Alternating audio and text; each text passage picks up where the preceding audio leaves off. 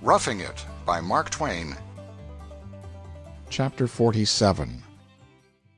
Somebody has said that in order to know a community, one must observe the style of its funerals, and know what manner of men they bury with most ceremony.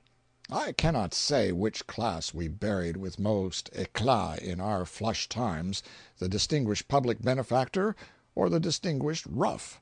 Possibly the two chief grades or grand divisions of society honored their illustrious dead about equally, and hence no doubt the philosopher I have quoted from would have needed to see two representative funerals in Virginia before forming his estimate of the people. There was a grand time over Buck Fanshaw when he died. He was a representative citizen. He had killed his man, not in his own quarrel, it is true, but in defense of a stranger unfairly beset by numbers. He had kept a sumptuous saloon. He had been the proprietor of a dashing helpmeet whom he could have discarded without the formality of a divorce. He had held a high position in the fire department, and been a very Warwick in politics. When he died there was great lamentation throughout the town, but especially in the vast bottom stratum of society. On the inquest it was shown that Buck Fanshaw, in the delirium of a wasting typhoid fever, had taken arsenic, shot himself through the body, cut his throat, and jumped out of a 4-story window and broken his neck, and after due deliberation the jury, sad and tearful, but with intelligence unblinded by its sorrow, brought in a verdict of death by the visitation of God. What could the world do without juries? Prodigious preparations were made for the funeral. All the vehicles in town were hired, all the saloons put in mourning, all the municipal and fire company flags hung at half-mast, and all the firemen ordered to muster in uniform and bring their machines duly draped in black. Now, let us remark in parenthesis, as all the peoples of the earth had representative adventures in the Silver Land, and as each adventurer had brought the slang of his nation or his locality with him, the combination made the slang of Nevada the richest and the most infinitely varied and copious that had ever existed anywhere in the world, perhaps, except in the mines of California in the early days. Slang was the language of Nevada. It was hard to preach a sermon without it, and be understood. Such phrases as "You bet," "Oh, no, I reckon not," "No Irish need apply," and 100 others, became so common as to fall from the lips of a speaker unconsciously, and very often when they did not touch the subject under discussion, and consequently failed to mean anything. After Buck Fanshaw's inquest, a meeting of the Short-Haired Brotherhood was held, for nothing can be done on the Pacific coast without a public meeting and an expression of sentiment. Regretful resolutions were passed, and various committees appointed. Among others, a committee of one was deputed to call on the minister, a fragile, gentle, spiritual new fledgling from an Eastern theological seminary, and as yet unacquainted with the ways of the mines. The committee man, Scotty Briggs, made his visit, and in after days it was worth something to hear the minister tell about it. Scotty was a stalwart rough, whose customary suit, when on weighty official business, like committee work, was a fire helmet, flaming red flannel shirt, patent leather belt with spanner and revolver attached, coat hung over arm, and pants stuffed into boot tops. He formed something of a contrast to the pale theological student. It is fair to say of Scotty, however, in passing, that he had a warm heart and a strong love for his friends, and never entered into a quarrel when he could reasonably keep out of it. Indeed, it was commonly said that whenever one of Scotty's fights was investigated, it always turned out that it had originally been no affair of his, but that out of native good-heartedness he had dropped in of his own accord to help the man who was getting the worst of it. He and Buck Fanshaw were bosom friends for years, and had often taken adventurous potluck together. On one occasion they had thrown off their coats and taken the weaker side in a fight among strangers, and after gaining a hard-earned victory, turned and found that the men they were helping had deserted early, and not only that, but had stolen their coats and made off with them. But to return to Scotty's visit to the minister. He was on a sorrowful mission now, and his face was the picture of woe. Being admitted to the presence, he sat down before the clergyman, placed his fire hat on an unfinished manuscript sermon under the minister's nose, took from it a red silk handkerchief, wiped his brow, and heaved a sigh of dismal impressiveness explanatory of his business. He choked, and even shed tears, but with an effort he mastered his voice, and said in lugubrious tones, "Are you the duck that runs the gospel mill next door?" "Am I the— pardon me, I believe I do not understand." With another sigh and a half-sob, Scotty rejoined, "Why, you see, we are in a bit of trouble, and the boys thought maybe you would give us a lift if we'd tackle you, that is, if I've got the rights of it, and you are the head clerk of the doxology works next door." "I am the shepherd in charge of the flock whose fold is next door." "The which?" "The spiritual adviser of the little company of believers whose sanctuary adjoins these premises." Scotty scratched his head, reflected a moment, and then said, "You rather hold over me, pard. I reckon I can't call that hand. Ante and pass the buck." "How? I beg your pardon? What did I understand you to say?" "Well, you've rather got the bulge on me. Or maybe we've both got the bulge somehow. You don't smoke me, and I don't smoke you. You see, one of the boys has passed in his checks, and we want to give him a good send-off, and so the thing I'm on now is to roust out somebody to jerk a little chin music for us and waltz him through handsome." "My friend, I seem to grow more and more bewildered. Your observations are wholly incomprehensible to me. Cannot you simplify them in some way? At first I thought perhaps I understood you, but I grope now. Would it not expedite matters if you restricted yourself to categorical statements of fact, unencumbered with obstructing accumulations of metaphor and allegory?" Another pause, and more reflection. Then said Scotty, "I'll have to pass, I judge." "How?" "You've raised me out, pard." "I still fail to catch your meaning." "Why, that last lead of yourn is too many for me. That's the idea. I can't neither trump nor follow suit." The clergyman sank back in his chair perplexed. Scotty leaned his head on his hand and gave himself up to thought. Presently his face came up, sorrowful but confident. "I've got it now so's you can savvy," he said. "What we want is a gospel sharp, see?" "A what?" "Gospel sharp, parson." "Oh, why did you not say so before? I am a clergyman, a parson." "Now you talk. You see my blind and straddle it like a man. Put it there," extending a brawny paw, which closed over the minister's small hand and gave it a shake indicative of fraternal sympathy and fervent gratification. "Now we're all right, pard. Let's start afresh. Don't you mind my snuffling a little, because we're in a power of trouble. You see, one of the boys has gone up the flume." "Gone where?" "Up the flume. Throwed up the sponge, you understand?" "Thrown up the sponge?" "Yes, kicked the bucket." "Ah, has departed to that mysterious country from whose bourne no traveler returns."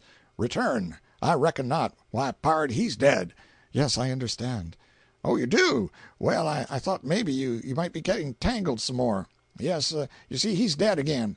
"Again? Why, has he ever been dead before?" "Dead before? No. Do you reckon a man has got as many lives as a cat? But you bet you he's awful dead now, poor old boy, and I wish I'd never seen this day. I don't want no better friend than Buck Fanshaw. I knowed him by the back, but when I know a man and I like him, I freeze to him, you hear me? Take him all round, pard. There never was a bullier man in the mines. No man ever knowed Buck Fanshaw to go back on a friend. But it's all up, you know, it's all up. It ain't no use. They've scooped him." "Scooped him?" "Yes, death has. Well, we've got to give him up. Yes, indeed. It's a kind of a hard world, after all, ain't it? But, pard, he was a rustler. You ought to see him get started once. He was a bully boy with a glass eye. Just spit in his face and give him room according to his strength, and it was just beautiful to see him peel and go in. He was the worst son of a thief they ever drawed breath. Pard, he was on it. He was on it bigger'n Injun." "On it? On what?" "On the shoot, on the shoulder, on the fight, you understand. He didn't give a continental for anybody. Beg your pardon, friend, for coming so near saying a cuss word, but you see I'm on an awful strain in this palaver on account of having to cramp down and draw everything so mild. But we've got to give him up. There ain't any getting around it, I don't reckon. Now if we can get you to help plant him—" "Preach the funeral discourse? Assist at the obsequies?" Obsquaze is good. Yes, that's it. That's our little game. We are going to get the thing up regardless, you know. He was always nifty himself, and so you bet you his funeral ain't going to be no slouch. Solid silver door plate on his coffin, 6 plumes on the hearse, and a nigger on the box in a biled shirt and a plug hat. How's that for high? And we'll take care of you, pard. We'll fix you all right. There'll be a carriage for you, and whatever you want. You just scape out, and we'll tend to it. We've got a shebang fixed up for you to stand behind in number one's house, and don't you be afraid. Just go in and toot your horn if you don't sell a clam. Put Buck through as bully as you can, pard, for anybody that knowed him will tell you that he was one of the whitest men that was ever in the mines. You can't draw too strong. He never could stand it to see things going wrong. He's done more to make this town quiet and peaceable than any man in it. I've seen him lick 4 greasers in 11 minutes myself. If a thing wanted regulating, he warn't a man to go browsing round after somebody to do it, but he would prance in and regulate it himself. He weren't a Catholic, scasely. He was down on 'em. His word was, no Irish need apply. But it didn't make no difference about that when it came down to what a man's rights was, and so when some roughs jumped the Catholic boneyard and started in to stake out town lots in it, he went for 'em, and he cleaned 'em too. I was there, pard, and I seen it myself. That was very well indeed. At least the impulse was, whether the act was strictly defensible or not. Had deceased any religious convictions? That is to say, did he feel a dependence upon or acknowledge allegiance to a higher power? More reflection. I reckon you've stumped me again, pard. Could you say it over once more, and say it slow? Well, to simplify it somewhat, was he, or rather had he ever been connected with any organization sequestered from secular concerns and devoted to self-sacrifice in the interests of morality? All down but 9. Set him up on the other alley, pard. What did I understand you to say? Why, you're most too many for me, you know. When you get in with your left, I hunt grass every time. Every time you draw, you fill. But I don't seem to have any luck. Let's have a new deal. How? Begin again? That's it. Very well. Was he a good man, and— There, I see that. Don't put up another chip till I look at my hand. A good man, says you. Pard, it ain't no name for it. He was the best man that ever— Pard, you would have doted on that man. He could lamb any galoot of his inches in America. It was him that put down the riot last election before it got a start, and everybody said he was the only man that could have done it. He waltzed in with a spanner in one hand and a trumpet in the other, and sent 14 men home on a shutter in less than 3 minutes. He had that riot all broke up and prevented nice before anybody ever got a chance to strike a blow. He was always for peace, and he would have peace. He could not stand disturbances. Pard, he was a great loss to this town. It would please the boys if you could chip in something like that and do him justice. Here, once, when the mix got to throwing stones through the Methodist Sunday school windows, Buck Fanshaw, all of his own notion, shut up his saloon and took a couple of 6-shooters and mounted guard over the Sunday school. Says he, no Irish need apply. And they didn't. He was the bulliest man in the mountains, pard. He could run faster, jump higher, hit harder, and hold more Tanglefoot whiskey without spilling it than any man in 17 counties. Put that in, pard. It'll please the boys more than anything you could say. And you can say, pard, that he never shook his mother. Never shook his mother? That's it. Any of the boys will tell you so. Well, but why should he shake her? That's what I say, but some people does. Not people of any repute? Well, some that averages pretty so-so. In my opinion, the man that would offer personal violence to his own mother ought to— Cheese it, pard, you've banked your ball clean outside the string. What I was a-driving at was that he never throwed off on his mother, don't you see? No, indeedy, he give her a house to live in, and town lots, and plenty of money, and he looked after her and took care of her all the time. And when she was down with the smallpox, I'm damned if he didn't set up nights and nuss her himself. Beg your pardon for saying it, but it hopped out too quick for yours truly. You've treated me like a gentleman, pard, and I ain't the man to hurt your feelings, intentional. I think you're white. I think you're a square man, pard. I like you, and I'll lick any man that don't. I'll lick him till he can't tell himself from a last year's corpse. Put it there." Another fraternal handshake, and exit.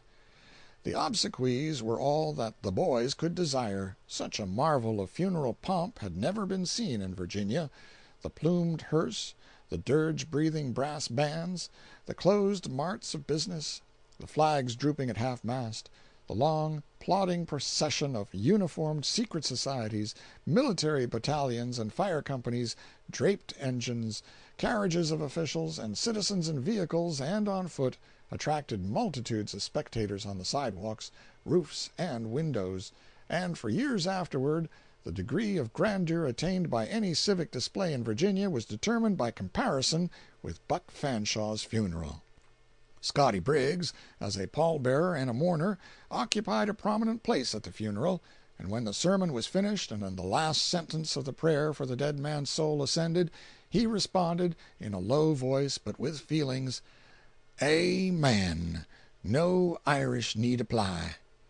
As the bulk of the response was without apparent relevancy, it was probably nothing more than a humble tribute to the memory of the friend that was gone, for, as Scotty had once said, it was his word. Scotty Briggs, in after days, achieved the distinction of becoming the only convert to religion that was ever gathered from the Virginia roughs, and it transpired that the man who had it in him to espouse the quarrel of the weak out of inborn nobility of spirit was no mean timber whereof to construct a Christian. The making him one did not warp his generosity or diminish his courage. On the contrary, it gave intelligent direction to the one and a broader field to the other. If his Sunday school class progressed faster than the other classes, was it matter for wonder? I think not. He talked to his pioneer small fry in a language they understood. It was my large privilege, a month before he died, to hear him tell the beautiful story of Joseph and his brethren to his class without looking at the book. I leave it to the reader to fancy what it was like, as it fell, riddled with slang, from the lips of that grave, earnest teacher, and was listened to by his little learners with a consuming interest that showed that they were as unconscious as he was that any violence was being done to the sacred proprieties. End of chapter 47. Chapter 48. The first 26 graves in the Virginia cemetery were occupied by murdered men. So everybody said, so everybody believed, and so they will always say and believe. The reason why there was so much slaughtering done was that in a new mining district the rough element predominates, and a person is not respected until he has killed his man. That was the very expression used. If an unknown individual arrived, they did not inquire if he was capable, honest, industrious, but had he killed his man? If he had not, he gravitated to his natural and proper position, that of a man of small consequence. If he had, the cordiality of his reception was graduated according to the number of his dead. It was tedious work struggling up to a position of influence with bloodless hands, but when a man came with the blood of half a dozen men on his soul, his worth was recognized at once, and his acquaintance sought. In Nevada, for a time, the lawyer, the editor, the banker, the chief desperado, the chief gambler, and the saloon-keeper occupied the same level in society, and it was the highest. The cheapest and easiest way to become an influential man and be looked up to by the community at large was to stand behind a bar, wear a cluster diamond pin, and sell whiskey. I am not sure but that the saloon-keeper held a shade higher rank than any other member of society. His opinion had weight. It was his privilege to say how the election should go. No great movement could succeed without the countenance and direction of the saloon-keepers. It was a high favor when the chief saloon-keeper consented to serve in the legislature or the board of aldermen. Youthful ambition hardly aspired so much to the honors of the law or the army and the navy as to the dignity of proprietorship in a saloon. To be a saloon-keeper and kill a man was to be illustrious. Hence the reader will not be surprised to learn that more than one man was killed in Nevada under hardly the pretext of provocation, so impatient was the slayer to achieve reputation and throw off the galling sense of being held in indifferent repute by his associates. I knew 2 youths who tried to kill their men for no other reason, and got killed themselves for their pains. "There goes the man that killed Bill Adams," was higher praise and a sweeter sound in the ears of this sort of people than any other speech that admiring lips could utter. The men who murdered Virginia's original 26 cemetery occupants were never punished. Why? Because Alfred the Great, when he invented trial by jury and knew that he had admirably framed it to secure justice in his age of the world, was not aware that in the 19th century the condition of things would be so entirely changed that unless he rose from the grave and altered the jury plan to meet the emergency, it would prove the most ingenious and infallible agency for defeating justice that human wisdom could contrive. For how could he imagine that we simpletons would go on using his jury plan after circumstances had stripped it of its usefulness, any more than he could imagine that we would go on using his candle clock after we had invented chronometers? In his day news could not travel fast, and hence he could easily find a jury of honest, intelligent men who had not heard of the case they were called to try. But in our day of telegraphs and newspapers, his plan compels us to swear in juries composed of fools and rascals, because the system rigidly excludes honest men and men of brains. I remember one of those sorrowful farces, in Virginia, which we call a jury trial.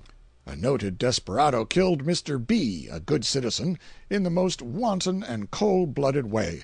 Of course the papers were full of it, and all men capable of reading read about it, and of course all men not deaf and dumb and idiotic talked about it. A jury list was made out, and Mr. B. L., a prominent banker and a valued citizen, was questioned precisely as he would have been questioned in any court in America. "Have you heard of this homicide?" "Yes." "Have you held conversations upon the subject?" "Yes." "Have you formed or expressed opinions about it?" "Yes." "Have you read the newspaper accounts of it?" "Yes." "We do not want you." A minister, intelligent, esteemed, and greatly respected, a merchant of high character and known probity, a mining superintendent of intelligence and unblemished reputation, a quartz mill owner of excellent standing, were all questioned in the same way and all set aside. Each said the public talk and the newspaper reports had not so biased his mind but that sworn testimony would overthrow his previously formed opinions and enable him to render a verdict without prejudice and in accordance with the facts. But of course such men could not be trusted with the case. Ignoramuses alone could mete out unsullied justice. When the peremptory challenges were all exhausted, a jury of 12 men was impaneled, a jury who swore they had neither heard, read, talked about, nor expressed an opinion concerning a murder which the very cattle in the corrals, the Indians in the sagebrush, and the stones in the streets were cognizant of. It was a jury composed of 2 desperadoes, 2 low beer-house politicians, 3 barkeepers, 2 ranchmen who could not read, and 3 dull, stupid, human donkeys. It actually came out afterward that one of these latter thought that incest and arson were the same thing. The verdict rendered by this jury was not guilty. What else could one expect? The jury system puts a ban upon intelligence and honesty, and a premium upon ignorance, stupidity, and perjury. It is a shame that we must continue to use a worthless system because it was good 1,000 years ago. In this age, when a gentleman of high social standing, intelligence, and probity swears that testimony given under solemn oath will outweigh, with him, street talk and newspaper reports based upon mere hearsay, he is worth 100 jurymen who will swear to their own ignorance and stupidity, and justice would be far safer in his hands than in theirs. Why could not the jury law be so altered as to give men of brains and honesty an equal chance with fools and miscreants? Is it right to show the present favoritism to one class of men and inflict a disability on another, in a land whose boast is that all its citizens are free and equal? I am a candidate for the legislature. I desire to tamper with the jury law. I wish to so alter it as to put a premium on intelligence and character, and close the jury box against idiots, blacklegs, and people who do not read newspapers. But no doubt I shall be defeated. Every effort I make to save the country misses fire. My idea, when I began this chapter, was to say something about desperadoism in the flush times of Nevada. To attempt a portrayal of that era and that land, and leave out the blood and carnage, would be like portraying Mormondom and leaving out polygamy. The desperado stalked the streets with a swagger graded according to the number of his homicides, and a nod of the recognition from him was sufficient to make a humble admirer happy for the rest of the day. The deference that was paid to a desperado of wide reputation, and who "kept his private graveyard," as the phrase went, was marked and cheerfully accorded. When he moved along the sidewalk in his excessively long-tailed frock coat, shiny stump-toed boots, and with dainty little slouch hat tipped over left eye, the small fry roughs made room for his majesty. When he entered the restaurant, the waiters deserted bankers and merchants to overwhelm him with obsequious service. When he shouldered his way to a bar, the shouldered parties wheeled indignantly, recognized him, and apologized. They got a look in return that froze their marrow, and by that time a curled and breast-pinned barkeeper was beaming over the counter, proud of the established acquaintanceship that permitted such a familiar form of speech as, "How're you, Billy, old fell? Glad to see you. What'll you take, the old thing?" The old thing meant his customary drink, of course. The best-known names in the territory of Nevada were those belonging to these long-tailed heroes of the revolver. Orators, governors, capitalists, and leaders of the legislature enjoyed a degree of fame, but it seemed local and meager when contrasted with the fame of such men as Sam Brown, Jack Williams, Billy Mulligan, Farmer Pease, Sugarfoot Mike, Pockmarked Jake, El Dorado Johnny, Jack McNabb, Joe McGee, Jack Harris, Six-Fingered Pete, etc., etc. There was a long list of them. They were brave, reckless men, and traveled with their lives in their hands. To give them their due, they did their killing principally among themselves, and seldom molested peaceable citizens, for they considered it small credit to add to their trophies so cheap a bauble as the death of a man who was "not on the shoot," as they phrased it. They killed each other on slight provocation, and hoped and expected to be killed themselves, for they held it almost shame to die otherwise than with their boots on, as they expressed it. I remember an instance of a desperado's contempt for such small game as a private citizen's life. I was taking a late supper in a restaurant one night, with 2 reporters and a little printer named Brown, for instance. Any name will do. Presently a stranger with a long-tailed coat on came in, and not noticing Brown's hat, which was lying in a chair, sat down on it. Little Brown sprang up and became abusive in a moment. The stranger smiled, smoothed out the hat, and offered it to Brown with profuse apologies couched in caustic sarcasm, and begged Brown not to destroy him. Brown threw off his coat and challenged the man to fight, abused him, threatened him, impeached his courage, and urged and even implored him to fight. And in the meantime the smiling stranger placed himself under our protection in mock distress. But presently he assumed a serious tone, and said, "Very well, gentlemen, if we must fight, we must, I suppose. But don't rush into danger and then say I gave you no warning. I am more than a match for all of you when I get started. I will give you proofs, and then if my friend here still insists, I will try to accommodate him." The table we were sitting at was about 5 feet long and unusually cumbersome and heavy. He asked us to put our hands on the dishes and hold them in their places a moment. One of them was a large oval dish with a portly roast on it. Then he sat down, tilted up one end of the table, set 2 of the legs on his knees, took the end of the table between his teeth, took his hands away, and pulled down with his teeth until the table came up to the level position, dishes and all. He said he could lift a keg of nails with his teeth. He picked up a common glass tumbler and bit a semicircle out of it. Then he opened his bosom and showed us a network of knife and bullet scars, showed us more on his arms and face, and said he believed he had bullets enough in his body to make a pig of lead. He was armed to the teeth. He closed with the remark that he was Mr. of Caribou, a celebrated name whereat we shook in our shoes. I would publish the name, but for the suspicion that he might come and carve me. He finally inquired if Brown still thirsted for blood. Brown turned the thing over in his mind a moment, and then asked him to supper. With the permission of the reader, I will group together, in the next chapter, some samples of life in our small mountain village in the old days of desperadoism. I was there at the time. The reader will observe peculiarities in our official society, and he will observe also an instance of how, in new countries, murders breed murders. End of Chapter 48. Chapter 49. An extract or two from the newspapers of the day will furnish a photograph that can need no embellishment. Fatal shooting affray. An affray occurred last evening in a billiard saloon on C Street between Deputy Marshal Jack Williams and William Brown, which resulted in the immediate death of the latter. There had been some difficulty between the parties for several months. An inquest was immediately held, and the following testimony adduced. Officer George Birdsall, sworn, says, "I was told William Brown was drunk and was looking for Jack Williams. So soon as I heard that, I started for the parties to prevent a collision.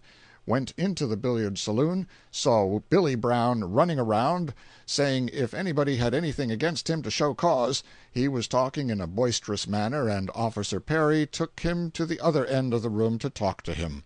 Brown came back to me, remarked to me that he thought he was as good as anybody, and knew how to take care of himself. He passed by me and went to the bar. Don't know whether he drank or not. Williams was at the end of the billiard table, next to the stairway. Brown, after going to the bar, came back and said he was as good as any man in the world. He had then walked out to the end of the first billiard table from the bar. I moved closer to them, supposing there would be a fight. As Brown drew his pistol, I caught hold of it. He had fired one shot at Williams. Don't know the effect of it.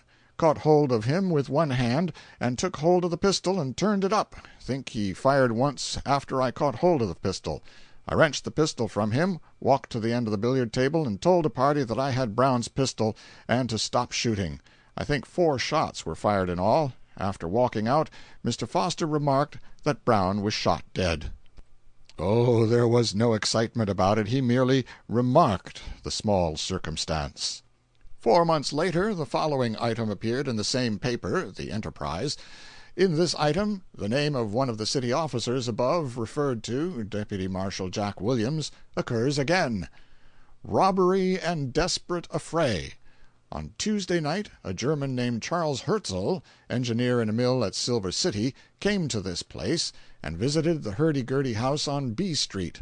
The music, dancing, and Teutonic maidens awakened memories of Vaterland until our German friend was carried away with rapture. He evidently had money and was spending it freely.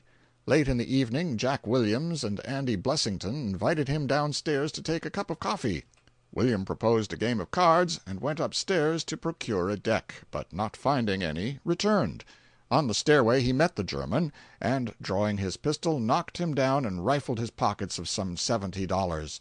Herzl dared give no alarm, as he was told, with a pistol at his head, if he made any noise or exposed them, they would blow his brains out. So effectually was he frightened that he made no complaint until his friends forced him. Yesterday a warrant was issued, but the culprits had disappeared.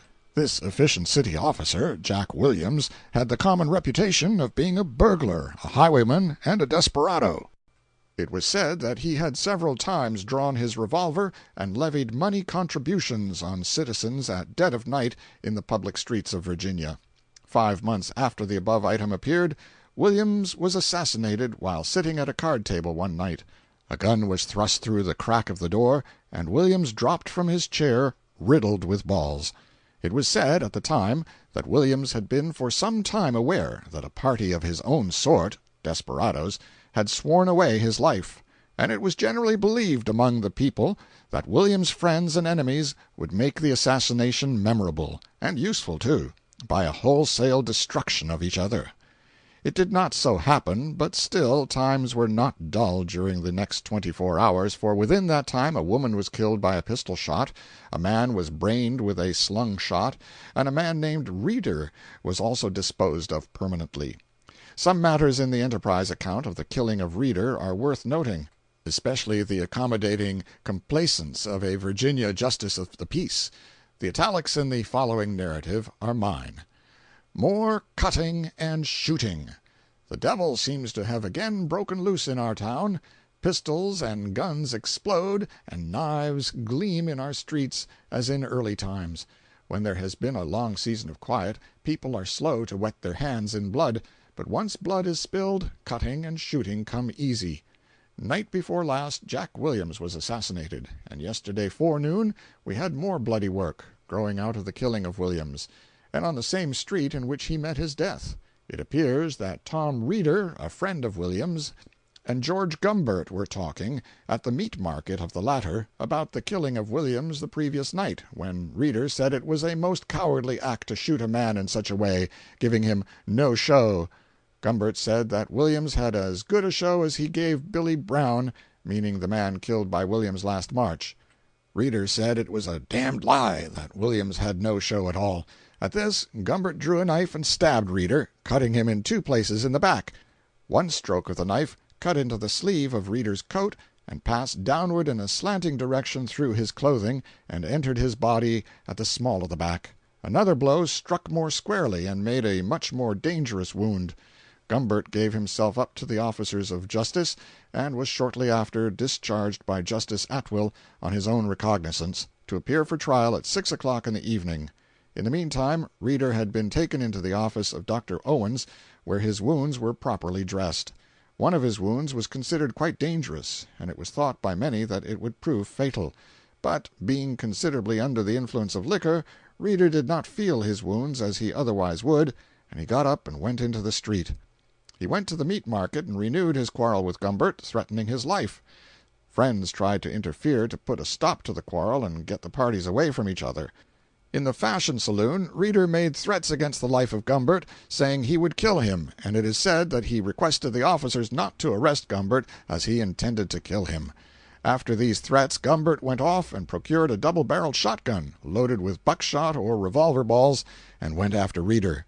2 or 3 persons were assisting him along the street trying to get him home, and had him just in front of the store of Klopstock and Harris when Gumbert came across toward him from the opposite side of the street with his gun. He came up within about 10 or 15 feet of Reeder, and called out to those with him to "look out, get out of the way," and they had only time to heed the warning when he fired.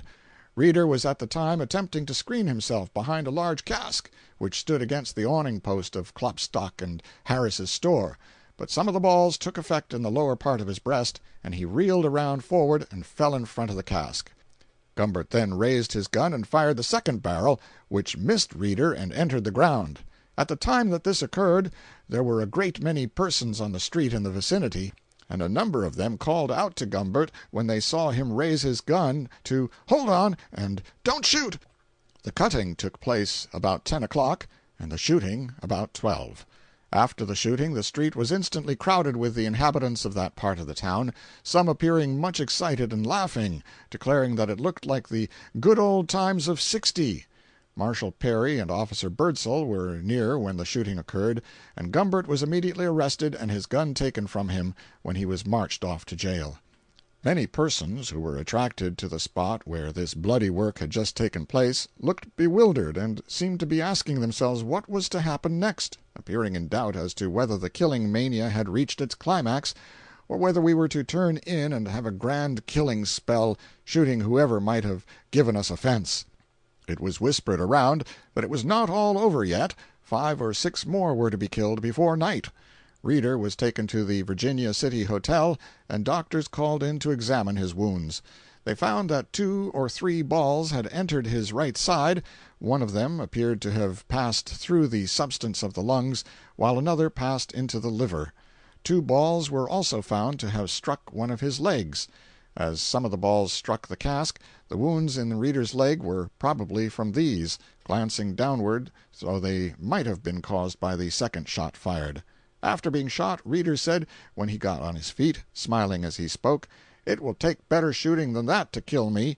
The doctors consider it almost impossible for him to recover, but as he has an excellent constitution he may survive, notwithstanding the number and dangerous character of the wounds he has received.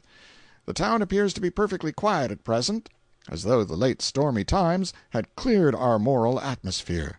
But who can tell in what quarter clouds are lowering or plots ripening? Reeder, or at least what was left of him, survived his wounds 2 days. Nothing was ever done with Gumbert. Trial by jury is the palladium of our liberties. I do not know what a palladium is, having never seen a palladium, but it is a good thing, no doubt, at any rate. Not less than 100 men have been murdered in Nevada. Perhaps I would be within bounds if I said 300, and as far as I can learn only 2 persons have suffered the death penalty there. However, 4 or 5 who had no money and no political influence have been punished by imprisonment. One languished in prison as much as 8 months, I think. However, I do not desire to be extravagant. It may have been less. However, one prophecy was verified at any rate. It was asserted by the desperadoes that one of their brethren, Joe McGee, a special policeman, was known to be the conspirator chosen by lot to assassinate Williams, and they also asserted that doom had been pronounced against McGee, and that he would be assassinated in exactly the same manner that had been adopted for the destruction of Williams, a prophecy which came true a year later. After 12 months of distress, for McGee saw a fancied assassin in every man that approached him, he made the last of many efforts to get out of the country unwatched. He went to Carson and sat down in a saloon to wait for the stage. It would leave at 4 in the morning. But as the night waned and the crowd thinned, he grew uneasy, and told the barkeeper that assassins were on his track. The barkeeper told him to stay in the middle of the room then, and not go near the door, or the window by the stove. But a fatal fascination seduced him to the neighborhood of the stove every now and then, and repeatedly the barkeeper brought him back to the middle of the room and warned him to remain there. But he could not. At 3 in the morning he again returned to the stove and sat down by a stranger. Before the barkeeper could get to him with another warning whisper, someone outside fired through the window and riddled McGee's breast with slugs, killing him almost instantly. By the same discharge, the stranger at McGee's side also received attentions which proved fatal in the course of 2 or 3 days. End of chapter 49. Chapter 50. These murder and jury statistics remind me of a certain very extraordinary trial and execution of 20 years ago. It is a scrap of history familiar to all old Californians, and worthy to be known by other peoples of the earth that love simple, straightforward justice unencumbered with nonsense. I would apologize for this digression but for the fact that the information I am about to offer is apology enough in itself. And since I digress constantly anyhow, perhaps it is as well to eschew apologies altogether, and thus prevent their growing irksome. Captain Ned Blakely, that name will answer as well as any other fictitious one, for he was still with the living at last accounts and may not desire to be famous, sailed ships out of the harbor of San Francisco for many years. He was a stalwart, warm-hearted, eagle-eyed veteran who had been a sailor nearly 50 years, a sailor from early boyhood. He was a rough, honest creature, full of pluck, and just as full of hard-headed simplicity, too. He hated trifling conventionalities. Business was the word with him. He had all a sailor's vindictiveness against the quips and quirks of the law, and steadfastly believed that the first and last aim and object of the law and lawyers was to defeat justice. He sailed for the Chincha Islands in command of a guano ship.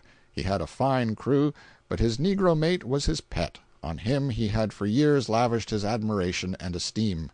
It was Captain Ned's first voyage to the Chinchas, but his fame had gone before him. The fame of being a man who would fight at the dropping of a handkerchief when imposed upon, and would stand no nonsense. It was a fame well earned.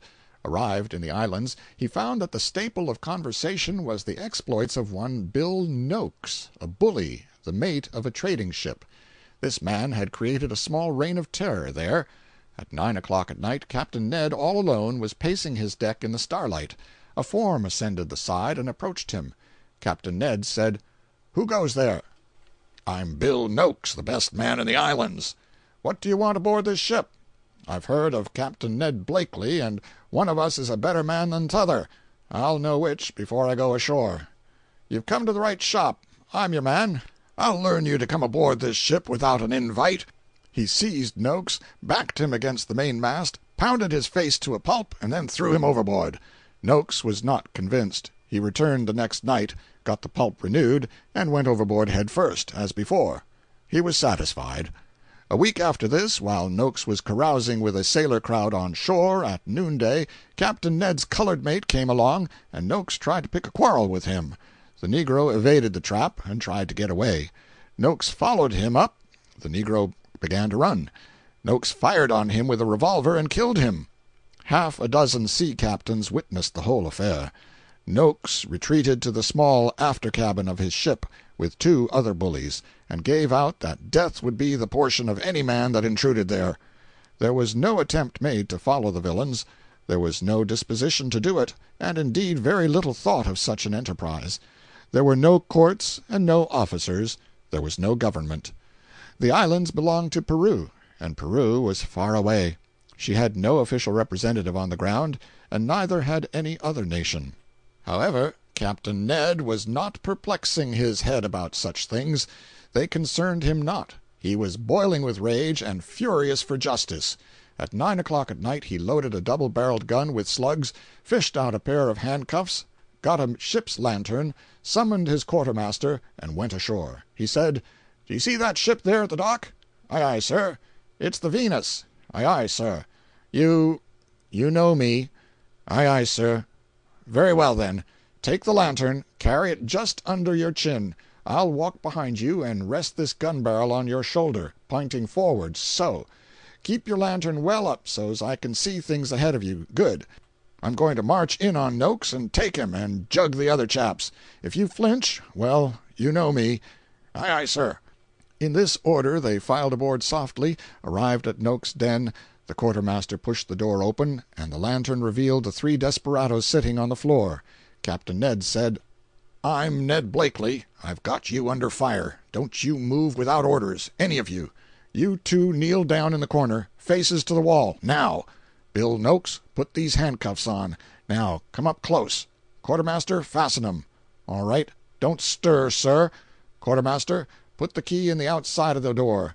Now, men, I'm going to lock you 2 in, and if you try to burst through this door, well, you've heard of me. Bill Nookes, fall in ahead, and march. All set? Quartermaster, lock the door." Nookes spent the night on board Blakely's ship, a prisoner under strict guard.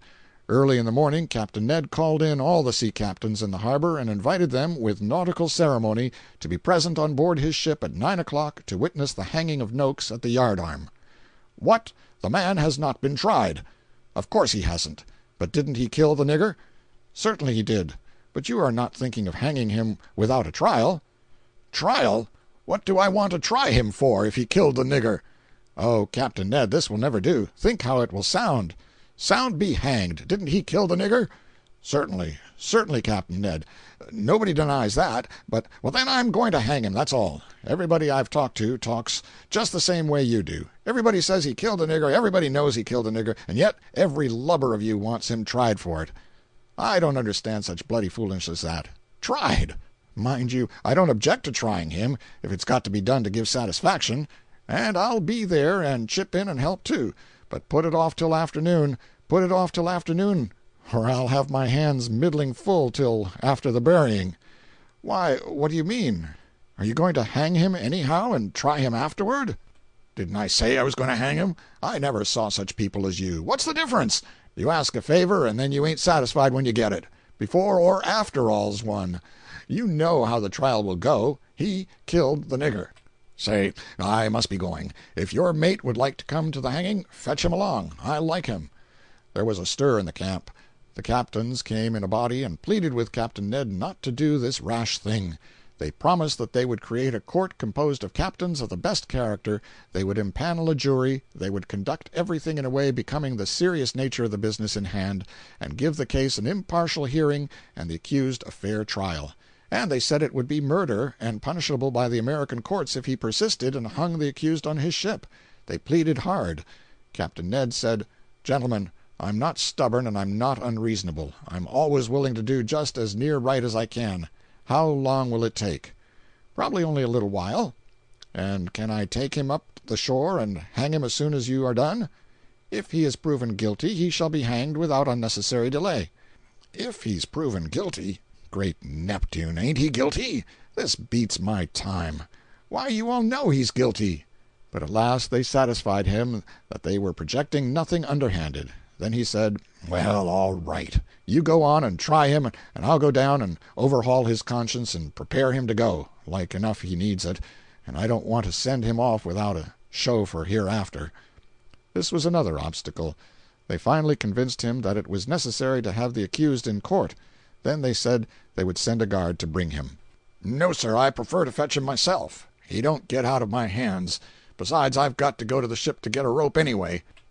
The court assembled with due ceremony, empaneled a jury, and presently Captain Ned entered, leading the prisoner with one hand and carrying a Bible and a rope in the other. He seated himself by the side of his captive and told the court to up anchor and make sail. Then he turned a searching eye on the jury and detected Nookes' friends, the two bullies. He strode over and said to them confidentially, "You're here to interfere, you see. Now you vote right, do you hear? Or else there'll be a double-barreled inquest here when this trial's off, and your remainders will go home in a couple of baskets." The caution was not without fruit. The jury was a unit. The verdict, guilty. Captain Ned sprung to his feet and said, "Come along. You're my meat now, my lad, anyway. Gentlemen, you've done yourselves proud. I invite you all to come and see that I do it all straight. Follow me to the canyon, a mile above here." The court informed him that a sheriff had been appointed to do the hanging, and Captain Ned's patience was at an end. His wrath was boundless. The subject of a sheriff was judiciously dropped. When the crowd arrived at the canyon, Captain Ned climbed a tree and arranged the halter, then came down and noosed his man. He opened his Bible and laid aside his hat. Selecting a chapter at random, he read it through in a deep bass voice and with sincere solemnity. Then he said, "Lad, you are about to go aloft and give an account of yourself, and the lighter a man's manifest is, as far as sin's concerned, the better for him. Make a clean breast, man, and carry a log with you that'll bear inspection. You killed the nigger?" No reply. A long pause. The captain read another chapter, pausing from time to time to impress the effect. Then he talked an earnest, persuasive sermon to him, and ended by repeating the question, "Did you kill the nigger?" No reply, other than a malignant scowl. The captain now read the first and second chapters of Genesis with deep feeling, paused a moment, closed the book reverently, and said with a perceptible savor of satisfaction, "There, 4 chapters. There's few that would have took the pains with you that I have." Then he swung up the condemned and made the rope fast, stood by and timed him half an hour with his watch, and then delivered the body to the court. A little after, as he stood contemplating the motionless figure, a doubt came into his face. Evidently he felt a twinge of conscience, a misgiving, and he said with a sigh, "Well, p'raps I ought to burn him, maybe, but I was trying to do for the best." When the history of this affair reached California, it was in the early days, it made a deal of talk, but did not diminish the captain's popularity in any degree. It increased it, indeed. California had a population then that inflicted justice after a fashion that was simplicity and primitiveness itself, and could therefore admire appreciatively when the same fashion was followed elsewhere. End of Chapter 50. Chapter 51. Vice flourished luxuriantly during the heyday of our flush times. The saloons were overburdened with custom. So were the police courts, the gambling dens, the brothels, and the jails, unfailing signs of high prosperity in a mining region, in any region for that matter. Is it not so? A crowded police court docket is the surest of all signs that trade is brisk and money plenty. Still, there is one other sign. It comes last. But when it does come, it establishes beyond cavil that the flush times are at the flood. This is the birth of the literary paper. The weekly Occidental, devoted to literature, made its appearance in Virginia. All the literary people were engaged to write for it. Mr. F. was to edit it. He was a felicitous skirmisher with a pen, and a man who could say happy things in a crisp, neat way. Once, while editor of the Union, he had disposed of a labored, incoherent two-column attack made upon him by a contemporary with a single line, which at first glance seemed to contain a solemn and tremendous compliment, viz., "The logic of our adversary resembles the peace of God," and left it to the reader's memory and afterthought to invest the remark with another and more different meaning by supplying for himself, and at his own leisure, the rest of the Scripture, "in that it passeth understanding." He once said of a little half-starved wayside community that had no subsistence except what they could get by preying upon chance passengers who stopped over with them a day when traveling by the overland stage, that in their church service they had altered the Lord's Prayer to read, "Give us this day our daily stranger." We expected great things of the Occidental. Of course it would not get along without an original novel, and so we made arrangements to hurl into the work the full strength of the company. Mrs. F. was an able romancist of the ineffable school. I know no other word to apply to a school whose heroes are all dainty and all perfect. She wrote the opening chapter, and introduced a lovely blonde simpleton who talked nothing but pearls and poetry, and who was virtuous to the verge of eccentricity. She also introduced a young French duke of aggravated refinement in love with a blonde. Mr. F. followed next week with a brilliant lawyer who set about getting the duke's estates into trouble, and a sparkling young lady of high society who fell to fascinating the duke and impairing the appetite of the blonde. Mr. D., a dark and bloody editor of one of the dailies, followed Mr. F. the third week, introducing a mysterious Rosicrucian who transmuted metals, held consultations with the devil in a cave at dead of night, and cast the horoscope of the several heroes and heroines in such a way as to provide plenty of trouble for their future careers and breed a solemn and awful public interest in the novel. He also introduced a cloaked and masked melodramatic miscreant, put him on a salary, and set him on the midnight track of the Duke with a poisoned dagger. He also created an Irish coachman with a rich brogue, and placed him in the service of the society young lady with an ulterior mission to carry the billet doux to the Duke.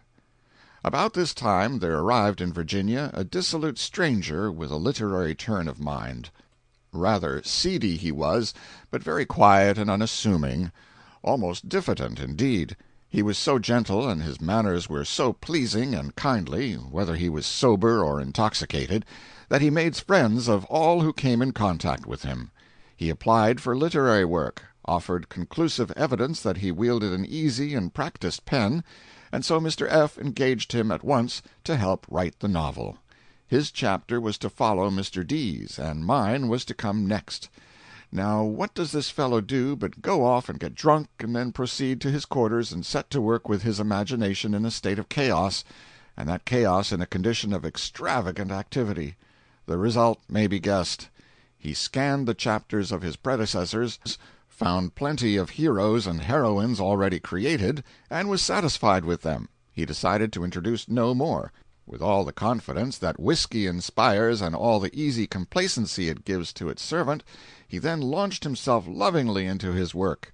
He married the coachman to the society young lady for the sake of the scandal, married the Duke to the blonde stepmother for the sake of the sensation, stopped the desperado's salary, created a misunderstanding between the devil and the Rosicrucian, threw the Duke's property into the wicked lawyer's hands, made the lawyer's upbraiding conscience drive him to drink, thence to delirium tremens, thence to suicide, broke the coachman's neck, let his widow succumb to contumely, neglect, poverty, and consumption, caused the blonde to drown herself, leaving her clothes on the bank with the customary note pinned to them forgiving the Duke and hoping he would be happy, revealed to the Duke, by means of the usual strawberry mark on left arm, that he had married his own long-lost mother and destroyed his long-lost sister, instituted the proper and necessary suicide of the Duke and the Duchess in order to compass poetical justice, opened the earth and let the Rosicrucian through, accompanied with the accustomed smoke and thunder and smell of brimstone,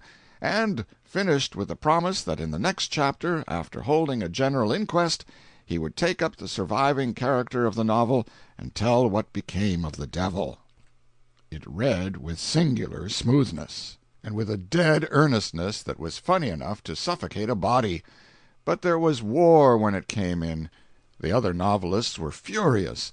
The mild stranger, not yet more than half sober, stood there, under a scathing fire of vituperation, meek and bewildered, looking from one to another of his assailants, and wondering what he could have done to invoke such a storm. When a lull came at last, he said his say, gently and appealingly, said he did not rightly remember what he had written, but was sure he had tried to do the best he could, and knew his object had been to make the novel not only pleasant and plausible, but instructive, and the bombardment began again. The novelists assailed his ill-chosen adjectives and demolished them with a storm of denunciation and ridicule, and so the siege went on. Every time the stranger tried to appease the enemy he only made matters worse. Finally he offered to rewrite the chapter. This arrested hostilities. The indignation gradually quieted down, peace reigned again, and the sufferer retired in safety and got him to his own citadel. But on the way thither the evil angel tempted him, and he got drunk again, and again his imagination went mad. He led the heroes and heroines a wilder dance than before, and yet all through it ran the same convincing air of honesty and earnestness that had marked his first work. He got the characters into the most extraordinary situations, put them through the most surprising performances, and made them talk the strangest talk. But the chapter cannot be described. It was symmetrically crazy. It was artistically absurd, and it had explanatory footnotes that were fully as curious as the text. I remember one of the situations, and will offer it as an example of the whole.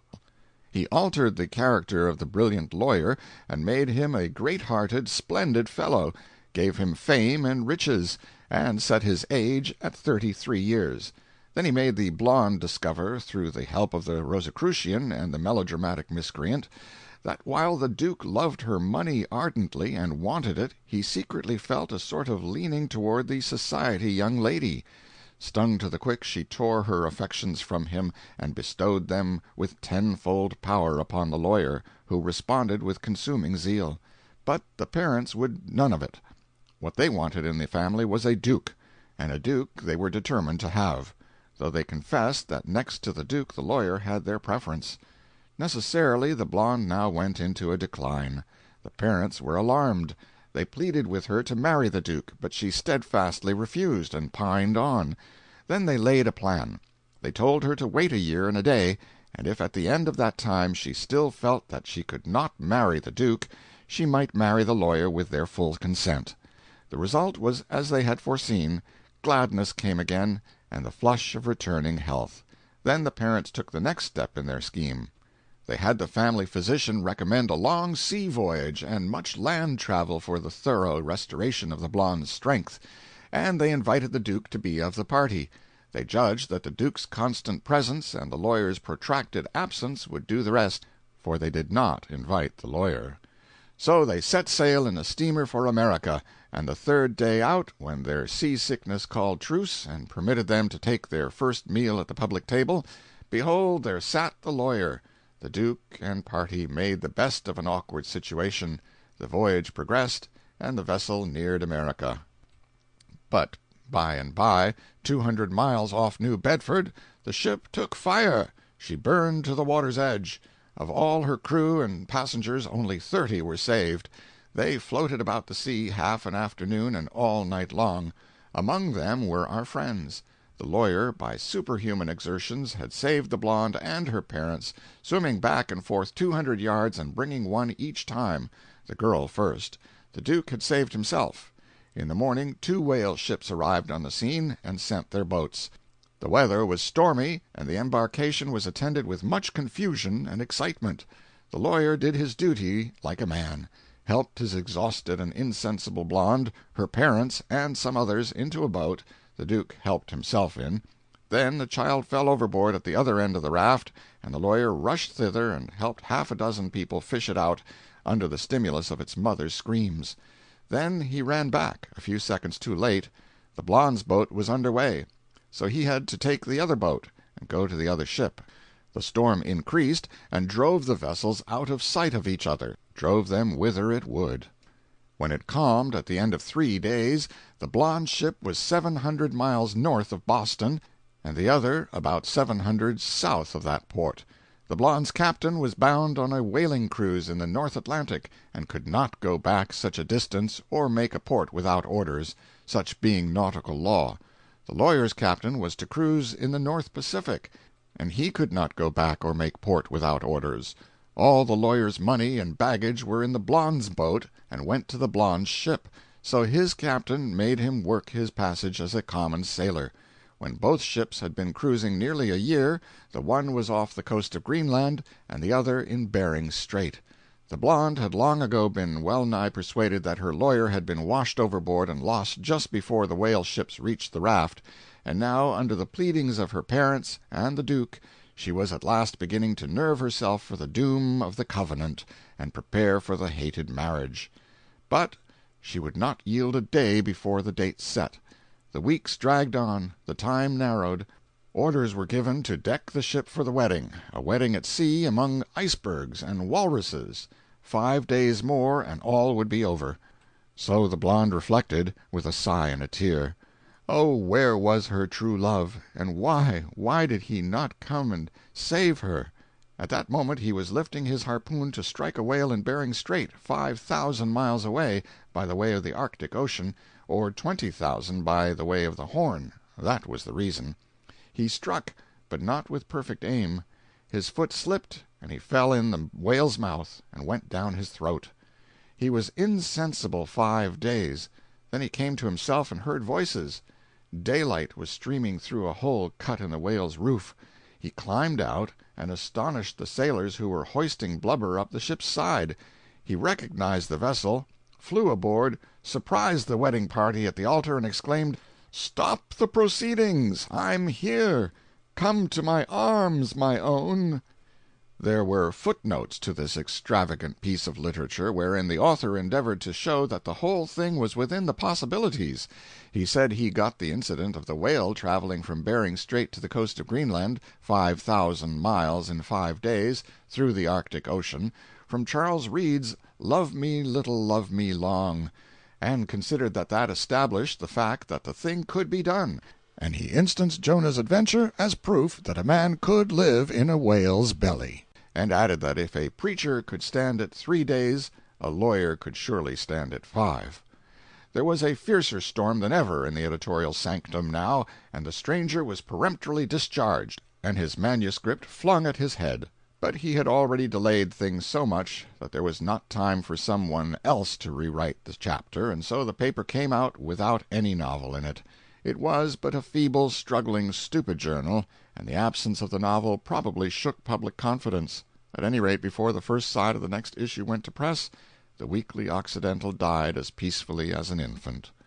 An effort was made to resurrect it, with the proposed advantage of telling a new title, and Mr. F. said that the Phoenix would be just the name for it, because it would give the idea of a resurrection from its dead ashes in a new and undreamed-of condition of splendor. But some low-priced smarty on one of the dailies suggested that we call it the Lazarus, and inasmuch as the people were not profound in scriptural matters, but thought the resurrected Lazarus and the dilapidated mendicant that begged in the rich man's gateway were one and the same person, the name became the laughing-stock of the town, and killed the paper for good and all. I was sorry enough, for I was very proud of being connected with a literary paper, prouder than I have ever been of anything since, perhaps. I had written some rhymes for it, poetry I considered it, and it was a great grief to me that the production was on the first side of the issue that was not completed, and hence did not see the light. But time brings its revenges. I can put it in here. It will answer in place of a tear dropped to the memory of the lost Occidental. The idea, not the chief idea, but the vehicle that bears it, was probably suggested by the old song called The Raging Canal, but I cannot remember now. I do remember, though, that at that time I thought my doggerel was one of the ablest poems of the age. The Aged Pilot Man. On the Erie Canal it was, all on a summer's day, I sailed forth with my parents, far away to Albany. From out the clouds at noon that day there came a dreadful storm, that piled the billows high about, and filled us with alarm. A man came rushing from a house, saying, "Snub up your boat, I pray," the customary canal technicality for tie up. "Snub up your boat, snub up, alas, snub up while yet you may." Our captain cast one glance astern, then forward glanced he, and said, "My wife and little ones I never more shall see." Said Dollinger, the pilot man, in noble words but few, "Fear not, but lean on Dollinger, and he will fetch you through." The boat drove on, the frightened mules tore through the rain and wind, and bravely still in danger's post the whip-boy strode behind. Come board, the captain cried, "nor tempt so wild a storm." But still the raging mules advanced, and still the boy strode on. Then said the captain to us all, "Alas, 'tis plain to me the greater danger is not there, but here upon the sea. So let us strive while life remains to save all souls on board, and then if die at last we must, let—" I cannot speak the word. Said Dollinger the pilot man, towering above the crew, "Fear not, but trust in Dollinger, and he will fetch you through." "Low bridge! Low bridge!" All heads went down. The laboring bark sped on. A mill we passed a church, hamlets and fields of corn, and all the world came out to see and chased along the shore, crying, "Alas, alas, the sheeted rain, the wind, the tempest roar! Alas, the gallant ship and crew, can nothing help them more?" And from our deck sad eyes looked out across the stormy scene, the tossing wake of billows aft, the bending forest green, the chickens sheltered under carts, in lee of barn the cows, the scurrying swine with straw in mouth, the wild spray from our bows. "She balances, she wavers, now let her go about. If she misses stays and broaches too, we're all—" Then with a shout, "Hooray, hooray! Avast, belay! Take in more sail! Lord, what a gale! Ho, boy, haul taut on the hind mule's tail! Ho, lighten ship! Ho, man the pump! Ho, hostler, heave the lead! A quarter 3, 'tis shoaling fast, 3 feet large, 3 feet, 3 feet scant!" I cried in fright. "Oh, is there no retreat?" Said Dollinger, the pilot man, as on the vessel flew, "Fear not, but trust in Dollinger, and he will fetch you through." A panic struck the bravest hearts, the boldest cheek turned pale, for plain to all this shoaling said a leak had burst the ditch's bed. And straight as bolt from crossbow sped, our ship swept on with shoaling lead, before the fearful gale. "Sever the tow-lines! Cripple the mules!" Too late! There comes a shock. Another length, and the fated craft would have swum in the saving lock. Then gathered together the shipwrecked crew and took one last embrace, while sorrowful tears from despairing eyes ran down each hopeless face. And some did think of their little ones, whom they never more might see, and others of waiting wives at home, and mothers that grieved would be. But of all the children of misery there on that poor sinking frame, but one spake words of hope and faith, and I worshipped as they came. Said Dollinger the pilot man, O brave heart strong and true, "Fear not, but trust in Dollinger, for he will fetch you through." Lo, scarce the words have passed his lips, the dauntless prophet saith, when every soul about him seeth a wonder crown his faith. And count ye all, both great and small, as numbered with the dead, for mariner for 40 year on Erie, boy and man, I never yet saw such a storm, or want with it began. So overboard a keg of nails and anvils 3 we threw, likewise 4 bales of gunny sacks, 200 pounds of glue, 2 sacks of corn, 4 ditto wheat, a box of books, a cow, a violin, Lord Byron's work, a rip-saw, and a sow. A curve! A curve! The dangers grow! Larboard! Starboard! Steady! So! Hard a port, Doll! Hallam a lee! Haul the head mule! The aft one gee! Luff, bring her to the wind! For straight a farmer brought a plank, mysteriously inspired, and laying it unto the ship, in silent awe retired. Then every sufferer stood amazed, that pilot man before a moment stood, then wondering turned, and speechless walked ashore. End of chapter 51. Chapter 52. Since I desire in this chapter to say an instructive word or two about the silver mines, the reader may take this fair warning and skip if he chooses. The year 1863 was perhaps the very top blossom and culmination of the flush times. Virginia swarmed with men and vehicles to that degree that the place looked like a very hive. That is, when one's vision could pierce through the thick fog of alkali dust that was generally blowing in summer.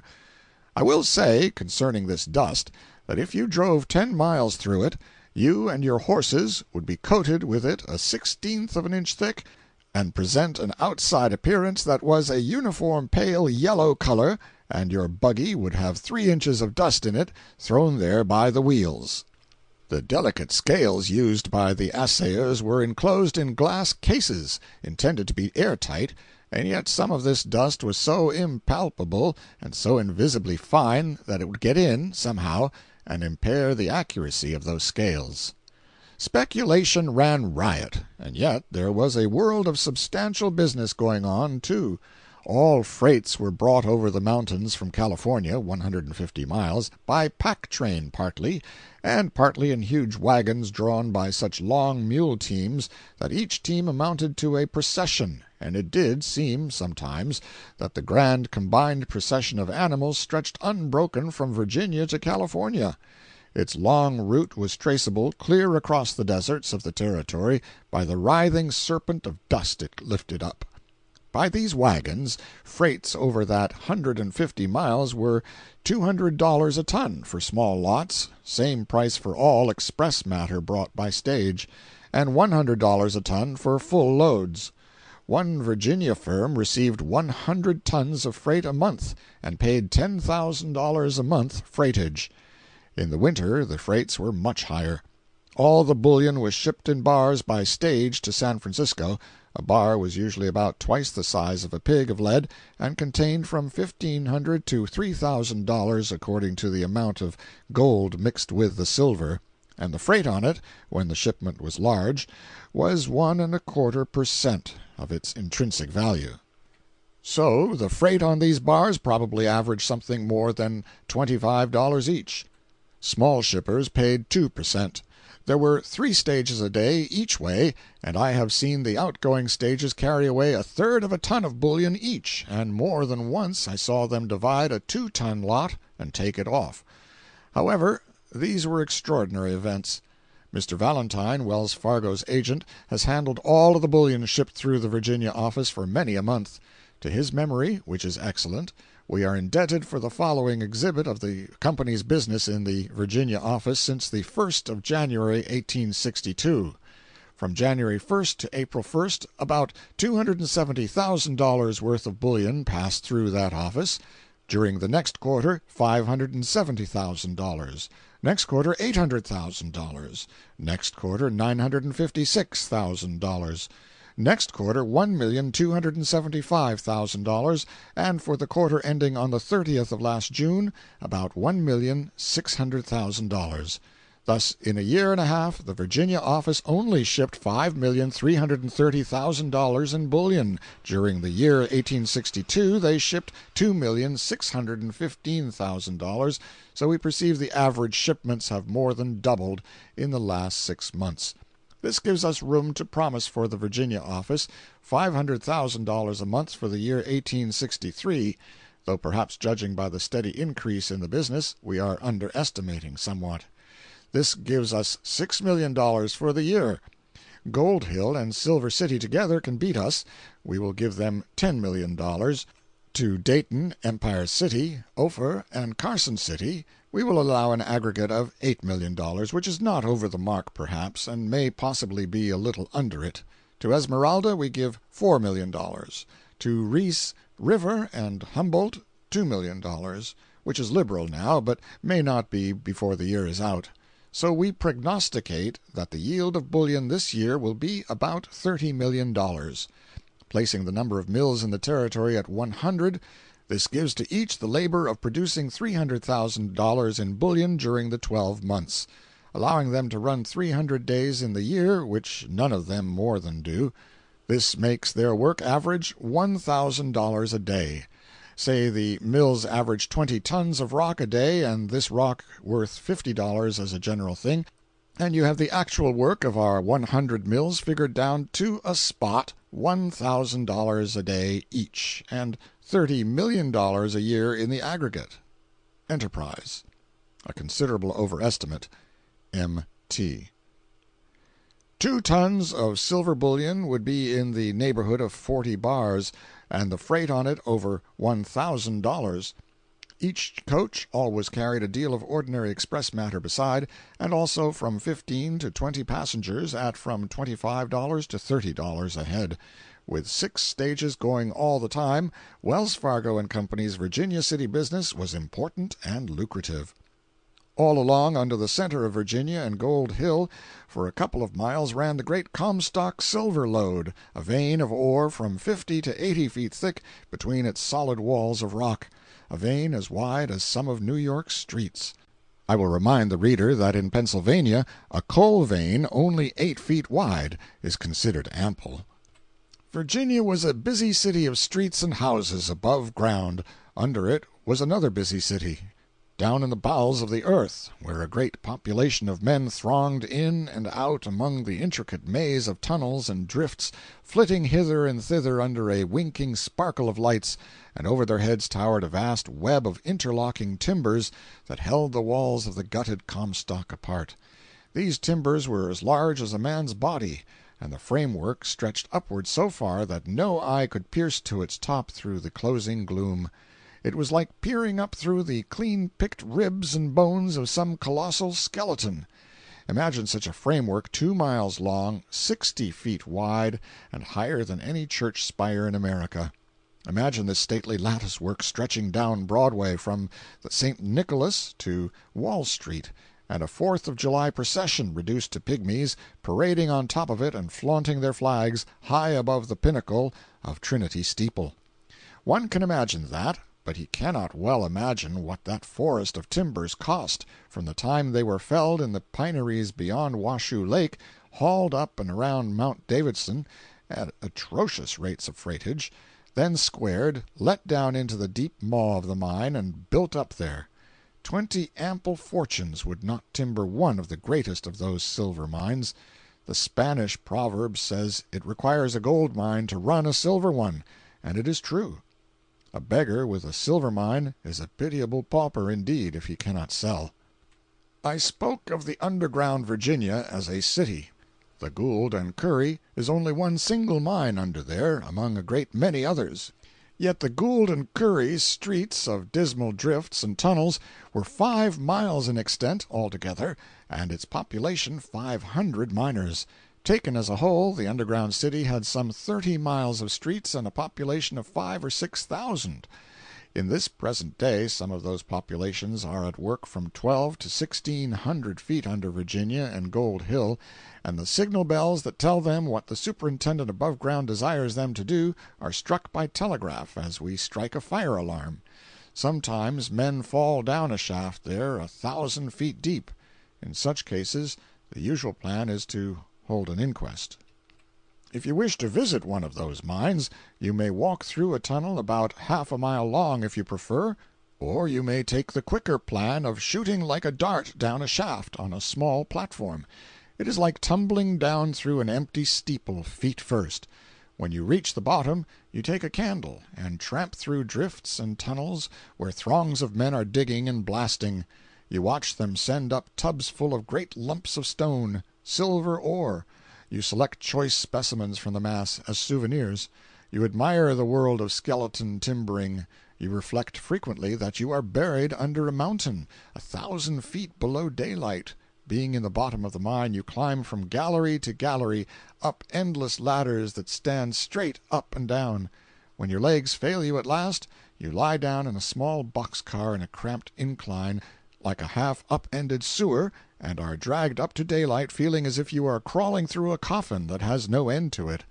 Arrived at the top, you find a busy crowd of men receiving the ascending cars and tubs and dumping the ore from an elevation into long rows of bins capable of holding half a dozen tons each. Under the bins are rows of wagons, loading from chutes and trapdoors in the bins, and down the long street is a procession of these wagons wending toward the silver mills with their rich freight. It is all done, now, and there you are. You need never go down again, for you have seen it all. If you have forgotten the process of reducing the ore in the mill and making the silver bars, you can go back and find it again in my Esmeralda chapters, if so disposed. Of course these mines cave in places, occasionally, and then it is worth one's while to take the risk of descending into them and observing the crushing power exerted by the pressing weight of a settling mountain. I published such an experience in the Enterprise once, and from it I will take an extract. An Hour in the Caved Mines. We journeyed down into the Ophir mine yesterday to see the earthquake. We could not go down the deep incline because it still has a propensity to cave in places. Therefore we traveled through the long tunnel which enters the hill above the Ophir office, and then by means of a series of long ladders climbed away down from the first to the fourth gallery. Traversing a drift, we came to the Spanish line, passed 5 sets of timbers still uninjured, and found the earthquake. Here was as complete a chaos as ever was seen. Vast masses of earth and splintered and broken timbers piled confusedly together, with scarcely an aperture left large enough for a cat to creep through.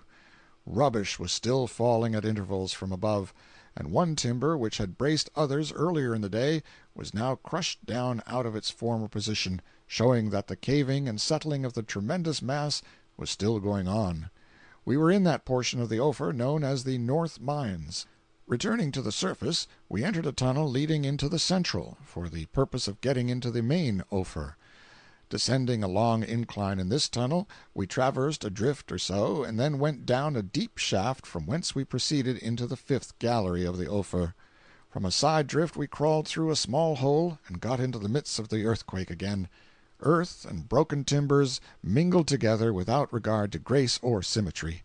A large portion of the 2nd, 3rd, and 4th galleries had caved in and gone to destruction, the 2 latter at 7 o'clock on the previous evening. At the turntable, near the northern extremity of the 5th gallery, 2 big piles of rubbish had forced their way through from the 5th gallery, and from the looks of the timbers more was about to come. These beams are solid, 18 inches square.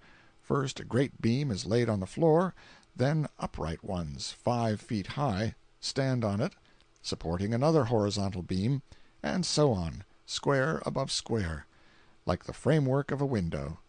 The superincumbent weight was sufficient to mash the ends of those great upright beams fairly into solid wood of the horizontal ones 3 inches, compressing and bending the upright beam till it curved like a bow. Before the Spanish caved in, some of their 12-inch horizontal timbers were compressed in this way until they were only 5 inches thick.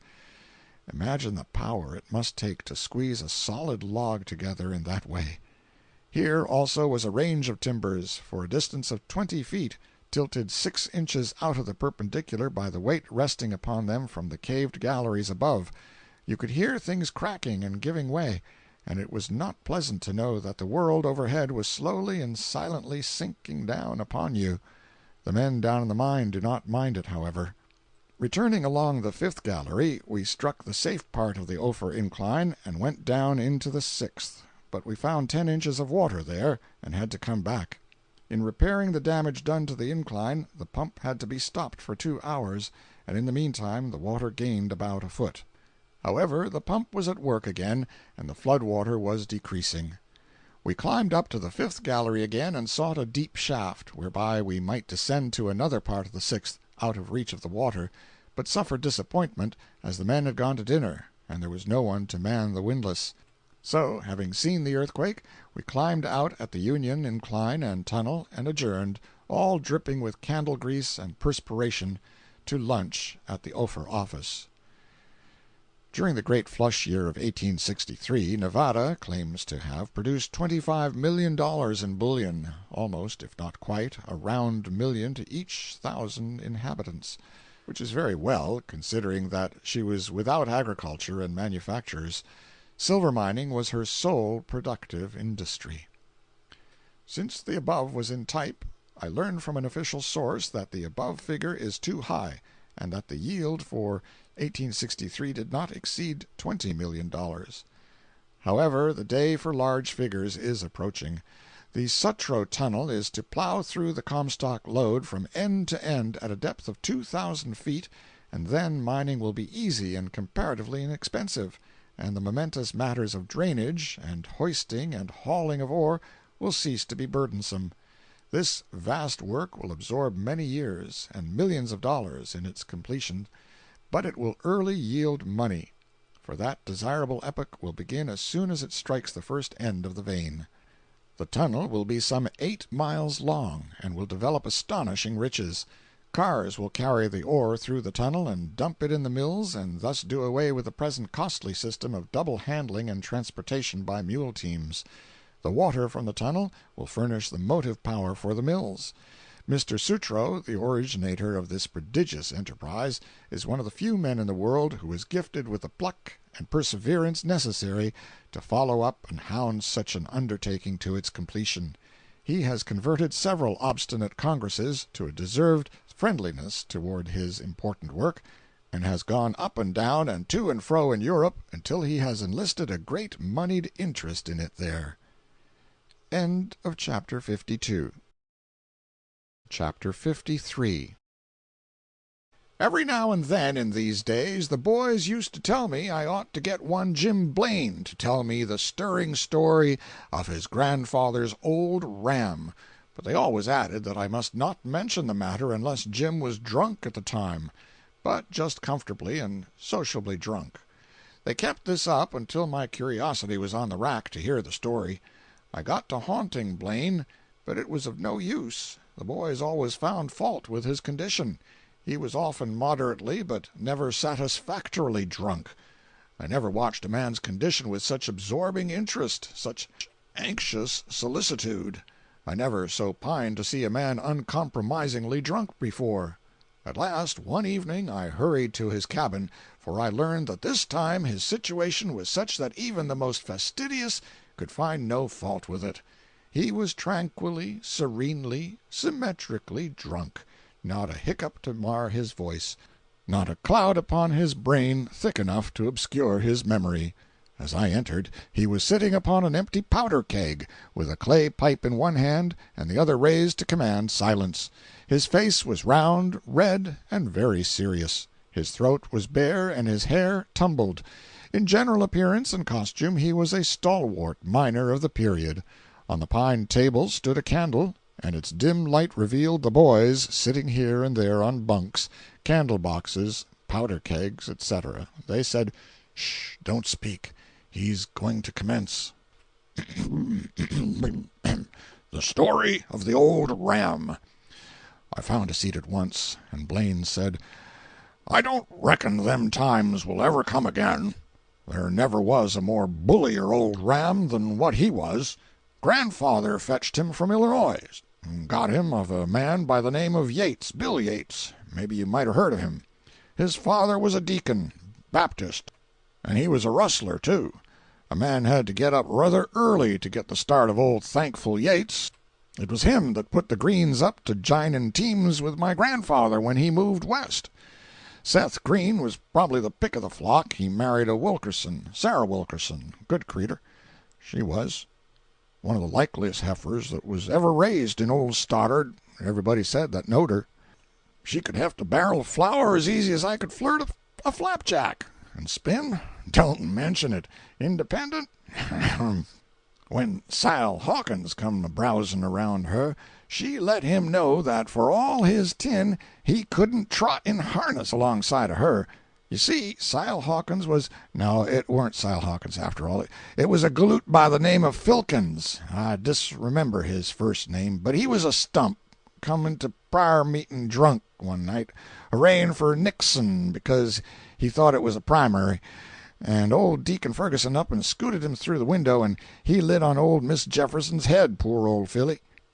She was a good soul, had a glass eye, and used to lend it to old Miss Wagner that hadn't any, to receive company in. It weren't big enough, and Miss Wagner weren't noticing. It would get twisted round in the socket and look up maybe, or out to one side, and every which way, while t'other one was looking as straight ahead as a spyglass. Grown people didn't mind it, but it most always made the children cry, it was so sort of scary. She tried packing it in raw cotton, but it wouldn't work somehow. The cotton would get loose and stick out and look so kind of awful that the children couldn't stand it no way. She was always dropping it out and turning it up her old dead light on the company empty and making them uncomfortable, because she never could tell when it hopped out, being blind on that side, you see. So somebody would have to hunch her and say, "Your game eye has fetched loose, Miss Wagner dear," and then all of them would have to sit and wait till she jammed it in again. Wrong side before, as a general thing, and green as a bird's egg, being a bashful creetur and easy sot back before company. But being wrong side before warn't much difference anyway, because her own eye was sky blue, and the glass one was yaller on the front side, so whichever way she turned it, didn't match nohow. Old Miss Wagner was considerable on the borrow, she was.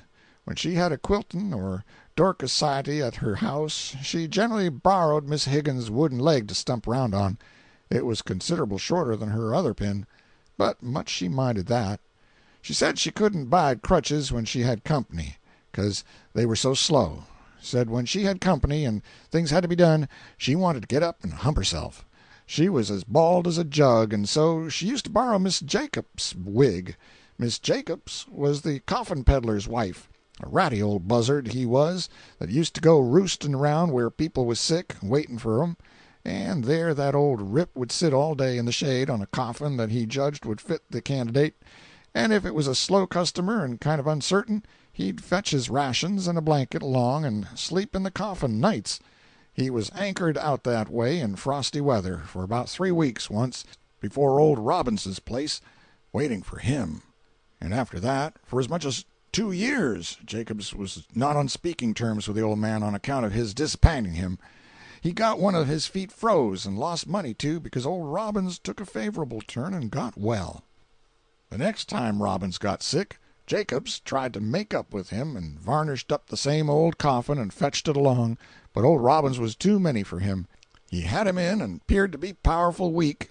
He bought the coffin for $10, and Jacobs was to pay it back, and 25 more besides if Robbins didn't like the coffin after he'd tried it.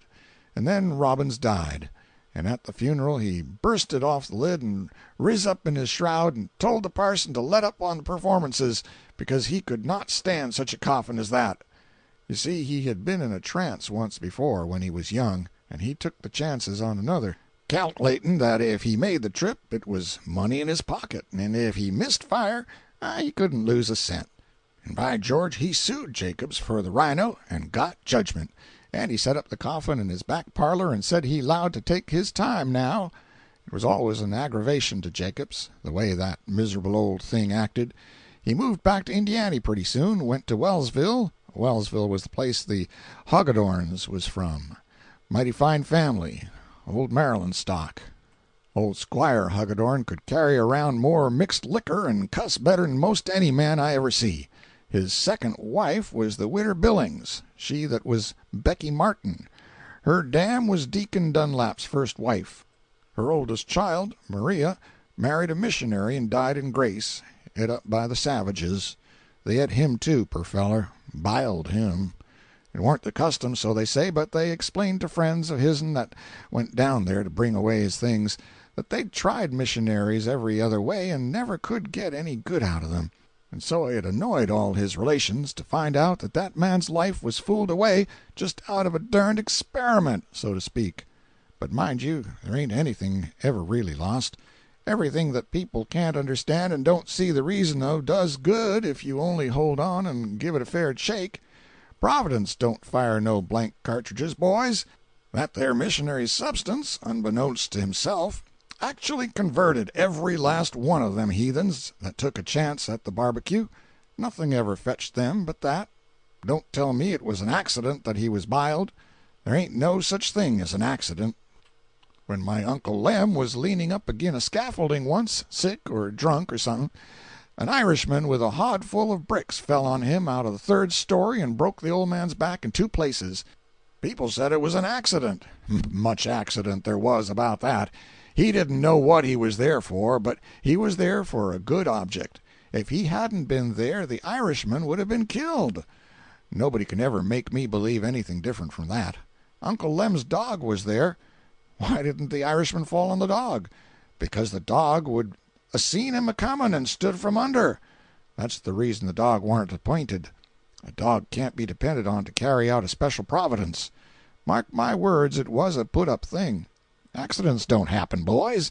Uncle Lem's dog, I wish you could seen that dog. He was a reg'lar shepherd, or rather he was part bull and part shepherd. Splendid animal. Belonged to Parson Hagar before Uncle Lem got him. Parson Hagar belonged to the Western Reserve Hagars, prime family. His mother was a Watson. One of his sisters married a Wheeler. They settled in Morgan County, and he got nipped by the machinery in a carpet factory and went through in less than a quarter of a minute. His widder bought the piece of carpet that had his remains wove in it, and people come 100 miles to attend the funeral. There was 14 yards in the piece. She wouldn't let 'em roll him up, and planted him just so, full length. The church was middlin' small where they preached the funeral, and they had to let one end of the coffin stick out the window. They didn't bury him. They planted one end and let him stand up, same as a monument. And they nailed a sign on it and put on it, "Sacred to the memory of 14 yards of 3-ply carpet containing all that was mortal of William Wee." Jim Blaine had been growing gradually drowsy and drowsier. His head nodded once, twice, 3 times, dropped peacefully upon his breast, and he fell tranquilly asleep. The tears were running down the boy's cheeks. They were suffocating with suppressed laughter, and had been from the start, though I had never noticed it. I perceived that I was sold. I learned then that Jim Blaine's peculiarity was that whenever he reached a certain stage of intoxication no human power could keep him from setting out, with impressive unction, to tell about a wonderful adventure which he had once had with his grandfather's old ram, and the mention of the ram in the first sentence was as far as any man had ever heard him get concerning it. He always maundered off interminably from one thing to another till his whiskey got the best of him and he fell asleep. What the thing was that happened to him and his grandfather's old ram is a dark mystery to this day, for nobody has ever yet found out. End of Chapter 53. Chapter 54. Of course there was a large Chinese population in Virginia. It is the case with every town and city on the Pacific coast. They are a harmless race when white men either let them alone or treat them no worse than dogs. In fact, they are almost entirely harmless anyhow, for they seldom think of resenting the vilest insults or the cruelest injuries. They are quiet, peaceable, tractable, free from drunkenness, and they are as industrious as the day is long. A disorderly Chinaman is rare, and a lazy one does not exist.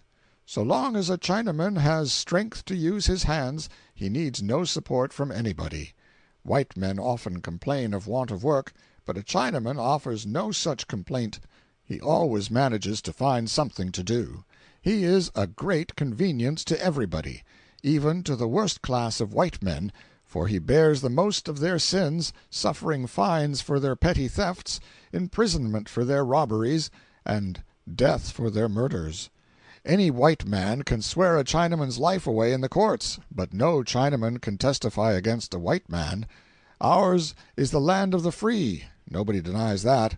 Nobody challenges it. Maybe it is because we won't let other people testify. As I write, news comes that in broad daylight in San Francisco some boys have stoned an inoffensive Chinaman to death, and that although a large crowd witnessed the shameful deed, no one interfered.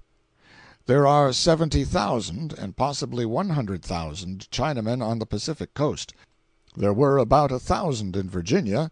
They were penned into a Chinese quarter, a thing which they do not particularly object to, as they are fond of herding together. Their buildings were of wood, usually only 1 story high, and set thickly together along streets scarcely wide enough for a wagon to pass through. Their quarter was a little removed from the rest of the town. The chief employment of Chinamen in towns is to wash clothing. They always send a bill, like this below, pinned to the clothes. It is mere ceremony, for it does not enlighten the customer much. Their price for washing was $2.50 per dozen, rather cheaper than white people could afford to wash for at that time. A very common sign on the Chinese houses was "Si Yup, Washer and Ironer," "Hung Wo, Washer," "Sam Sing and Ah Hop, Washing." The house servants, cooks, etc., in California and Nevada were chiefly Chinamen. There were few white servants, and no China women so employed. Chinamen make good house servants, being quick, obedient, patient, quick to learn, and tirelessly industrious. They do not need to be taught a thing twice, as a general thing. They are imitative. If a Chinaman were to see his master break up a center table in a passion and kindle a fire with it, that Chinaman would be likely to resort to the furniture for fuel forever afterward. All Chinamen can read, write, and cipher with easy facility. Pity but all our petted voters could. In California they rent little patches of ground and do a deal of gardening. They will raise surprising crops of vegetables on a sand pile. They waste nothing. What is rubbish to a Christian, a Chinaman carefully preserves and makes useful in one way or another. He gathers up all the old oyster and sardine cans that white people throw away, and procures marketable tin and solder from them by melting. He gathers up old bones and turns them into manure. In California he gets a living out of old mining claims that white men have abandoned as exhausted and worthless, and then the officers come down on him once a month with an exorbitant swindle to which the legislature has given the broad, general name of foreign mining tax, but it is usually inflicted on no foreigners but Chinamen.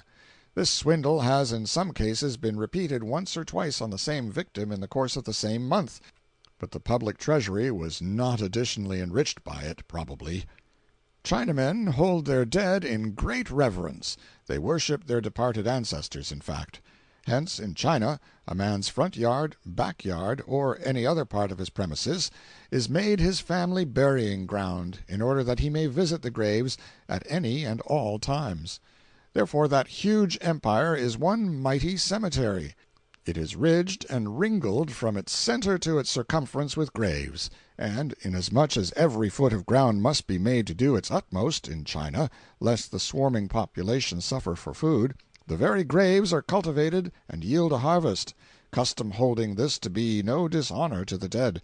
Since the departed are held in such worshipful reverence, a Chinaman cannot bear that any indignity be offered the places where they sleep.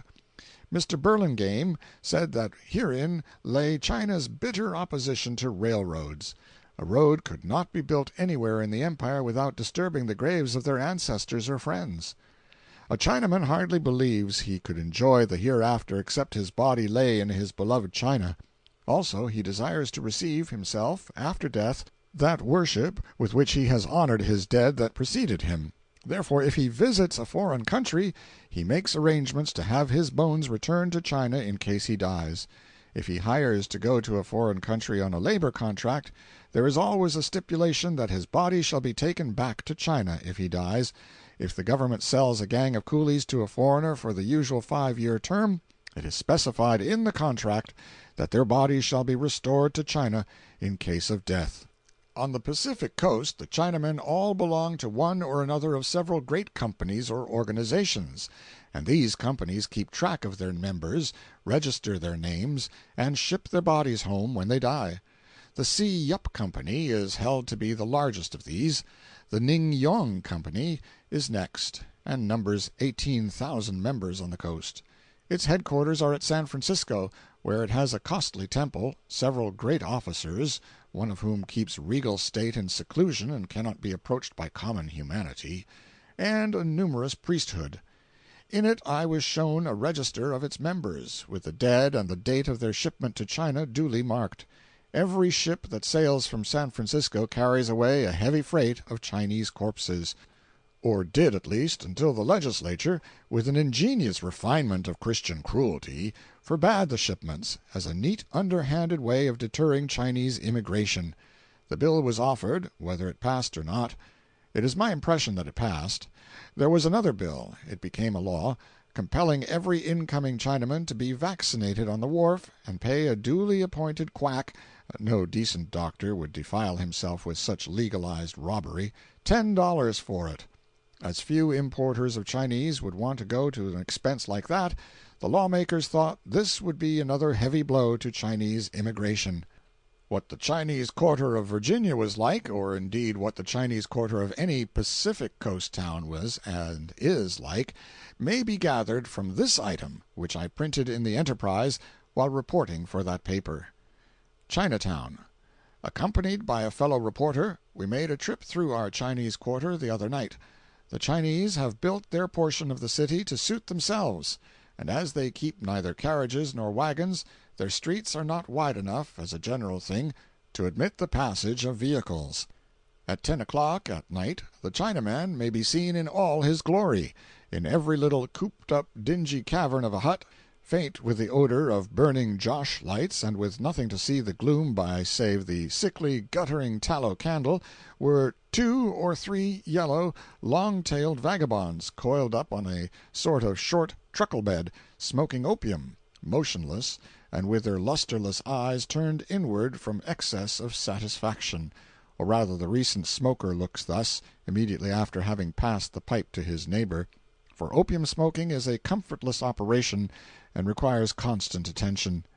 A lamp sits on the bed, the length of the long pipe stem from the smoker's mouth. He puts a pellet of opium on the end of a wire, sets it on fire, and plasters it into the pipe much as a Christian would fill a hole with putty.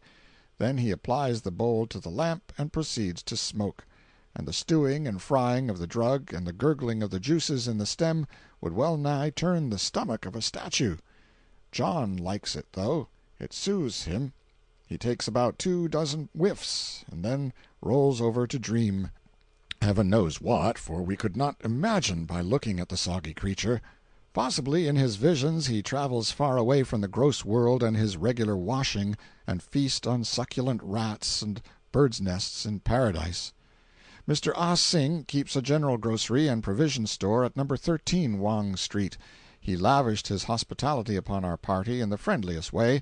He had various kinds of colored and colorless wines and brandies, with unpronounceable names, imported from China in little crockery jugs, and which he offered to us in dainty little miniature wash-basins of porcelain. He offered us a mess of birds' nests, also small, neat sausages, of which we could have swallowed several yards if we had chosen to try, but we suspected that each link contained the corpse of a mouse, and therefore refrained. Mr. Sing had in his store 1,000 articles of merchandise, curious to behold, impossible to imagine the uses of, and beyond our ability to describe. His ducks, however, and his eggs we could understand. The former were split open and flattened out like codfish, and came from China in that shape, and the latter were plastered over with some kind of paste which kept them fresh and palatable through the long voyage. We found Mr. Hong Wo, No. 37 Chow Chow Street, making up a lottery scheme. In fact, we found a dozen others occupied in the same way in various parts of the quarter, for about every third Chinaman runs a lottery, and the balance of the tribe buck at it. Tom, who speaks faultless English and used to be chief and only cook to the Territorial Enterprise when the establishment kept bachelors' halls 2 years ago, said that some time Chinaman buy ticket $1 hap, catch 'em 2-300, sometime no catch 'em anything. Lottery like one man fight 'em 70. Maybe he whip, maybe he get whip, heself. Welly good. However, the percentage being 69 against him, the chances are, as a general thing, that he get whip heself. He could not see that these lotteries differed in any respect from our own, save that the figures being Chinese, no ignorant white man might ever hope to succeed in telling t'other from which. The manner of drawing is similar to ours. Mr. C. Yupp keeps a fancy store on Live Fox Street. He sold us fans of white feathers, gorgeously ornamented, perfumery that smelled like Limburger cheese, Chinese pens, and watch charms made of a stone unscratchable with steel instruments, yet polished and tinted like the inner coat of a sea-shell. As tokens of his esteem, C. Yupp presented the party with gaudy plumes made of gold tinsel and trimmed with peacock's feathers. We ate chow-chow with chopsticks in the celestial restaurants. Our comrade chided the moon-eyed damsels in front of the houses for their want of feminine reserve. We received protecting josh-lights from our hosts, and dickered for a pagan god or two. Finally, we were impressed with the genius of a Chinese bookkeeper. He figured up his accounts on a machine like a gridiron with buttons strung on its bars. The different rows represented units, tens, hundreds, and thousands. He fingered them with incredible rapidity. In fact, he pushed them from place to place as fast as a musical professor's fingers travel over the keys of a piano. They are a kindly disposed, well-meaning race, and are respected and well treated by the upper classes all over the Pacific coast. No Californian gentleman or lady ever abuses or oppresses a Chinaman, under any circumstances, an explanation that seems to be much needed in the East. Only the scum of the population do it, they and their children. They, and naturally and consistently the policemen and politicians likewise, for these are the dust-licking pimps and slaves of the scum, there as well as elsewhere in America. End of Chapter 54. Chapter 55. I began to get tired of staying in one place so long. There was no longer satisfying variety in going down to Carson to report the proceedings of the legislature once a year, and horse races and pumpkin shows once in 3 months. They had to go raising pumpkins and potatoes in Washoe Valley, and of course one of the first achievements of the legislature was to institute a $10,000 agricultural fair to show off $40 worth of those pumpkins in. However, the territorial legislature was usually spoken of as the asylum. I wanted to see San Francisco. I wanted to go somewhere. I did not know what I wanted. I had the spring fever, and wanted a change principally, no doubt. Besides, a convention had framed a state constitution. 9 men out of every 10 wanted an office. I believed that these gentlemen would treat the moneyless and the irresponsible among the population into adopting the Constitution and thus well-nigh killing the country.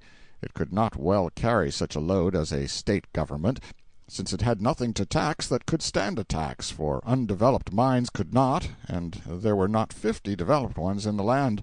There was but little realty to tax, and it did seem as if nobody was ever going to think of the simple salvation of inflicting a money penalty on murder. I believed that a state government would destroy the flush times, and I wanted to get away.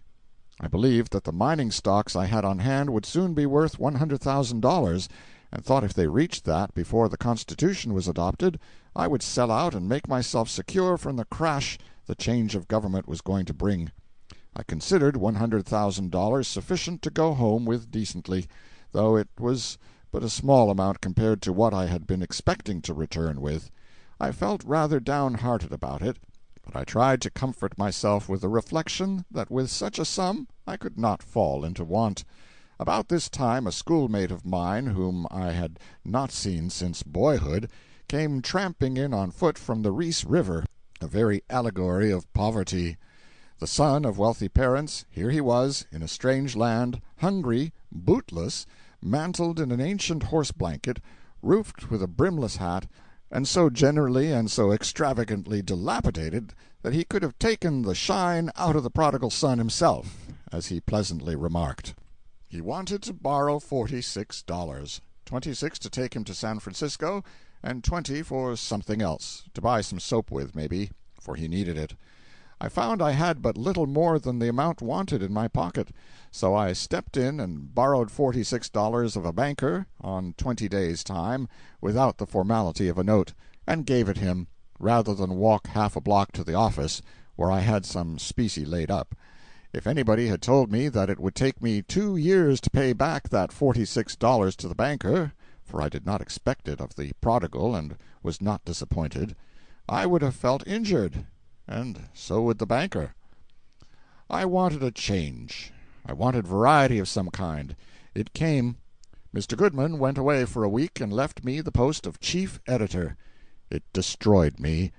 The first day I wrote my leader in the forenoon. The second day I had no subject and put it off till the afternoon. The third day I put it off till evening, and then copied an elaborate editorial out of the American Cyclopedia, that steadfast friend of the editor, all over this land. The fourth day I fooled around till midnight, and then fell back on the Cyclopedia again. The fifth day I cudgeled my brain till midnight, and then kept the press waiting while I penned some bitter personalities on 6 different people. The sixth day I labored in anguish till far into the night, and brought forth nothing. The paper went to press without an editorial. The seventh day I resigned. On the 8th, Mr. Goodman returned and found 6 duels on his hands. My personalities had borne fruit. Nobody, except he has tried it, knows what it is to be an editor. It is easy to scribble local rubbish, with the facts all before you. It is easy to clip selections from other papers. It is easy to string out a correspondence from any locality. But it is unspeakable hardship to write editorials. Subjects are the trouble, the dreary lack of them, I mean. Every day it is drag, drag, drag. Think and worry and suffer, all the world is a dull blank, and yet the editorial columns must be filled. Only give the editor a subject, and his work is done. It is no trouble to write it up, but fancy how you would feel if you had to pump your brains dry every day in the week, 52 weeks in the year. It makes one low-spirited simply to think of it. The matter that each editor of a daily paper in America writes in the course of a year would fill from 4 to 8 bulky volumes like this book. Fancy what a library an editor's work would make, after 20 or 30 years' service. Yet people often marvel that Dickens, Scott, Bulwer, Dumas, etc., have been able to produce so many books. If these authors had wrought as voluminously as newspaper editors do, the result would be something to marvel at indeed. How editors can continue this tremendous labor, this exhausting consumption of brain fiber, for their work is creative and not a mere mechanical laying up of facts like reporting, day after day and year after year, is incomprehensible. Preachers take 2 months' holiday in midsummer, for they find that to produce 2 sermons a week is wearing, in the long run. In truth it must be so, and is so. And therefore, how an editor can take from 10 to 20 texts and build upon them from 10 to 20 painstaking editorials a week, and keep it up all the year round, is farther beyond comprehension than ever. Ever since I survived my week as editor, I have found at least one pleasure in any newspaper that comes to my hand. It is in admiring the long columns of editorial, and wondering to myself how in the mischief he did it. Mr. Goodman's return relieved me of employment, unless I chose to become a reporter again. I could not do that. I could not serve in the ranks after being general of the army, so I thought I would depart and go abroad into the world somewhere. Just at this juncture, Dan, my associate in the reportorial department, told me, casually, that 2 citizens had been trying to persuade him to go with them to New York and aid in selling a rich silver mine which they had discovered and secured in a new mining district in our neighborhood. He said they offered to pay his expenses and give him 1/3 of the proceeds of the sale. He had refused to go. It was the very opportunity I wanted. I abused him for keeping so quiet about it and not mentioning it sooner. He said it had not occurred to him that I would like to go, and so he had recommended them to apply to Marshall, the reporter of the other paper. I asked Dan if it was a good, honest mine and no swindle. He said the men had shown him 9 tons of the rock which they had got out to take to New York, and he could cheerfully say that he had seen but little rock in Nevada that was richer, and, moreover, he said that they had secured a tract of valuable timber and a mill site near the mine. My first idea was to kill Dan, but I changed my mind, notwithstanding I was so angry, for I thought maybe the chance was not yet lost. Dan said it was by no means lost, that the men were absent at the mine again, and would not be in Virginia to leave for the East for some 10 days, that they had requested him to do the talking to Marshall, and he had promised that he would either secure Marshall or somebody else for them by the time they got back. He would now say nothing to anybody till they returned, and then fulfill his promise by furnishing me to them. It was splendid. I went to bed all on fire with excitement, for nobody had yet gone East to sell a Nevada silver mine, and the field was white for the sickle. I felt that such a mine as the one described by Dan would bring a princely sum in New York and sell without delay or difficulty. I could not sleep, my fancy so rioted through its castles in the air. It was the blind lead come again. Next day I got away on the coach with the usual éclat attending departures of old citizens, for if you have only half a dozen friends out there, they will make noise for 100 rather than let you seem to go away neglected and unregretted, and Dan promised to keep strict watch for the men that had the mine to sell. The trip was signalized, but by one little incident, and that occurred just as we were about to start. A very seedy-looking vagabond passenger got out of the stage a moment to wait till the usual ballast of silver bricks was thrown in. He was standing on the pavement when an awkward express employee carrying a brick weighing 100 pounds stumbled and let it fall on the bummer's foot. He instantly dropped on the ground and began to howl in the most heart-breaking way.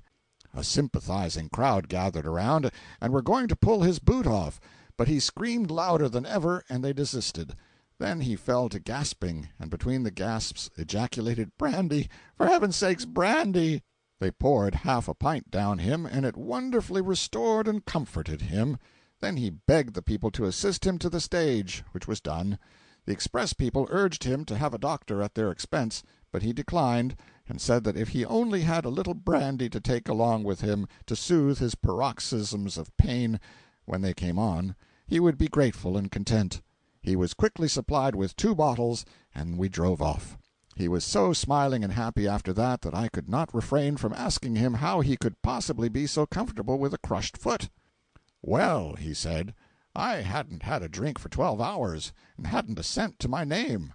I was most perishing, and so when that duffer dropped that 100-pounder on my foot, I see my chance. Got a cork leg, you know." And he pulled up his pantaloons and proved it. He was as drunk as a lord all day long, and full of chucklings over his timely ingenuity. One drunken man necessarily reminds one of another. I once heard a gentleman tell about an incident which he witnessed in a Californian bar-room. He entitled it, "Ye Modest Man Taketh a Drink." It was nothing but a bit of acting, but it seemed to me a perfect rendering, and worthy of Toodles himself.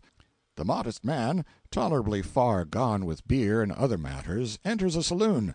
25 cents is the price for anything and everything, and specie the only money used, and lays down half a dollar. Calls for whiskey and drinks it. The barkeeper makes change and lays the quarter in a wet place on the counter. The modest man fumbles at it with nerveless fingers, but it slips and the water holds it. He contemplates it and tries again. Same result. Observes that people are interested in what he is at, and blushes. Fumbles at the quarter again, blushes, puts his forefinger carefully, slowly down, to make sure of his aim, pushes the coin toward the barkeeper, and says with a sigh, "Give me a cigar." Naturally, another gentleman present told about another drunken man. He said he reeled toward home late at night, made a mistake, and entered the wrong gate. Thought he saw a dog on the stoop, and it was, an iron one. He stopped and considered, wondered if it was a dangerous dog, ventured to say, Begone! No effect. Then he approached warily, and adopted conciliation, pursed up his lips and tried to whistle, but failed, still approached, saying, "Poor dog, doggy, doggy, doggy, poor doggy dog." Got up on the stoop, still petting with fond names, till master of the advantages, then exclaimed, "Leave, you thief!" planted a vindictive kick in his ribs, and went head over heels overboard, of course. A pause, a sigh or two of pain, and then a remark in a reflective voice, "Awful solid dog. What could he been eating? Rocks, perhaps. Such animals is dangerous." "That's what I say. They're dangerous. If a man wants to feed a dog on rocks, let him feed him on rocks. It's all right. But let him keep him at home, not have him laying round promiscuous where people's liable to stumble over him when they ain't noticing." It was not without regret that I took a last look at the tiny flag. It was 35 feet long and 10 feet wide, fluttering like a lady's handkerchief from the topmost peak of Mount Davidson, 2,000 feet above Virginia's roofs, and felt that doubtless I was bidding a permanent farewell to a city which had afforded me the most vigorous enjoyment of life I had ever experienced. And this reminds me of an incident which the dullest memory Virginia could boast at the time it happened must vividly recall, at times, till its possessor dies. Late one summer afternoon we had a rain shower. That was astonishing enough in itself to set the whole town buzzing, for it only rains, during a week or 2 weeks, in the winter in Nevada, and even then not enough at a time to make it worth while for any merchant to keep umbrellas for sale. But the rain was not the chief wonder. It only lasted 5 or 10 minutes. While the people were still talking about it, all the heavens gathered to themselves a dense blackness as of midnight. All the vast eastern front of Mount Davidson, overlooking the city, put on such a funereal gloom that only the nearness and solidity of the mountain made its outlines even faintly distinguishable from the dead blackness of the heavens they rested against. This unaccustomed sight turned all eyes toward the mountain, and as they looked, a little tongue of rich golden flame was seen waving and quivering in the heart of the midnight, away up on the extreme summit. In a few minutes the streets were packed with people, gazing with hardly an uttered word at the one brilliant mote in the brooding world of darkness. It flicked like a candle flame, and looked no larger, but with such a background it was wonderfully bright, small as it was. It was the flag. Though no one suspected at first, it seemed so like a supernatural visitor of some kind, a mysterious messenger of good tidings, some were fain to believe. It was the nation's emblem, transfigured by the departing rays of a sun that was entirely palled from view, and on no other object did the glory fall in all the broad panorama of mountain ranges and deserts, not even upon the staff of the flag, for that, a needle in the distance at any time, was now untouched by the light and undistinguishable in the gloom. For a whole hour the weird visitor winked and burned in its lofty solitude, and still the thousands of uplifted eyes watched it with fascinated interest. How the people were wrought up! The superstition grew apace that this was a mystic courier come with great news from the war, the poetry of the idea excusing and commending it, and on it spread, from heart to heart, from lip to lip, and from street to street, till there was a general impulse to have out the military and welcome the bright waif with a salvo of artillery. And all that time one sorely tried man, the telegraph operator, sworn to official secrecy, had to lock his lips and chain his tongue with a silence that was like to rend them, for he, and he only, of all the speculating multitude, knew the great things this sinking sun had seen that day in the east, Vicksburg fallen, and the Union arms victorious at Gettysburg. But for the journalistic monopoly that forbade the slightest revealment of Eastern news till a day after its publication in the California papers, the glorified flag on Mount Davidson would have been saluted and resaluted that memorable evening as long as there was a charge of powder to thunder with. The city would have been illuminated, and every man that had any respect for himself would have got drunk, as was the custom of the country on all occasions of public moment. Even at this distant day I cannot think of this needlessly marred supreme opportunity without regret. What a time we might have had! End of chapter 55. Chapter 56. We rumbled over the plains and valleys, climbed the Sierras to the clouds, and looked down upon summer-clad California. I will remark here, in passing, that all scenery in California requires distance to give it its highest charm. The mountains are imposing in their sublimity and their majesty of form and altitude, from any point of view, but one must have distance to soften their ruggedness and enrich their tintings. A Californian forest is best at a little distance, for there is a sad poverty of variety in species, the trees being chiefly of one monotonous family, redwood, pine, spruce, fir; and so, at a near view, there is a wearisome sameness of attitude in their rigid arms, stretched downward and outward in one continued and reiterated appeal to all men to "Shh, don't say a word, you might disturb somebody." Close at hand, too, there is a reliefless and relentless smell of pitch and turpentine. There is a ceaseless melancholy in their sighing and complaining foliage. One walks over a soundless carpet of beaten yellow bark and dead spines of the foliage till he feels like a wandering spirit bereft of a footfall. He tires of the endless tufts of needles and yearns for substantial, shapely leaves.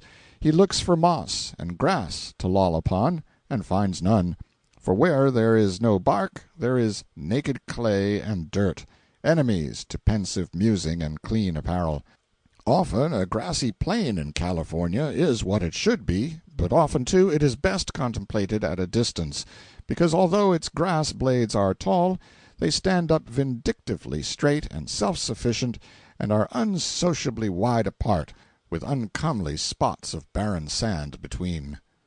One of the queerest things I know of is to hear tourists from the States go into ecstasies over the loveliness of ever-blooming California, and they always do go into that sort of ecstasies, but perhaps they would modify them if they knew how old Californians, with the memory full upon them of the dust-covered and questionable summer greens of Californian verdure, stand astonished and filled with worshipping admiration in the presence of the lavish richness, the brilliant green, the infinite freshness, the spendthrift variety of form and species and foliage that make an Eastern landscape a vision of paradise itself. The idea of a man falling into raptures over grave and somber California, when that man has seen New England's meadow expanses and her maples, oaks, and cathedral-windowed elms decked in summer attire, or the opaline splendors of autumn descending upon her forests, comes very near being funny. Would be, in fact, but that it is so pathetic. No land with an unvarying climate can be very beautiful. The tropics are not, for all the sentiment that is wasted on them. They seem beautiful at first, but sameness impairs the charm by and by. Change is the handmaiden Nature requires to do her miracles with. The land that has 4 well-defined seasons cannot lack beauty, or pall with monotony. Each season brings a world of enjoyment and interest in the watching of its unfolding, its gradual, harmonious development, its culminating graces, and just as one begins to tire of it, it passes away, and a radical change comes, with new witcheries and new glories in its train. And I think, to one in sympathy with nature, each season, in its turn, seems the loveliest. San Francisco, a truly fascinating city to live in, is stately and handsome at a fair distance. But close at hand one notes that the architecture is mostly old-fashioned. Many streets are made up of decaying, smoke-grimed wooden houses, and the barren sand hills toward the outskirts obtrude themselves too prominently. Even the kindly climate is sometimes pleasanter when read about than personally experienced, for a lovely cloudless sky wears out its welcome by, and then, when the longed-for rain does come, it stays. Even the playful earthquake is better contemplated at a however, there are varying opinions about that. The climate of San Francisco is mild and singularly equable. The thermometer stands at about 70 degrees the year round. It hardly changes at all. You sleep under 1 or 2 light blankets, summer and winter, and never use a mosquito bar. Nobody ever wears summer clothing. You wear black broadcloth, if you have it, in August and January, just the same. It is no colder and no warmer in the one month than the other. You do not use overcoats, and you do not use fans. It is as pleasant a climate as could well be contrived, take it all around, and is doubtless the most unvarying in the whole world. The wind blows there a good deal in the summer months, but then you can go over to Oakland if you choose, 3 or 4 miles away. It does not blow there. It has only snowed twice in San Francisco in 19 years, and then it only remained on the ground long enough to astonish the children and set them to wondering what the feathery stuff was. During 8 months of the year, straight along, the skies are bright and cloudless, and never a drop of rain falls. But when the other 4 months come along, you will need to go and steal an umbrella, because you will require it. Not just one day, but 120 days in hardly varying succession. When you want to go visiting, or attend church, or the theater, you never look up at the clouds to see whether it is likely to rain or not. You look at the almanac. If it is winter, it will rain, and if it is summer, it won't rain, and you cannot help it. You never need a lightning rod, because it never thunders, and it never lightens. And after you have listened for 6 or 8 weeks every night to the dismal monotony of those quiet rains, you will wish in your heart the thunder would leap and crash and roar along those drowsy skies once, and make everything alive. You will wish the prisoned lightnings would cleave the dull firmament asunder, and light it with a blinding glare for one little instant. You would give anything to hear the old familiar thunder again, and see the lightning strike somebody. And along in the summer, when you have suffered about 4 months of lustrous, pitiless sunshine, you are ready to go down on your knees and plead for rain, hail, snow, thunder and lightning, anything to break the monotony. You will take an earthquake if you cannot do any better, and the chances are that you'll get it, too. San Francisco is built on sand hills, but they are prolific sand hills.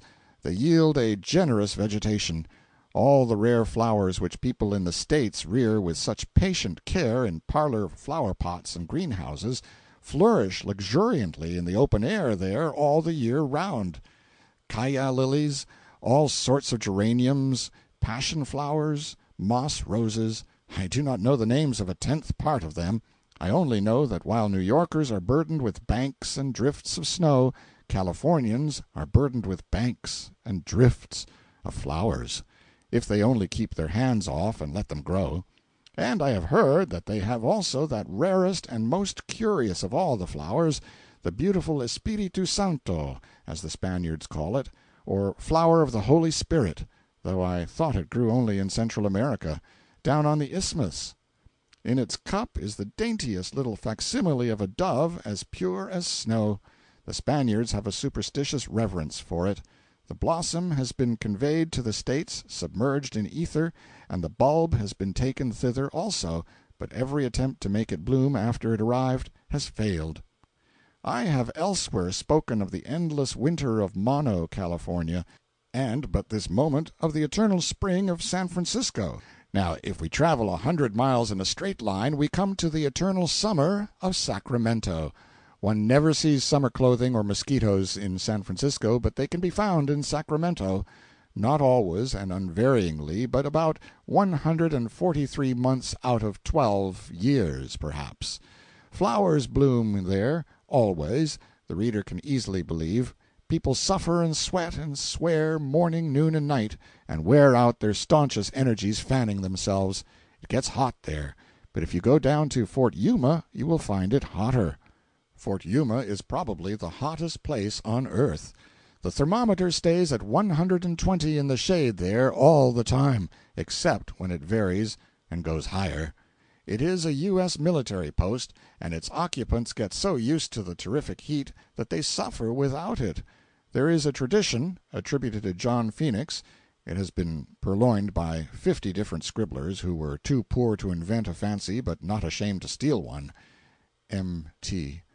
That a very, very wicked soldier died there once, and of course went straight to the hottest corner of perdition, and the next day he telegraphed back for his blankets. There is no doubt about the truth of this statement. There can be no doubt about it. I have seen the place where that soldier used to board.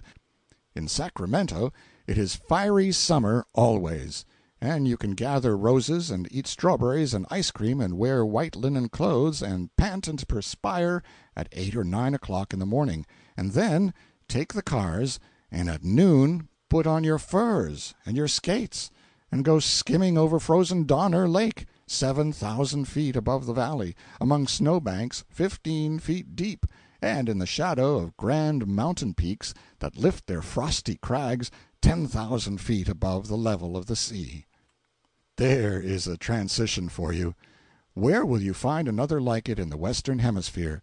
And some of us have swept around snow-walled curves of the Pacific Railroad in that vicinity 6,000 feet above the sea, and looked down, as the birds do, upon the deathless summer of the Sacramento Valley, with its fruitful fields, its feathery foliage, its silver streams, all slumbering in the mellow haze of its enchanted atmosphere, and all infinitely softened and spiritualized by distance.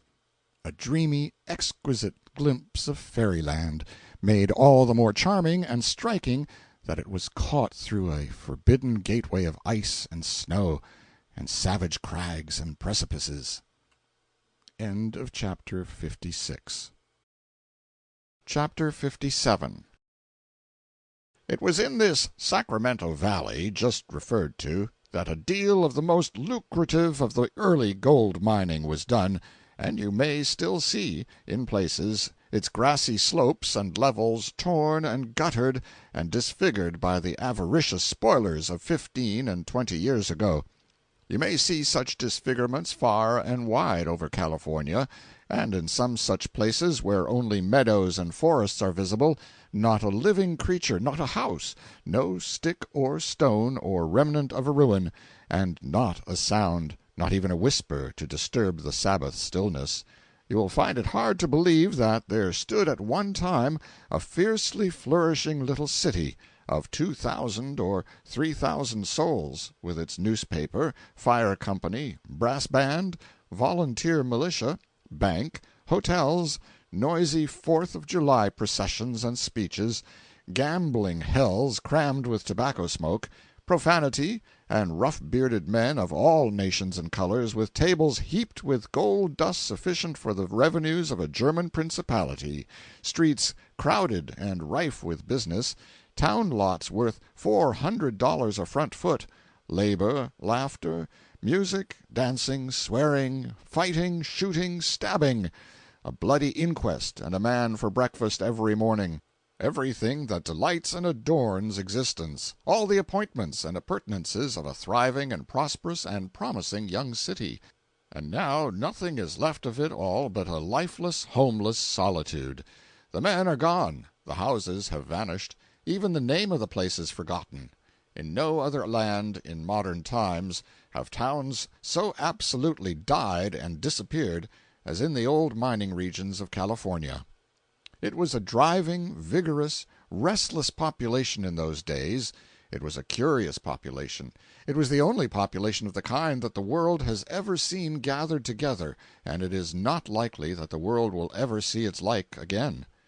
For, observe, it was an assemblage of 200,000 young men, not simpering, dainty, kid-gloved weaklings, but stalwart, muscular, dauntless young braves, brimful of push and energy, and royally endowed with every attribute that goes to make up a peerless and magnificent manhood, the very pick and choice of the world's glorious ones. No women, no children, no gray and stooping veterans, none but erect, bright-eyed, quick-moving, strong-handed young giants, the strangest population, the finest population, the most gallant host that ever trooped down the startled solitudes of an unpeopled land. And where are they now? Scattered to the ends of the earth, or prematurely aged and decrepit, or shot or stabbed in street affrays, or dead of disappointed hopes and broken hearts, all gone, or nearly all, victims devoted upon the altar of the golden calf, the noblest holocaust that ever wafted its sacrificial incense heavenward. It is pitiful to think upon. It was a splendid population, for all the slow, sleepy, sluggish-brained sloths stayed at home. You never find that sort of people among pioneers. You cannot build pioneers out of that sort of material. It was that population that gave to California a name for getting up astounding enterprises and rushing them through with a magnificent dash and daring and a recklessness of cost or consequences, which she bears unto this day. And when she projects a new surprise, the grave world smiles as usual and says, "Well, that is California all over." But they were rough in those times. They fairly reveled in gold, whiskey, fights, and fandangos, and were unspeakably happy. The honest miner raked from $100 to $1,000 out of his claim a day, and what with the gambling dens and the other entertainments, he hadn't a cent the next morning, if he had any sort of luck. They cooked their own bacon and beans, sewed on their own buttons, washed their own shirts, blue woolen ones, and if a man wanted a fight on his hands without any annoying delay, all he had to do was to appear in public in a white shirt or a stove-pipe hat, and he would be accommodated. For those people hated aristocrats. They had a particular and malignant animosity toward what they called a "biled shirt." It was a wild, free, disorderly, grotesque society. Men, only swarming hosts of stalwart men, nothing juvenile, nothing feminine, visible anywhere.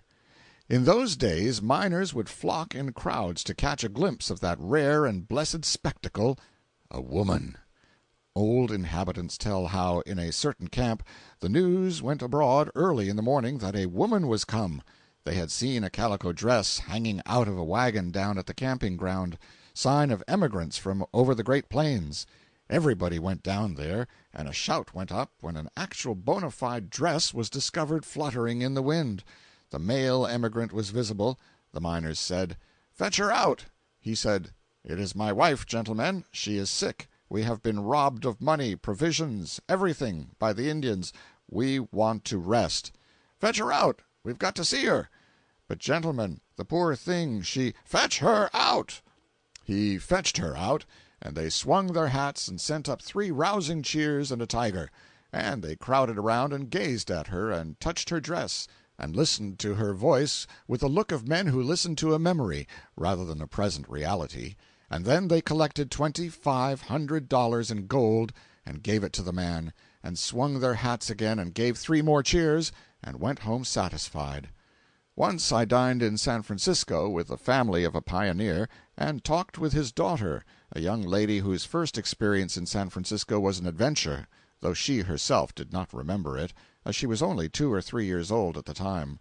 Her father said that after landing from the ship they were walking up the street, a servant leading the party with the little girl in her arms, and presently a huge miner, bearded, belted, spurred, and bristling with deadly weapons, just down from a long campaign in the mountains, evidently barred the way, stopped the servant, and stood gazing, with a face all alive with gratification and astonishment.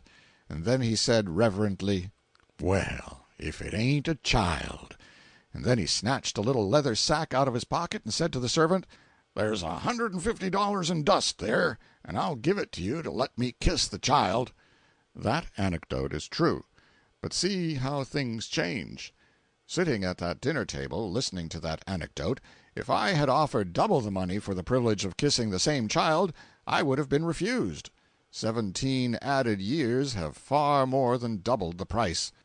And, while upon this subject, I will remark that once in Star City, in the Humboldt Mountains, I took my place in a sort of long post-office single file of miners to patiently await my chance to peep through a crack in the cabin and get a sight of the splendid new sensation, a genuine live woman. And at the end of half an hour my turn came, and I put my eye to the crack, and there she was, with one arm akimbo, and tossing flapjacks in a frying-pan with the other. And she was 165. Being in calmer mood now, I voluntarily knock off 100 from that. M.T. years old, and hadn't a tooth in her head. End of Chapter 57. Chapter 58. For a few months I enjoyed what to me was an entirely new phase of existence, a butterfly idleness. Nothing to do, nobody to be responsible to, and untroubled with financial uneasiness. I fell in love with the most cordial and sociable city in the Union. After the sagebrush and alkali deserts of Washoe, San Francisco was paradise to me. I lived at the best hotel, exhibited my clothes in the most conspicuous places, infested the opera, and learned to seem enraptured with music which oftener afflicted my ignorant ear than enchanted it, if I had had the vulgar honesty to confess it. However, I suppose I was not greatly worse than the most of my countrymen in that. I had longed to be a butterfly, and I was one at last. I attended private parties in sumptuous evening dress, simpered and aired my graces like a born beau, and polkaed and schottished with a step peculiar to myself and the kangaroo. In a word, I kept the due state of a man worth $100,000 prospectively, and likely to reach absolute affluence when that silver mine sale should be ultimately achieved in the East. I spent money with a free hand, and meantime watched the stock sales with an interested eye and looked to see what might happen in Nevada. Something very important happened.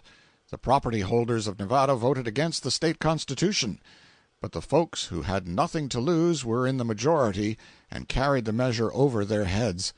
But after all, it did not immediately look like a disaster, though unquestionably it was one. I hesitated, calculated the chances, and then concluded not to sell. Stocks went on rising, speculation went mad. Bankers, merchants, lawyers, doctors, mechanics, laborers, even the very washerwomen and servant girls, were putting up their earnings on silver stocks, and every sun that rose in the morning went down on paupers enriched and rich men beggared. What a gambling carnival it was! Gould and Curry soared to $6,300 a foot, and then, all of a sudden, out went the bottom, and everything and everybody went to ruin and destruction. The wreck was complete. The bubble scarcely left a microscopic moisture behind it. I was an early beggar, and a thorough one. My hoarded stocks were not worth the paper they were printed on. I threw them all away. I, the cheerful idiot that had been squandering money like water, and thought myself beyond the reach of misfortune, had not now as much as $50 when I gathered together my various debts and paid them. I removed from the hotel to a very private boarding-house. I took a reporter's berth and went to work. I was not entirely broken in spirit, for I was building confidently on the sale of the silver mine in the East. But I could not hear from Dan. My letters miscarried or were not answered. One day I did not feel vigorous and remained away from the office. The next day I went down toward noon as usual, and found a note on my desk which had been there 24 hours. It was signed Marshall, the Virginia reporter, and contained a request that I should call at the hotel and see him and a friend or two that night, as they would sail for the East in the morning. A postscript added that their errand was a big mining speculation. I was hardly ever so sick in my life. I abused myself for leaving Virginia and entrusting to another man a matter I ought to have attended to myself. I abused myself for remaining away from the office on the one day of all the year that I should have been there. And thus, berating myself, I trotted a mile to the steamer wharf and arrived just in time to be late. The ship was in the stream and under way. I comforted myself with the thought that maybe the speculation would amount to nothing, poor comfort at best, and then went back to my slavery, resolved to put up with my $35 a week and forget all about it. A month afterward I enjoyed my first earthquake. It was one which was long called the Great Earthquake, and is doubtless so distinguished till this day. It was just after noon, on a bright October day. I was coming down Third Street. The only objects in motion anywhere in sight in that thickly built and populous quarter were a man in a buggy behind me, and a street-car wending slowly up the cross-street. Otherwise all was solitude and a Sabbath stillness. As I turned the corner around a frame house, there was a great rattle and jar, and it occurred to me that here was an item. No doubt a fight in that house. Before I could turn and seek the door, there came a really terrific shock. The ground seemed to roll under me in waves, interrupted by a violent joggling up and down, and there was a heavy grinding noise, as of brick houses rubbing together. I fell up against the frame house and hurt my elbow. I knew what it was now, and from mere reportorial instinct, nothing else, I took out my watch and noted the time of day.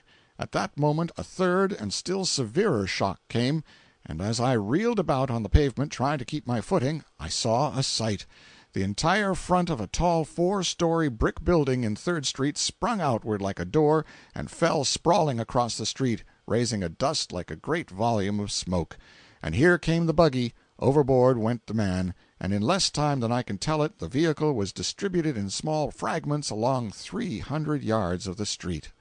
One could have fancied that somebody had fired a charge of chair rounds and rags down the thoroughfare.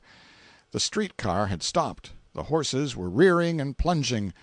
The passengers were pouring out at both ends, and one fat man had crashed halfway through a glass window on one side of the car, got wedged fast, and was squirming and screaming like an impaled madman. Every door of every house, as far as the eye could reach, was vomiting a stream of human beings, and almost before one could execute a wink and begin another, there was a massed multitude of people stretching in endless procession down every street my position commanded. Never was solemn solitude turned into teeming life quicker. Of the wonders wrought by the great earthquake, these were all that came under my eye, but the tricks it did elsewhere, and far and wide over the town, made toothsome gossip for 9 days. The destruction of property was trifling. The injury to it was widespread and somewhat serious. The curiosities of the earthquake were simply endless. Gentlemen and ladies who were sick, or were taking a siesta, or had dissipated till a late hour, and were making up lost sleep, thronged into the public streets in all sorts of queer apparel, and some without any at all. One woman, who had been washing a naked child, ran down the street holding it by the ankles as if it were a dressed turkey. Prominent citizens, who were supposed to keep the Sabbath strictly, rushed out of saloons in their shirt-sleeves with billiard cues in their hands. Dozens of men with necks swathed in napkins rushed from barber shops, lathered to the eyes, or with one cheek clean-shaved and the other still bearing a hairy stubble. Horses broke from stables, and a frightened dog rushed up a short attic ladder and out onto a roof, and when his scare was over, had not the nerve to go down again the same way he had gone up. A prominent editor flew downstairs in the principal hotel with nothing on but one brief undergarment, met a chambermaid, and exclaimed, "Oh, what shall I do? Where shall I go?" She responded with naive serenity, "If you have no choice, you might try a clothing store." A certain foreign consul's lady was the acknowledged leader of fashion, and every time she appeared in anything new or extraordinary, the ladies in the vicinity made a raid on their husbands' purses and arrayed themselves similarly. One man who had suffered considerably and growled accordingly was standing at the window when the shocks came, and the next instant the consul's wife, just out of the bath, fled by with no other apology for clothing than a bath-towel. The sufferer rose superior to the terrors of the earthquake, and said to his wife, "Now that is something like! Get out your towel, my dear." The plastering that fell from ceilings in San Francisco that day would have covered several acres of ground. For some days afterward groups of eyeing and pointing men stood about many a building, looking at long zigzag cracks that extended from the eaves to the ground. 4 feet of the tops of 3 chimneys on one house were broken square off and turned around in such a way as to completely stop the draft. A crack 100 feet long gaped open 6 inches wide in the middle of one street, and then shut together again with such force as to ridge up the meeting earth like a slender grave. A lady, sitting in her rocking and quaking parlor, saw the wall part at the ceiling, open and shut twice, like a mouth, and then drop the end of a brick on the floor like a tooth. She was a woman easily disgusted with foolishness, and she arose and went out of there. One lady who was coming downstairs was astonished to see a bronze Hercules lean forward on its pedestal as if to strike her with its club. They both reached the bottom of the flight at the same time, the woman insensible from the fright. Her child, born some little time afterward, was club-footed. However, on second thought, if the reader sees any coincidence in this, he must do it at his own risk. The first shock brought down 2 or 3 huge organ pipes in one of the churches. The minister, with uplifted hands, was just closing the services. He glanced up, hesitated, and said, "However, we will omit the benediction," and the next instant there was a vacancy in the atmosphere where he had stood.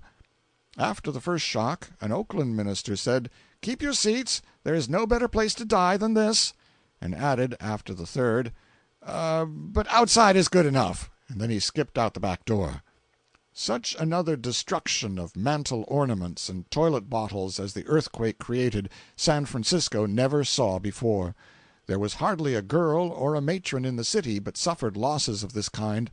Suspended pictures were thrown down, but oftener still, by a curious freak of the earthquake's humor, they were whirled completely around with their faces to the wall. There was great difference of opinion at first as to the course or direction the earthquake traveled, but water that splashed out of various tanks and buckets settled that. Thousands of people were made so seasick by the rolling and pitching of floors and streets that they were weak and bedridden for hours, and some few for even days afterward. Hardly an individual escaped nausea entirely. The queer earthquake, episodes that formed the staple of San Francisco gossip for the next week, would fill a much larger book than this, and so I will diverge from the subject. By and by, in the due course of things, I picked up a copy of the Enterprise one day, and fell under this cruel blow: Nevada Mines in New York. G. M. Marshall, Sheba Hurs, and Amos H. Rose, who left San Francisco last July for New York City with ores from mines in Pinewood District, Humboldt County, and on the Reese River Range, have disposed of a mine containing 6,000 feet and called the Pine Mountains Consolidated, for the sum of $3,000,000. The stamps on the deed, which is now on its way to Humboldt County from New York for record, amounted to $3,000, which is said to be the largest amount of stamps ever placed on one document. A working capital of $1,000,000 has been paid into the Treasury, and machinery has already been purchased for a large quartz mill, which will be put up as soon as possible. The stock in this company is all full paid and entirely unaccessible. The ores of the mines in this district somewhat resemble those of the Sheba mine in Humboldt. Sheba Hurst, the discoverer of the mines, with his friends, corralled all the best leads and all the land and timber they desired before making public their whereabouts. Ores from there, assayed in this city, showed them to be exceedingly rich in silver and gold, silver predominating. There is an abundance of wood and water in the district. We are glad to know that New York capital has been enlisted in the development of the mines of this region. Having seen the ores and assays, we are satisfied that the mines of the district are very valuable, anything but wildcat. Once more, native imbecility had carried the day, and I had lost $1,000,000. It was the blind lead over again. Let us not dwell on this miserable matter. If I were inventing these things, I could be wonderfully humorous over them, but they are too true to be talked of with hearty levity, even at this distant day. True, and yet not exactly as given in the above figures, possibly. I saw Marshall months afterward, and although he had plenty of money, he did not claim to have captured an entire $1,000,000. In fact, I gathered that he had not then received $50,000. Beyond that figure his fortune appeared to consist of uncertain vast expectations rather than prodigious certainties.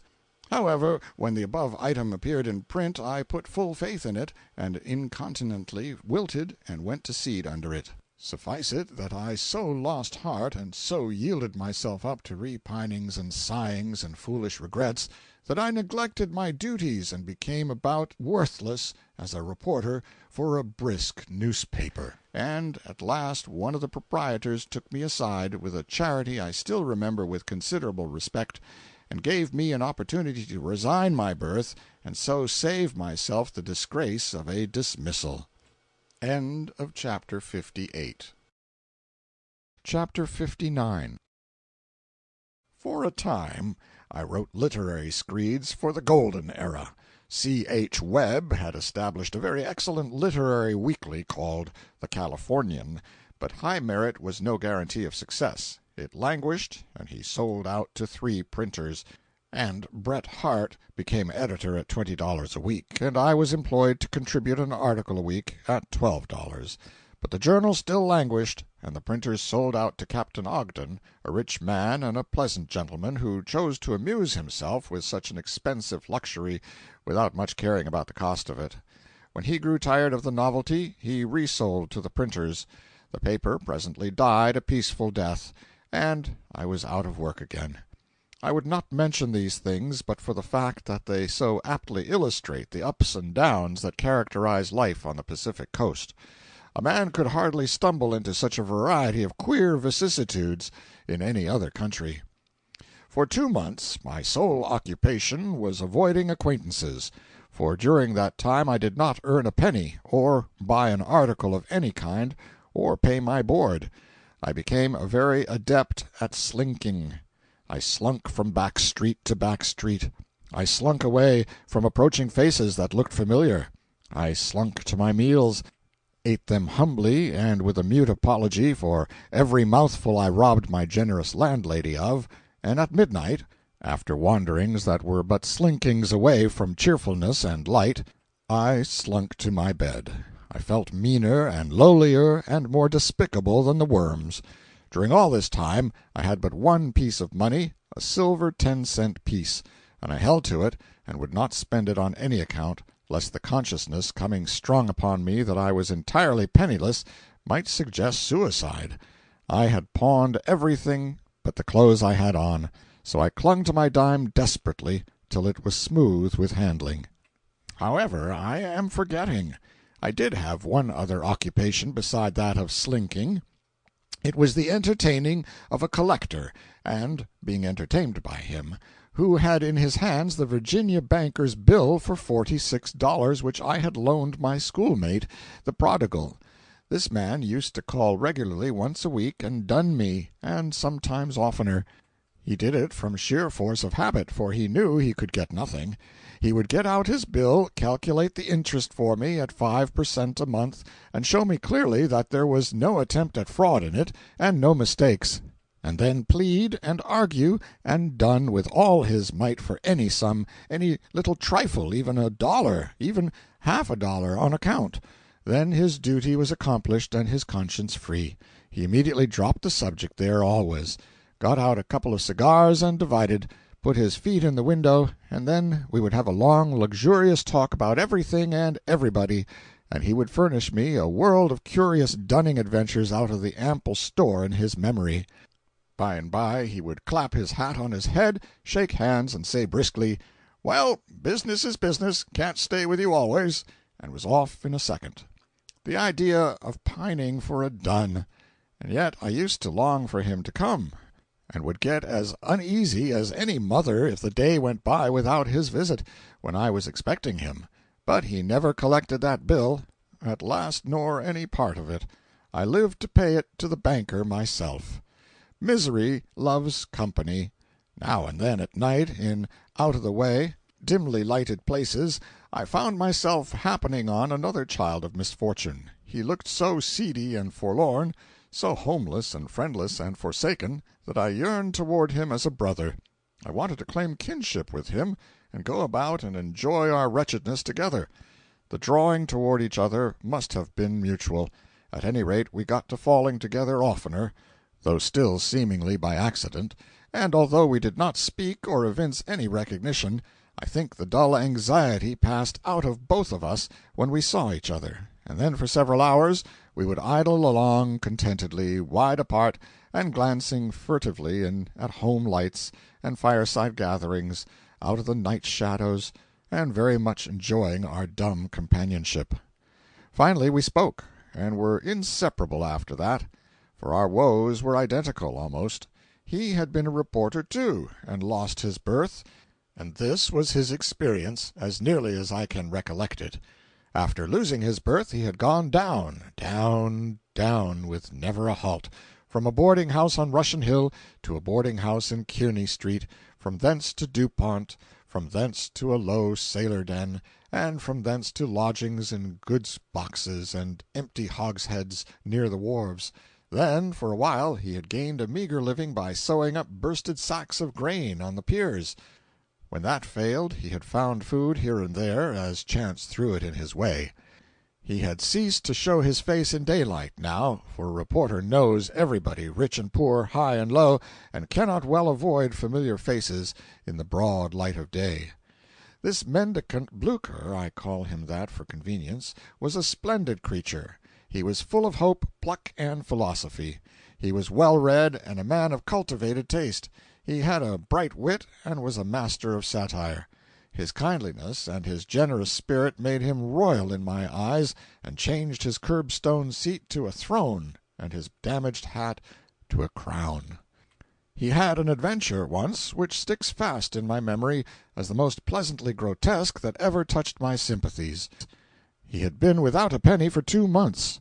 He had shirked about obscure streets, among friendly dim lights, till the thing had become second nature to him. But at last he was driven abroad in daylight. The cause was sufficient. He had not tasted food for 48 hours, and he could not endure the misery of his hunger in idle hiding.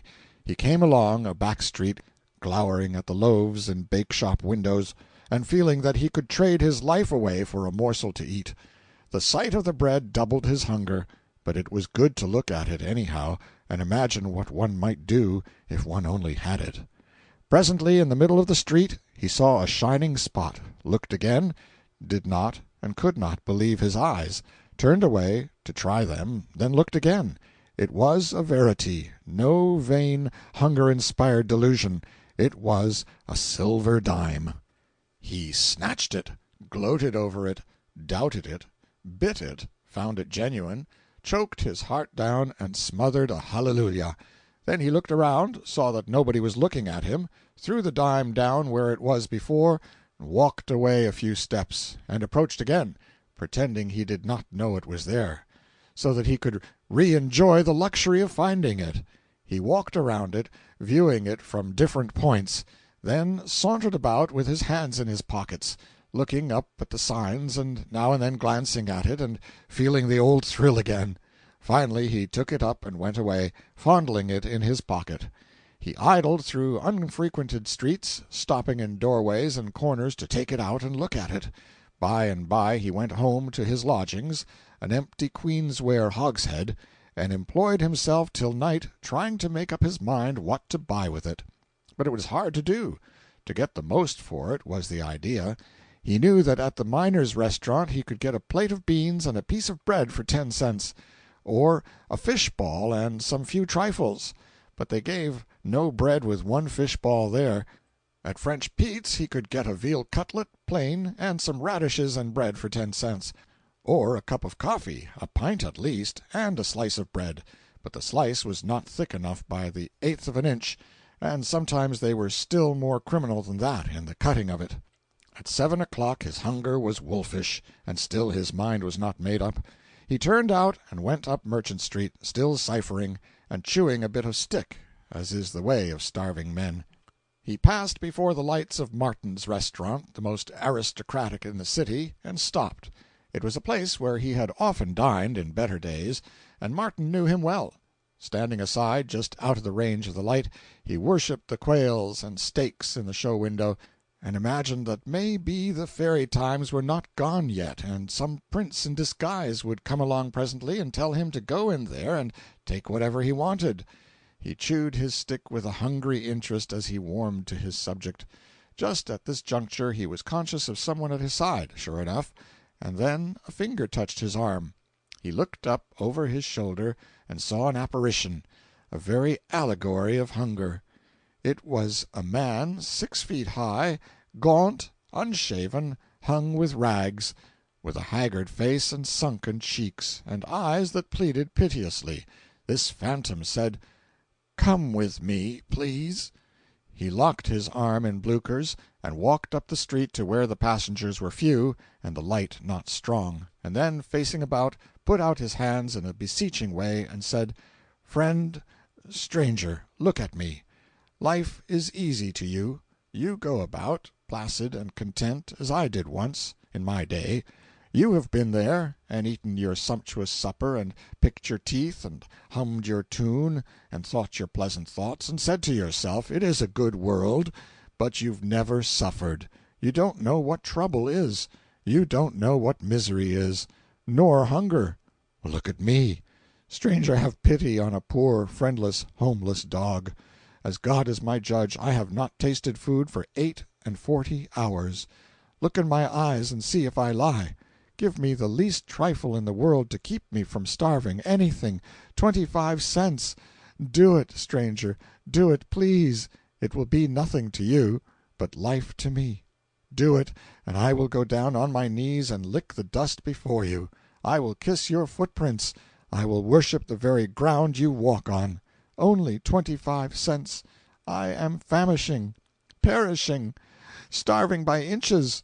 For God's sake, don't desert me." Blucher was bewildered, and touched, too, stirred to the depths. He reflected, thought again, then an idea struck him, and he said, "Come with me." He took the outcast's arm, walked him down to Martin's restaurant, seated him at a marble table, placed the bill of fare before him, and said, "Order what you want, friend. Charge it to me, Mr. Martin." "All right, Mr. Blucher," said Martin. Then Blucher stepped back and leaned against the counter and watched the man stow away cargo after cargo of buckwheat cakes at 75 cents a plate, cup after cup of coffee, and porterhouse steaks worth $2 apiece, and when $6.50 worths of destruction had been accomplished and the stranger's hunger appeased, Blucher went down to French Pete's, bought a veal cutlet plain, a slice of bread, and 3 radishes with his dime, and set to and feasted like a king. Take the episode all around, it was as odd as any that can be culled from the myriad curiosities of Californian life, perhaps. End of chapter 59. Chapter 60. By and by, an old friend of mine, a miner, came down from one of the decayed mining camps of Tuolumne, California, and I went back with him. We lived in a small cabin on a verdant hillside, and there were not 5 other cabins in view over the wide expanse of hill and forest. Yet a flourishing city of 2,000 or 3,000 population had occupied this grassy dead solitude during the flush times of 12 or 15 years ago, and where our cabin stood had once been the heart of the teeming hive, the center of the city. When the mines gave out, the town fell into decay, and in a few years wholly disappeared, streets, dwellings, shops, everything, and left no sign. The grassy slopes were as green and smooth and desolate of life as if they had never been disturbed. The mere handful of miners still remaining had seen the town spring up, spread, grow and flourish in its pride, and they had seen it sicken and die, and pass away like a dream. With it their hopes had died, and their zest of life. They had long ago resigned themselves to their exile, and ceased to correspond with their distant friends or turn longing eyes toward their early homes. They had accepted banishment, forgotten the world, and been forgotten of the world. They were far from telegraphs and railroads, and they stood, as it were, in a living grave, dead to the events that stirred the globe's great populations, dead to the common interests of men, isolated and outcast from brotherhood with their kind. It was the most singular and almost the most touching and melancholy exile that fancy can imagine. One of my associates in this locality, for 2 or 3 months, was a man who had had a university education, but now for 18 years he had decayed there by inches, a bearded, rough-clad, clay-stained miner, and at times, among his sighings and soliloquizing, he unconsciously interjected vaguely remembered Latin and Greek sentences, dead and musty tongues, meet vehicles for the thoughts of one whose dreams were all of the past, whose life was a failure, a tired man burdened with the present and indifferent to the future, a man without ties, hopes, interests, waiting for the rest and the end. In that one little corner of California is found a species of mining which is seldom or never mentioned in print. It is called pocket mining, and I am not aware that any of it is done outside of that little corner. The gold is not evenly distributed through the surface dirt, as in ordinary placer mines, but is collected in little spots, and they are very wide apart and exceedingly hard to find. But when you do find one, you reap a rich and sudden harvest. There are not now more than 20 pocket miners in that entire little region. I think I know every one of them personally. I have known one of them to hunt patiently about the hillsides every day for 8 months without finding gold enough to make a snuff-box, his grocery bill running up relentlessly all the time, and then find a pocket and take out of it $2,000 in 2 dips of his shovel. I have known him to take out $3,000 in 2 hours, and go and pay up every cent of his indebtedness, then enter on a dazzling spree that finished the last of his treasure before the night was gone. And the next day he bought his groceries on credit as usual, and shouldered his pan and shovel and went off to the hills hunting pockets again, happy and content. This is the most fascinating of all the different kinds of mining, and furnishes a very handsome percentage of victims to the lunatic asylum. Pocket hunting is an ingenious process. You take a spadeful of earth from the hillside and put it in a large tin pan, and dissolve and wash it gradually away till nothing is left but a teaspoonful of fine sediment. Whatever gold was in that earth has remained because, being the heaviest, it has sought the bottom. Among the sediments you will find half a dozen yellow particles no larger than pinheads. You are delighted. You move off to one side and wash another pan. You find gold again. You move to one side further, and wash a third pan. If you find no gold this time, you are delighted again, because you know you are on the right scent. You lay an imaginary plan, shaped like a fan, with its handle up the hill. For just where the end of the handle is, you argue that the rich deposit lies hidden, whose vagrant grains of gold have escaped and been washed down the hill, spreading farther and farther apart as they wandered. And so you proceed up the hill, washing the earth and narrowing your lines every time the absence of gold in the pan shows that you are outside the spread of the fan. And at last, 20 yards up the hill, your lines have converged to a point. A single foot from that point you cannot find any gold. Your breath comes short and quick. You are feverish with excitement. The dinner bell may ring its clapper off. You pay no attention. Friends may die, weddings transpire, houses burn down. They are nothing to you. You sweat and dig and delve with a frantic interest, and all at once you strike it. Up comes a spadeful of earth and quartz that is all lovely with soiled lumps and leaves and sprays of gold. Sometimes that one spadeful is all, $500, and sometimes the nest contains $10,000, and it takes you 3 or 4 days to get it all out. The pocket miners tell of one nest that yielded $60,000, and 2 men exhausted it in 2 weeks, and then sold the ground for $10,000 to a party who never got $300 out of it afterward. The hogs are good pocket hunters. All the summer they root around the bushes and turn up 1,000 little piles of dirt, and then the miners long for the rains, for the rains beat upon these little piles and wash them down and expose the gold, possibly right over a pocket. 2 pockets were found in this way by the same man in one day. One had $5,000 in it, and the other $8,000. That man could appreciate it, for he hadn't had a cent for about a year.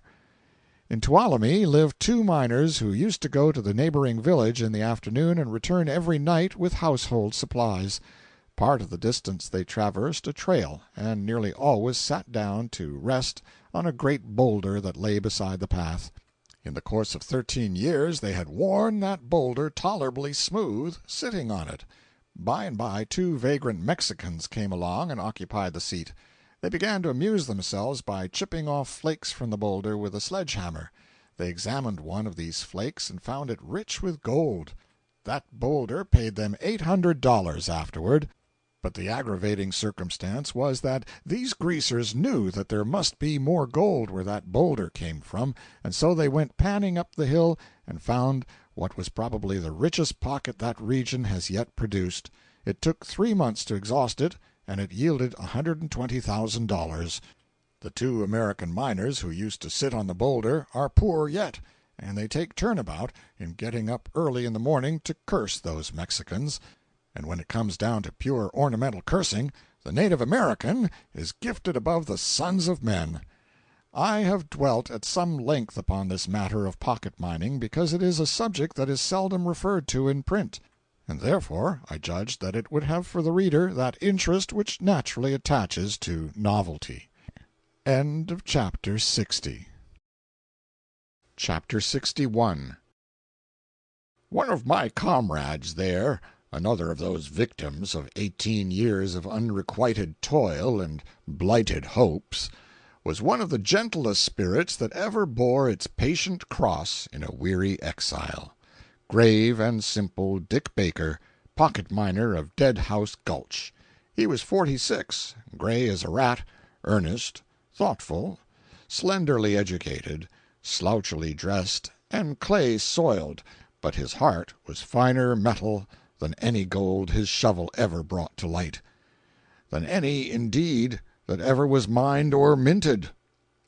Whenever he was out of luck and a little downhearted, he would fall to mourning over the loss of a wonderful cat he used to own, for where women and children are not, men of kindly impulses take up with pets, for they must love something, and he always spoke of the strange sagacity of that cat with the air of a man who believed in his secret heart that there was something human about it, maybe even supernatural.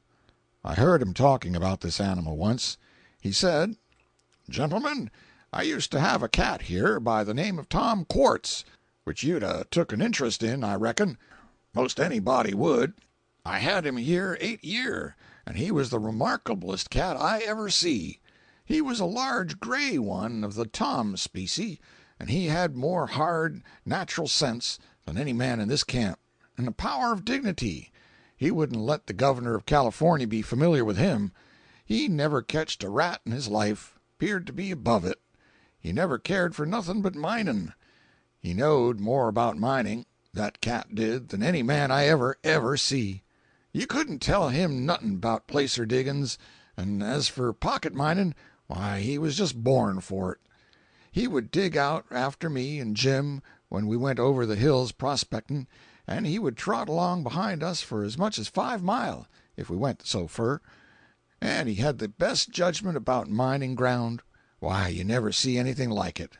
When we went to work he'd scatter a glance around, and if he didn't think much of the indications, he would give a look as much to say, 'Well, I'll have to get you to excuse me,' and without another word he'd hist his nose into the air and shove for home. But if the ground suited him, he would lay low and keep dark till the first pan was washed, and then he would sidle up and take a look, and if there was about 6 or 7 grains of gold he was satisfied. He didn't want no better prospect than that. And then he would lie down on our coats and snore like a steamboat till we'd struck the pocket, and then get up and superintend. He was nearly lightning on superintending. Well, by and by, up comes this yer Quartz excitement. Everybody was into it. Everybody was picking and blasting instead of shoveling dirt on the hillside. Everybody was putting down a shaft instead of scraping the surface. Nothing would do Jim but we must tackle the ledges too, and so we did. We commenced putting down a shaft, and Tom Quartz he began to wonder what in the dickens it was all about. He hadn't ever seen any mining like that before, and he was all upset, as you may say. He couldn't come to a right understanding of it no way. It was too many for him. He was down on it, too, you bet you. He was down on it powerful, and always appeared to consider it the cussedest foolishness out. But that cat, you know, was always agin new-fangled arrangements. Somehow he never could abide 'em. You know how it is with old habits. But by and by Tom Quartz begun to git sort of reconciled a little, though he never could altogether understand that eternal sinking of a shaft and never panning out anything. At last he got to coming down in the shaft hisself to try to cipher it out, and when he'd git the blues and feel kind of scruffy and aggravated and disgusted, knowing as he did that the bills was running up all the time and we weren't making a cent, he would curl up on a gunny sack in the corner and go to sleep. Well, one day when the shaft was down about 8 foot, the rock got so hard that we had to put in a blast, the first blasting we'd ever done since Tom Quartz was born. And then we lit the fuse and clumb out and got off about 50 yards, and forgot and left Tom Quartz sound asleep on the gunny sack. In about a minute we seen a puff of smoke burst up out of the hole, and then everything let go with an awful crash, and about 4 million ton of rocks and dirt and smoke and the splinters shot up about a mile and a half into the air, and by George, right in the dead center of it was old Tom Quartz, a-going end over end, and a-snorting and a-sneezing and a-clawing and a-reaching for things like all possessed. But it warn't no use, you know, it warn't no use. And that was the last we see of him for about 2 minutes and a half, and then all of a sudden it began to rain rocks and rubbage, and directly he come down kerwop about 10 foot off where we stood. Well, I reckon he was perhaps the orniest looking beast you ever see. One ear was sot back on his neck, and his tail was stove up, and his eye winkers was swinged off, and he was all blacked up with powder and smoke, and all sloppy with mud and slush from one end to the other. Well, sir, it weren't no use to try to apologize. We couldn't say a word. He took a sort of a disgusted look at himself, and then he looked at us, and it was just exactly the same as if he'd said, "Gents, maybe you think it's smart to take advantage of a cat that ain't had no experience of quartz mining, but I think different." And then he turned on his heel and marched off home without ever saying another word. Well, that was just his style, and maybe you won't believe it, but after that you never see a cat so prejudiced agin quartz mining as what he was. And by, when he did get to going down in the shaft again, you'd have been astonished at his sagacity. The minute we'd tetch off a blast and the fuse begin to sizzle, he'd give a look as much to say, "Well, I'll have to get you to excuse me," and it was surprising the way he'd shin out of that hole and go for a tree. Sagacity? It ain't no name for it. 'Twas inspiration. I said, "Well, Mr. Baker, his prejudice against quartz mining was remarkable, considering how he came by it. Couldn't you ever cure him of it?" "Cure him? No. When Tom Quartz was sot once, he was always sot, and you might have blowed him up as much as 3 million times, and you'd never have broken him of his cussed prejudice agin quartz mining." The affection and the pride that lit up Baker's face when he delivered this tribute to the firmness of his humble friend of other days will always be a vivid memory with me. At the end of 2 months we had never struck a pocket. We had panned up and down the hillsides till they looked plowed like a field. We could have put in a crop of grain then, but there would have been no way to get it to market. We got many good prospects, but when the gold gave out in the pan and we dug down, hoping and longing, we found only emptiness. The pocket that should have been there was as barren as our own. At last we shouldered our pans and shovels and struck out over the hills to try new localities. We prospected around Angel's Camp in Calaveras County during 3 weeks, but had no success. Then we wandered on foot among the mountains, sleeping under the trees at night, for the weather was mild, but still we remained as scentless as the last rose of summer. That is a poor joke, but it is in pathetic harmony with the circumstances, since we were so poor ourselves. In accordance with the custom of the country, our door had always stood open and our board welcome to tramping miners. They drifted along nearly every day, and jumped their paused shovel by the threshold and took potluck with us. And now, on our own tramp, we never found cold hospitality. Our wanderings were wide and in many directions, and now I could give the reader a vivid description of the big trees and the marvels of Yosemite. But what has this reader done to me that I should persecute him? I will deliver him into the hands of less conscientious tourists, and take his blessing. Let me be charitable, though I fail in all virtues else. Note: some of the phrases in the above are mining technicalities, purely, and may be a little obscure to the general reader. In placer diggings, the gold is scattered all through the surface dirt. In pocket diggings, it is concentrated in one little spot. In quartz, the gold is in a solid, continuous vein of rock, enclosed between distinct walls of some other kind of stone, and this is the most laborious and expensive of all the different kinds of mining. Prospecting is hunting for a placer. Indications are signs of its presence. Panning out refers to the washing process by which the grains of gold are separated from the dirt. A prospect is what one finds in the first panful of dirt, and its value determines whether it is a good or a bad prospect, and whether it is worth while to tarry there or seek further. End of Chapter 61. Chapter 62. After a 3 months' absence, I found myself in San Francisco again, without a cent. When my credit was about exhausted, for I had become too mean and lazy now to work on a morning paper, and there were no vacancies on the evening journals, I was created San Francisco correspondent of the Enterprise, and at the end of 5 months I was out of debt, but my interest in my work was gone. For my correspondence being a daily one, without rest or respite, I got unspeakably tired of it. I wanted another change. The vagabond instinct was strong upon me.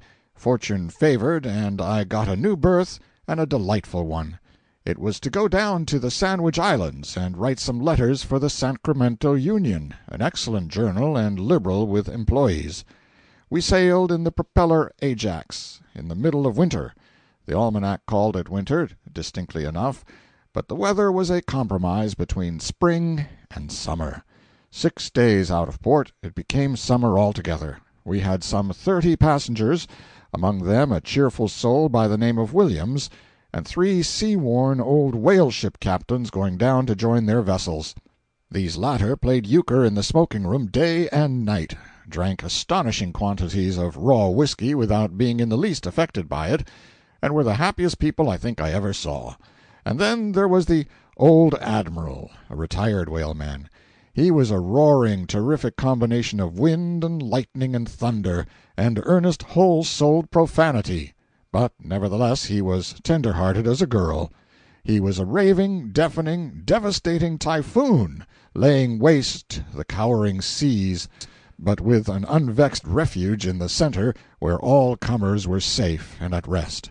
Nobody could know the Admiral without liking him, and in a sudden and dire emergency I think no friend of his would know which to choose, to be cursed by him or prayed for by a less efficient person.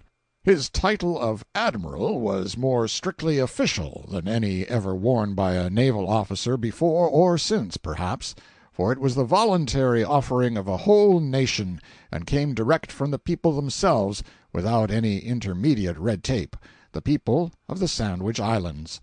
It was a title that came to him freighted with affection and honor, and appreciation of his unpretending merit, and in testimony of the genuineness of the title, it was publicly ordained that an exclusive flag should be devised for him and used solely to welcome his coming and wave him Godspeed in his going. From that time forth, whenever his ship was signaled in the offing, or he catted his anchor and stood out to sea, that ensign streamed from the royal halyards on the Parliament House, and the nation lifted their hats to it with spontaneous accord. Yet he had never fired a gun or fought a battle in his life. When I knew him on board the Ajax he was 72 years old, and had plowed the salt water 61 of them. For 16 years he had gone in and out of the harbor of Honolulu in command of a whale ship, and for 16 more had been captain of a San Francisco and Sandwich Island passenger packet, and had never had an accident or lost a vessel. The simple natives knew him for a friend who never failed them, and regarded him as children regard a father. It was a dangerous thing to oppress them when the roaring Admiral was around. 2 years before I knew the Admiral, he had retired from the sea on a competence, and sworn a colossal 9-jointed oath that he would never go within smelling distance of the salt water again as long as he lived. And he had conscientiously kept it. That is to say, he considered he had kept it, and it would have been more than dangerous to suggest to him even in the gentlest way that making 11 long sea voyages as a passenger during the 2 years that had transpired since he retired was only keeping the general spirit of it and not the strict letter. The Admiral knew only one narrow line of conduct to pursue in any and all cases where there was a fight, and that was to shoulder his way straight in without an inquiry as to the rights or the merits of it, and take the part of the weaker side. And this was the reason why he was always sure to be present at the trial of any universally execrated criminal, to oppress and intimidate the jury with a vindictive pantomime of what he would do to them if he ever caught them out of the box. And this was why harried cats and outlawed dogs that knew him confidently took sanctuary under his chair in time of trouble. In the beginning he was the most frantic and bloodthirsty Union man that drew breath in the shadow of the flag. But the instant the Southerners began to go down before the sweep of the Northern armies, he ran up the Confederate colors, and from that time till the end was a rampant and inexorable secessionist. He hated intemperance with a more uncompromising animosity than any individual I have ever met, of either sex, and he was never tired of storming against it and beseeching friends and strangers alike to be wary and drink with moderation. And yet, if any creature had been guileless enough to intimate that his absorbing 9 gallons of straight whiskey during our voyage was any fraction short of rigid or inflexible abstemiousness, in that self-same moment the old man would have spun him to the uttermost parts of the earth in the whirlwind of his wrath. Mind, I am not saying his whiskey ever affected his head or his legs, for it did not, in even the slightest degree. He was a capacious container, but he did not hold enough for that. He took a level tumbler full of whiskey every morning before he put his clothes on, to sweeten his bilge water, he said. He took another after he got the most of his clothes on, to settle his mind and give him his bearings. He then shaved and put on a clean shirt, after which he recited the Lord's Prayer in a fervent thundering bass that shook the ship to her kelson and suspended all conversation in the main cabin. Then, at this stage, being invariably by the head or by the stern, or listed to port or starboard, he took one more to put him on an even keel, so that he would mind his helm and not miss stays and go about every time he came up in the wind. And now his stateroom door swung open, and the sun of his benignant face beamed redly out upon men and women and children, and he roared his "Shipmates ahoy!" in a way that was calculated to wake the dead and precipitate the final resurrection, and forth he strode, a picture to look at and a presence to enforce attention. Stalwart and portly, not a gray hair, broad-brimmed slouch hat, semi-sailor toggery of blue navy flannel, roomy and ample, a stately expanse of shirt-front and a liberal amount of black silk neckcloth tied with a sailor knot, large chain and imposing seals impending from his fob, awe-inspiring feat, and a hand like a hand of Providence, as his wailing brethren expressed it. Wristbands and sleeves pushed back halfway to the elbow, out of respect for the warm weather, and exposing hairy arms, gaudy with red and blue anchors, ships, and goddesses of liberty tattooed in India ink. But these details were only secondary matters. His face was the lodestone that chained the eye. It was a sultry disk, glowing determinately out through a weather-beaten mask of mahogany, and studded with warts, seamed with scars, blazed all over with unfailing fresh slips of the razor, and with cheery eyes under shaggy brows, contemplating the world from over the back of a gnarled crag of a nose that loomed vast and lonely out of the undulating immensity that spread away from its foundation. At his heels frisked the darling of his bachelor estate, his terrier Fan, a creature no larger than a squirrel. The main part of his daily life was occupied in looking after Fan in a motherly way, and doctoring her for 100 ailments which existed only in his imagination. The Admiral seldom read newspapers, and when he did he never believed anything they said. He read nothing and believed in nothing but the Old Guard, a secession periodical published in New York. He carried a dozen copies of it with him, always, and referred to them for all required information. If it was not there, he supplied it himself, out of a bountiful fancy, inventing history, names, dates, and everything else necessary to make his point good in an argument. Consequently, he was a formidable antagonist in a dispute. Whenever he swung clear of the record and began to create history, the enemy was helpless and had to surrender. Indeed, the enemy could not keep from betraying some little spark of indignation at his manufactured history, and when it came to indignation, that was the Admiral's very best hold.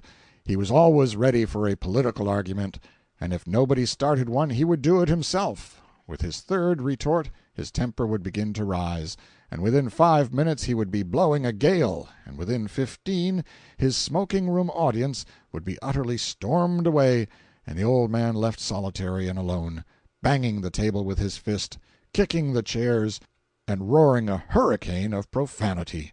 It got so, after a while, that whenever the Admiral approached, with politics in his eye, the passengers would drop out with quiet accord, afraid to meet him, and he would camp on a deserted field.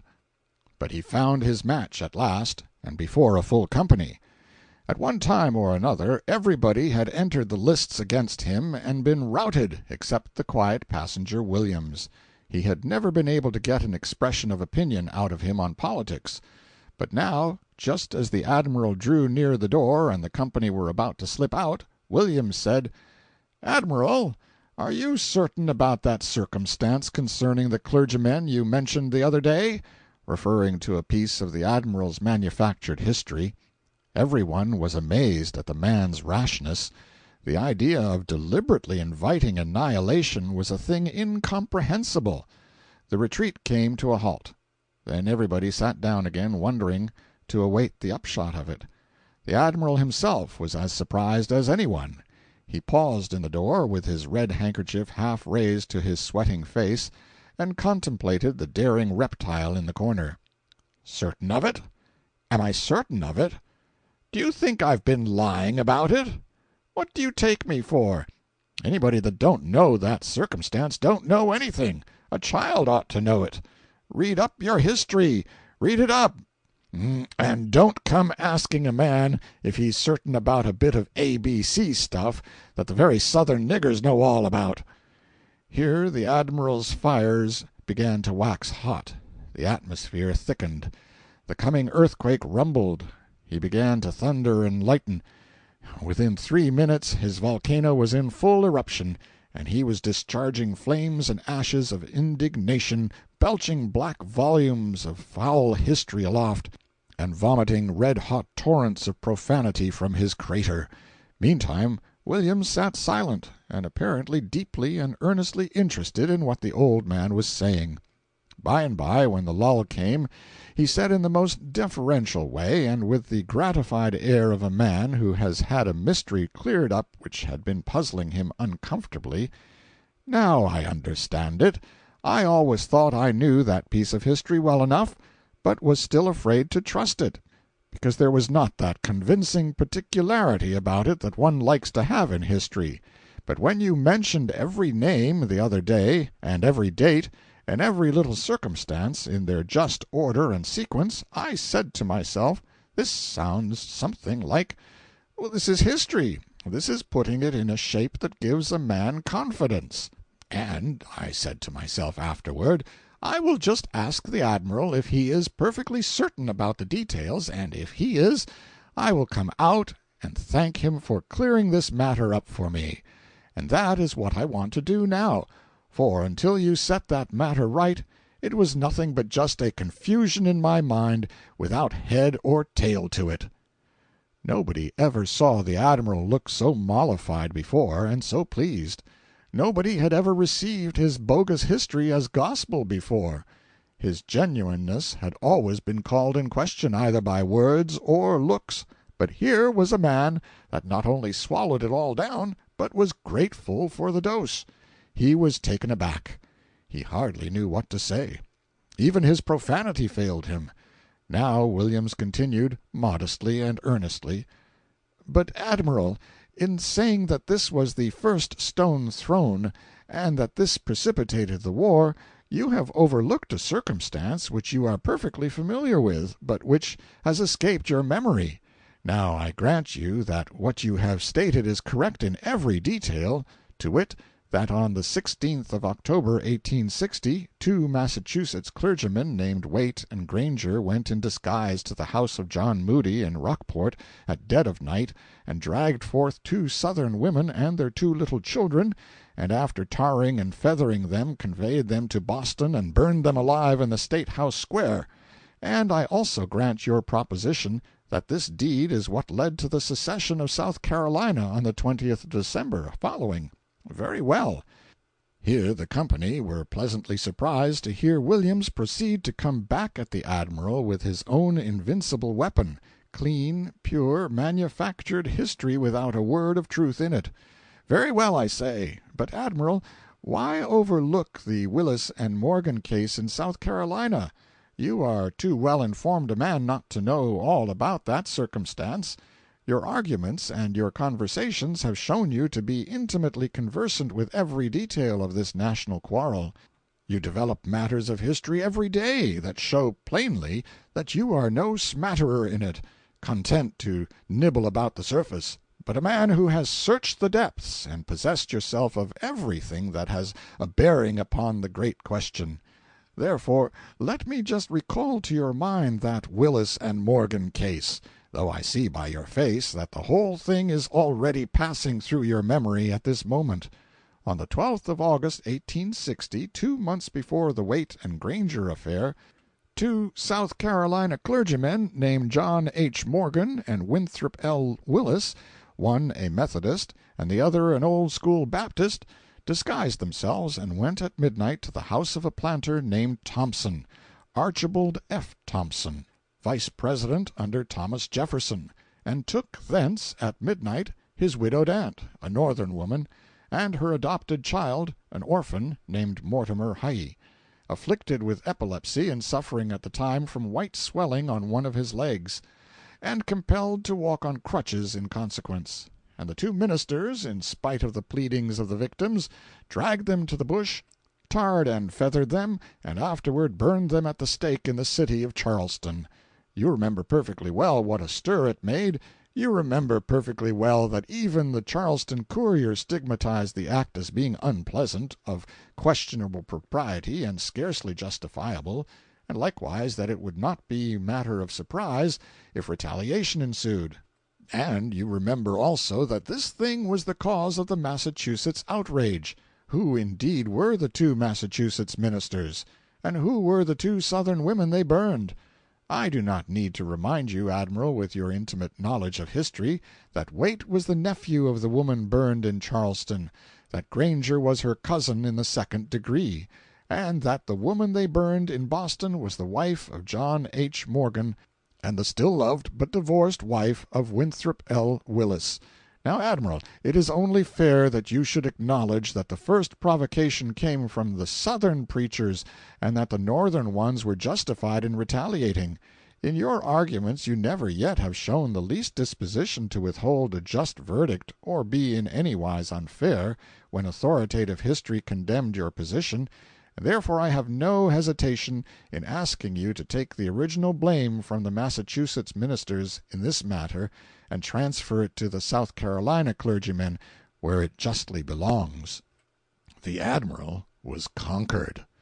This sweet-spoken creature, who swallowed his fraudulent history as if it were the bread of life, basked in his furious blasphemy as if it were generous sunshine, found only calm, even-handed justice in his rampart partisanship, and flooded him with invented history so sugar-coated with flattery and deference that there was no rejecting it, was too many for him.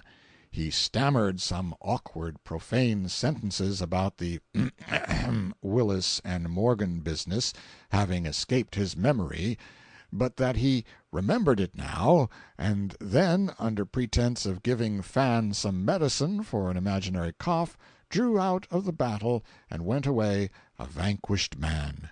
Then cheers and laughter went up, and Williams, the ship's benefactor, was a hero. The news went about the vessel, champagne was ordered, and enthusiastic reception instituted in the smoking-room, and everybody flocked thither to shake hands with the conqueror. The wheelman said afterward that the admiral stood up behind the pilot-house and ripped and cursed all to himself till he loosened the smokestack guys and becalmed the mainsail. The admiral's power was broken. After that, if he began argument, somebody would bring Williams, and the old man would grow weak and begin to quiet down at once. And as soon as he was done, Williams, in his dulcet, insinuating way, would invent some history, referring for proof to the old man's own excellent memory and to copies of the Old Guard, known not to be in his possession, that would turn the tables completely and leave the admiral all aboard and helpless. By and by he came to so dread Williams and his gilded tongue that he would stop talking when he saw him approach, and finally ceased to mention politics altogether, and from that time forward there was entire peace and serenity in the ship. End of chapter 62. Chapter 63. On a certain bright morning the islands hove in sight, lying low on the lonely sea, and everybody climbed to the upper deck to look. After 2,000 miles of watery solitude, the vision was a welcome one. As we approached, the imposing promontory of Diamond Head rose up out of the ocean, its rugged front softened by the hazy distance, and presently the details of the land began to make themselves manifest. First the line of beach, then the plumed cocoanut trees of the tropics, then cabins of the natives, then the white town of Honolulu, said to contain between 12 and 15,000 inhabitants spread over a dead level, with streets from 20 to 30 feet wide, solid and level as a floor, most of them straight as a line, and few as crooked as a corkscrew. The further I traveled through the town, the better I liked it. Every step revealed a new contrast, disclosed something I was unaccustomed to. In place of the grand mud-colored brown fronts of San Francisco, I saw dwellings built of straw, adobes, and cream-colored, pebble-and-shell conglomerated coral, cut into oblong blocks and laid in cement. Also a great number of neat white cottages with green window-shutters. In place of front yards like billiard-tables with iron fences around them, I saw these homes surrounded by ample yards, thickly clad with green grass and shaded by tall trees, through whose dense foliage the sun could scarcely penetrate. In place of the customary geranium, calla lily, etc., languishing in dust and general debility, I saw luxurious banks and thickets of flowers, fresh as a meadow after a rain, and glowing with the richest dyes. In place of the dingy horrors of San Francisco's pleasure grove, the willows, I saw huge-bodied, wide-spreading forest trees with strange names and stranger appearance, trees that cast a shadow like a thunder-cloud, and were able to stand alone without being tied to green poles.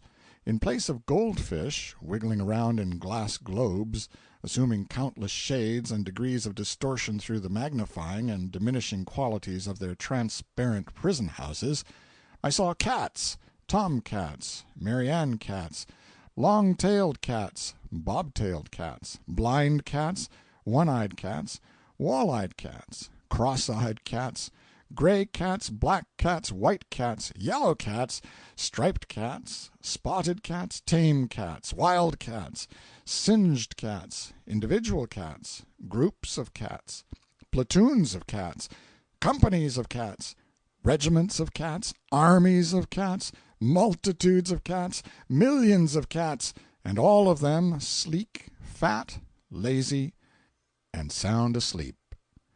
I looked on a multitude of people, some white, in white coats, vests, pantaloons, even white cloth shoes, made snowy with chalk duly laid on every morning, but the majority of the people were almost as dark as negroes. Women with comely features, fine black eyes, rounded forms inclining to voluptuous, clad in a single bright red or white garment that fell free and unconfined from shoulder to heel, long black hair falling loose, gypsy hats, encircled with wreaths of natural flowers of a brilliant carmine tint, plenty of dark men in various costumes, and some with nothing on but a battered stove-pipe hat tilted on the nose, and a very scant breech-clout.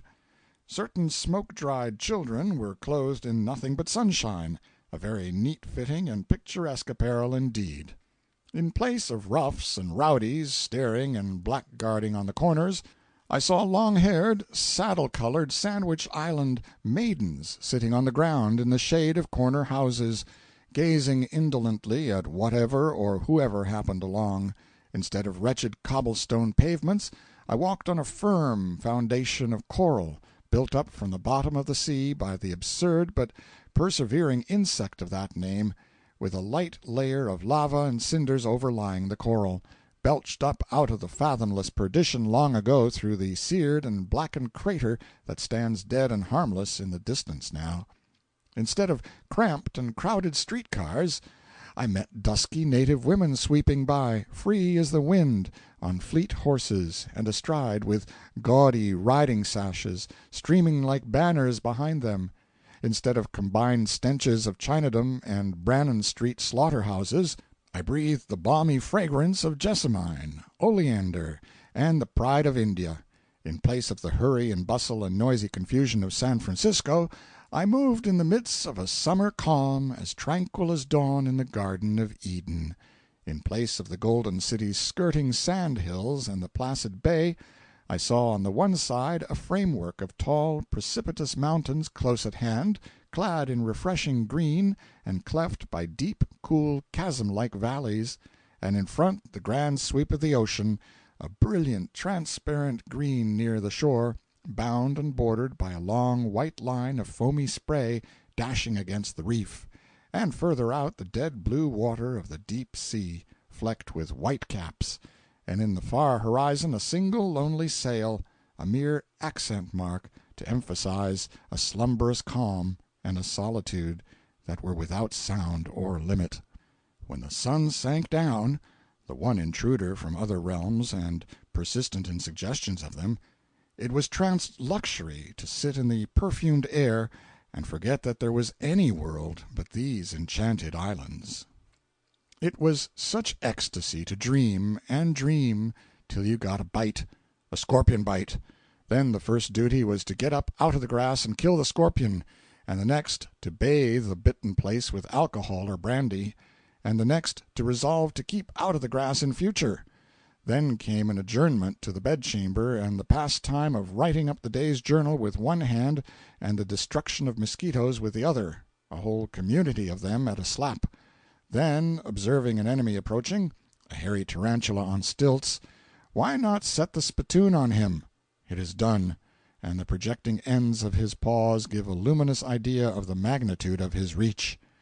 Then to bed, and become a promenade for a centipede with 42 legs on a side, and every foot hot enough to burn a hole through a rawhide. More soaking with alcohol, and a resolution to examine the bed before entering it in future.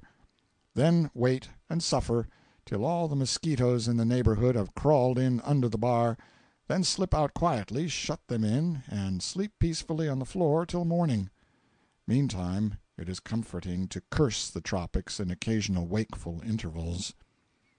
We had an abundance of fruit in Honolulu, of course: oranges, pineapples, bananas, strawberries, lemons, limes, mangoes, guavas, melons, and a rare and curious luxury called the chirimoya, which is deliciousness itself. Then there is the tamarind. I thought tamarinds were made to eat, but that was probably not the idea. I ate several, and it seemed to me that they were rather sour that year. They pursed up my lips till they resembled the stem end of a tomato, and I had to take my sustenance through a quill for 24 hours. They sharpened my teeth till I could have shaved with them, and gave them a wire edge that I was afraid would stay. But a citizen said, no, it will come off when the enamel does, which was comforting at any rate. I found afterward that only strangers eat tamarinds, but they only eat them once. End of chapter 63. Chapter 64. In my diary of our third day in Honolulu I find this: I am probably the most sensitive man in Hawaii tonight, especially about sitting down in the presence of my betters. I have ridden 15 or 20 miles on horseback since 5 p.m., and to tell the honest truth, I have a delicacy about sitting down at all. An excursion to Diamond Head and the King's Cocoanut Grove was planned today, time 4:30 p.m., the party to consist of half a dozen gentlemen and 3 ladies. They all started at the appointed hour except myself.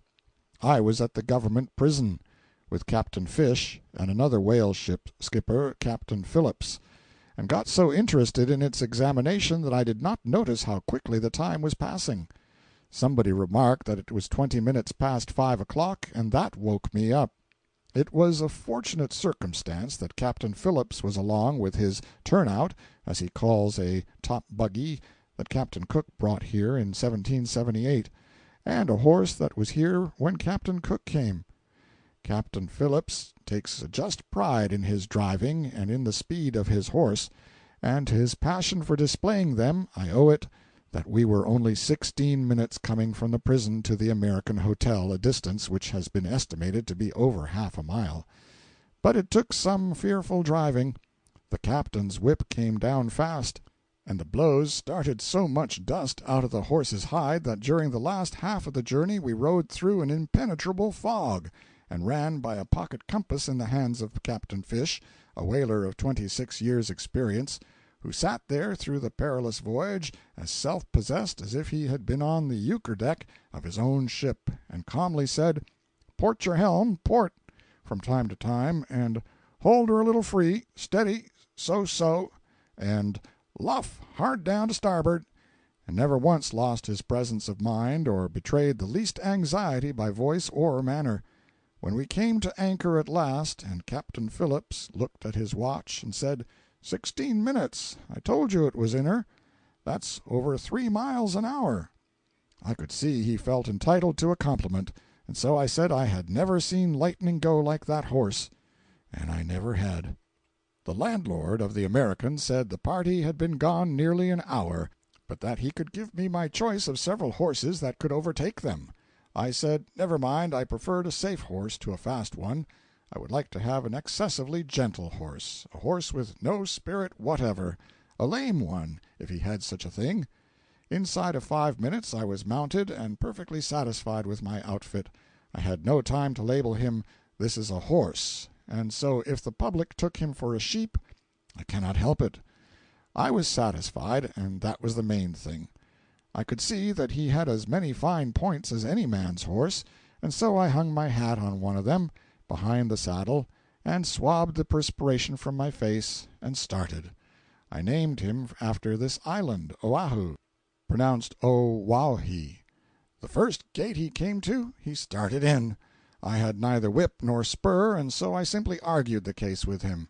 He resisted argument, but ultimately yielded to insult and abuse. He backed out of that gate and steered for another one on the other side of the street. I triumphed by my former process.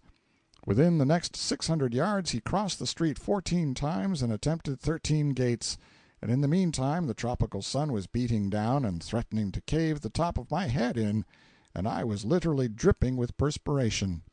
He abandoned the gate business after that and went along peaceably enough, but absorbed in meditation. I noticed this latter circumstance, and it soon began to fill me with apprehension. I said to myself, this creature is planning some new outrage, some fresh deviltry or other. No horse ever thought over a subject so profoundly as this one is doing just for nothing. The more this thing preyed upon my mind, the more uneasy I became, until the suspense became almost unbearable, and I dismounted to see if there was anything wild in his eye, for I had heard that the eye of this noblest of our domestic animals is very expressive. I cannot describe what a load of anxiety was lifted from my mind when I found that he was only asleep. I woke him up and started him into a faster walk, and then the villainy of his nature came out again. He tried to climb over a stone wall, 5 or 6 feet high. I saw that I must apply force to this horse, and that I might as well begin first as last. I plucked a stout switch from a tamarind tree, and the moment he saw it, he surrendered. He broke into a convulsive sort of a canter, which had 3 short steps in it and 1 long one, and reminded me alternately of the clattering shake of the great earthquake and the sweeping plunging of the Ajax in a storm. And now there can be no fitter occasion than the present to pronounce a left-handed blessing upon the man who invented the American saddle. There is no seat to speak of about it. One might as well sit in a shovel, and the stirrups are nothing but an ornamental nuisance. If I were to write down here all the abuse I expended on those stirrups, it would make a large book, even without pictures. Sometimes I got one foot so far through that the stirrup partook of the nature of an anklet. Sometimes both feet were through, and I was handcuffed by the legs. And sometimes my feet got clear out and left the stirrups wildly dangling about my shins. Even when I was in proper position and carefully balanced upon the balls of my feet, there was no comfort in it, on account of my nervous dread that they were going to slip one way or the other in a moment. But the subject is too exasperating to write about. A mile and a half from town I came to a grove of tall cocoanut trees, with clean branchless stems reaching straight up 60 or 70 feet, and topped with a spray of green foliage sheltering clusters of cocoanuts, not more picturesque than a forest of colossal ragged parasols with bunches of magnified grapes under them would be.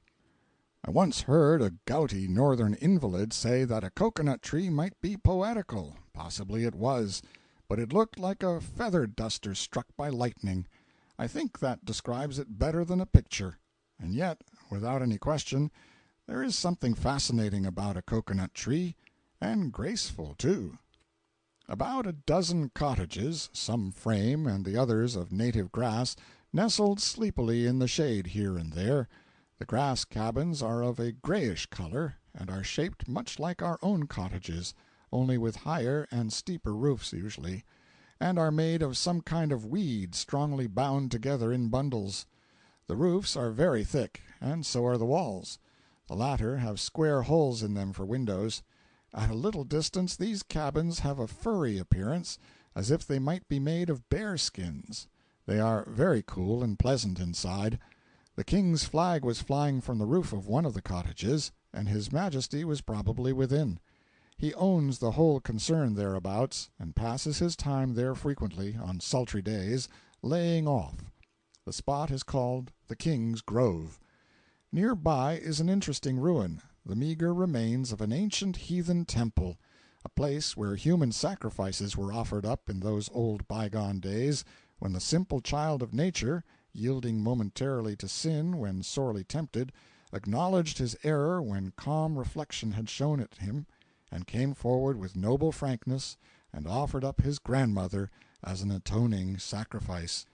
In those old days, when the luckless sinner could keep on cleansing his conscience and achieving periodical happiness, as long as his relations held out. Long, long before the missionaries braved 1,000 privations to come and make them permanently miserable by telling them how beautiful and how blissful a place heaven is, and how nearly impossible it is to get there, and showed the poor native how dreary a place perdition is, and what unnecessarily liberal facilities there are for going to it. Showed him how, in his ignorance, he had gone and fooled away all his kinfolks to no purpose. Showed him what rapture it is to work all day long for 50 cents to buy food for next day with, as compared with fishing for pastime and lolling in the shade through eternal summer, and eating of the bounty that nobody labored to provide but nature. How sad it is to think of the multitudes who have gone to their graves in this beautiful island and never knew there was a hell. This ancient temple was built of rough blocks of lava, and was simply a roofless enclosure 130 feet long and 70 wide, nothing but naked walls, very thick, but not much higher than a man's head. They will last for ages, no doubt, if left unmolested. Its 3 altars and other sacred appurtenances have crumbled and passed away years ago. It is said that in the old times thousands of human beings were slaughtered here, in the presence of naked and howling savages. If these mute stones could speak, what tales they could tell, what pictures they could describe, of fettered victims writhing under the knife, of massed forms straining forward out of the gloom, with ferocious faces lit up by the sacrificial fires, of the background of ghostly trees, of the dark pyramid of Diamond Head standing sentinel over the uncanny scene, and the peaceful moon looking down upon it through rifts in the cloud-rack. When Kamehameha, pronounced Kamehameha, the Great, who was a sort of a Napoleon in military genius and uniform success, invaded this island of Oahu 3/4 of a century ago, and exterminated the army sent to oppose him, and took full and final possession of the country, he searched out the dead body of the king of Oahu and those of the principal chiefs, and impaled their heads on the walls of this temple. Those were savage times when this old slaughter-house was in its prime. The king and the chiefs ruled the common herd with a rod of iron, made them gather all the provisions the masters needed, build all the houses and temples, stand all the expenses of whatever kind, take kicks and cuffs for thanks, drag out lives well favored with misery, and then suffer death for trifling offenses, or yield up their lives on the sacrificial altars to purchase favors from the gods for their hard rulers.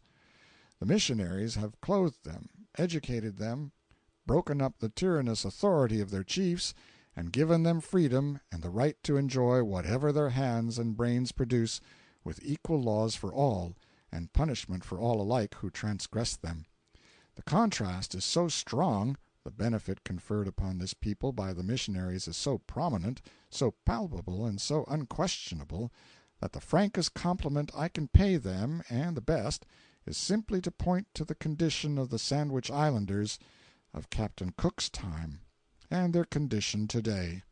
Their work speaks for itself. End of chapter 64. Chapter 65. By and by, after a rugged climb, we halted on the summit of a hill which commanded a far-reaching view. The moon rose and flooded mountain and valley and ocean with a mellow radiance, and out of the shadows of the foliage the distant lights of Honolulu glinted like an encampment of fireflies. The air was heavy with the fragrance of flowers. The halt was brief. Gaily laughing and talking, the party galloped on, and I clung to the pommel and cantered after. Presently we came to a place where no grass grew, a wide expanse of deep sand. They said it was an old battle-ground. All around, everywhere, not 3 feet apart, the bleached bones of men gleamed white in the moonlight. We picked up a lot of them for mementos. I got quite a number of arm bones and leg bones of great chiefs, maybe, who had fought savagely in that fearful battle in the old days when blood flowed like wine where we now stood, and wore the choicest of them out on Oahu afterward, trying to make him go. All sorts of bones could be found except skulls, but a citizen said, irreverently, that there had been an unusual number of skull hunters there lately, a species of sportsmen I had never heard of before. Nothing whatever is known about this place. Its story is a secret that will never be revealed. The oldest natives make no pretense of being possessed of its history. They say these bones were here when they were children. They were here when their grandfathers were children. But how they came here, they can only conjecture. Many people believe this spot to be an ancient battle-ground, and it is usual to call it so. And they believe that these skeletons have lain for ages just where their proprietors fell in the great fight. Other people believe that Kamehameha I fought his first battle here. On this point I have heard a story which may have been taken from one of the numerous books which have been written concerning these islands. I do not know where the narrator got it. He said that when Kamehameha, who was at first merely a subordinate chief on the island of Hawaii, landed here, he brought a large army with him and encamped at Waikiki. The Oahuans marched against him, and so confident were they of success that they readily acceded to a demand of their priests that they should draw a line where these bones now lie, and take an oath that, if forced to retreat at all, they would never retreat beyond this boundary. The The priests told them that death and everlasting punishment would overtake any who violated the oath, and the march was resumed. Kamehameha drove them back step by step. The priests fought in the front rank, and exhorted them both by voice and inspiring example to remember their oath, to die if need be, but never cross the fatal line. The struggle was manfully maintained, but at last the chief priest fell, pierced to the heart with a spear, and the unlucky omen fell like a blight upon the brave souls at his back. With a triumphant shout the invaders pressed forward. The line was crossed. The offended gods deserted the despairing army, and accepting the doom their perjury had brought upon them, they broke and fled over the plain where Honolulu stands now. Up the beautiful Nuuanu Valley, paused a moment, hemmed in by precipitous mountains on either hand, and the frightful precipice of the Paree in front, and then were driven over, a sheer plunge of 600 feet. The story is pretty enough, but Mr. Jarvis's excellent history says the Oahuans were entrenched in Nuuanu Valley, that Kamehameha ousted them, routed them, pursued them up the valley, and drove them over the precipice. He makes no mention of our boneyard at all in his book. Impressed by the profound silence and repose that rested over the beautiful landscape, and being, as usual, in the rear, I gave voice to my thoughts. I said, "What a picture is here slumbering in the solemn glory of the moon! How strong the rugged outlines of the dead volcano stand out against the clear sky! What a snowy fringe marks the bursting of the surf over the long, curved reef! How calmly the dim city sleeps yonder in the plain! How soft the shadows lie upon the stately mountains that border the dream-haunted Maua Valley! What a grand pyramid of billowy clouds towers above the storied Paree! How the grim warriors of the past seem flocking in ghostly squadrons to their ancient battlefield again! How the wails of the dying well up from the—" At this point the horse called Oahu sat down in the sand. Sat down to listen, I suppose. Never mind what he heard. I stopped apostrophizing, and convinced him that I was not a man to allow contempt of court on the part of a horse. I broke the backbone of a chief over his rump, and set out to join the cavalcade again.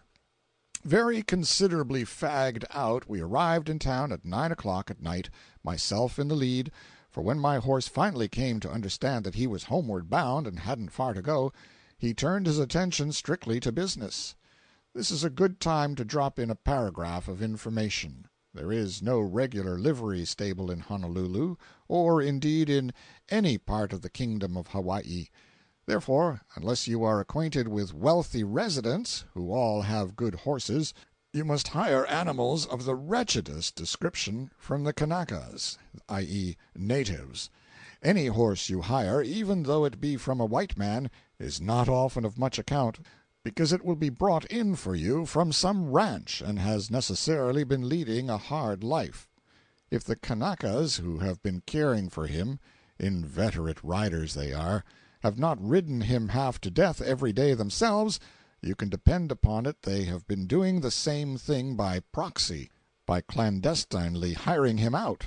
At least, so I am informed.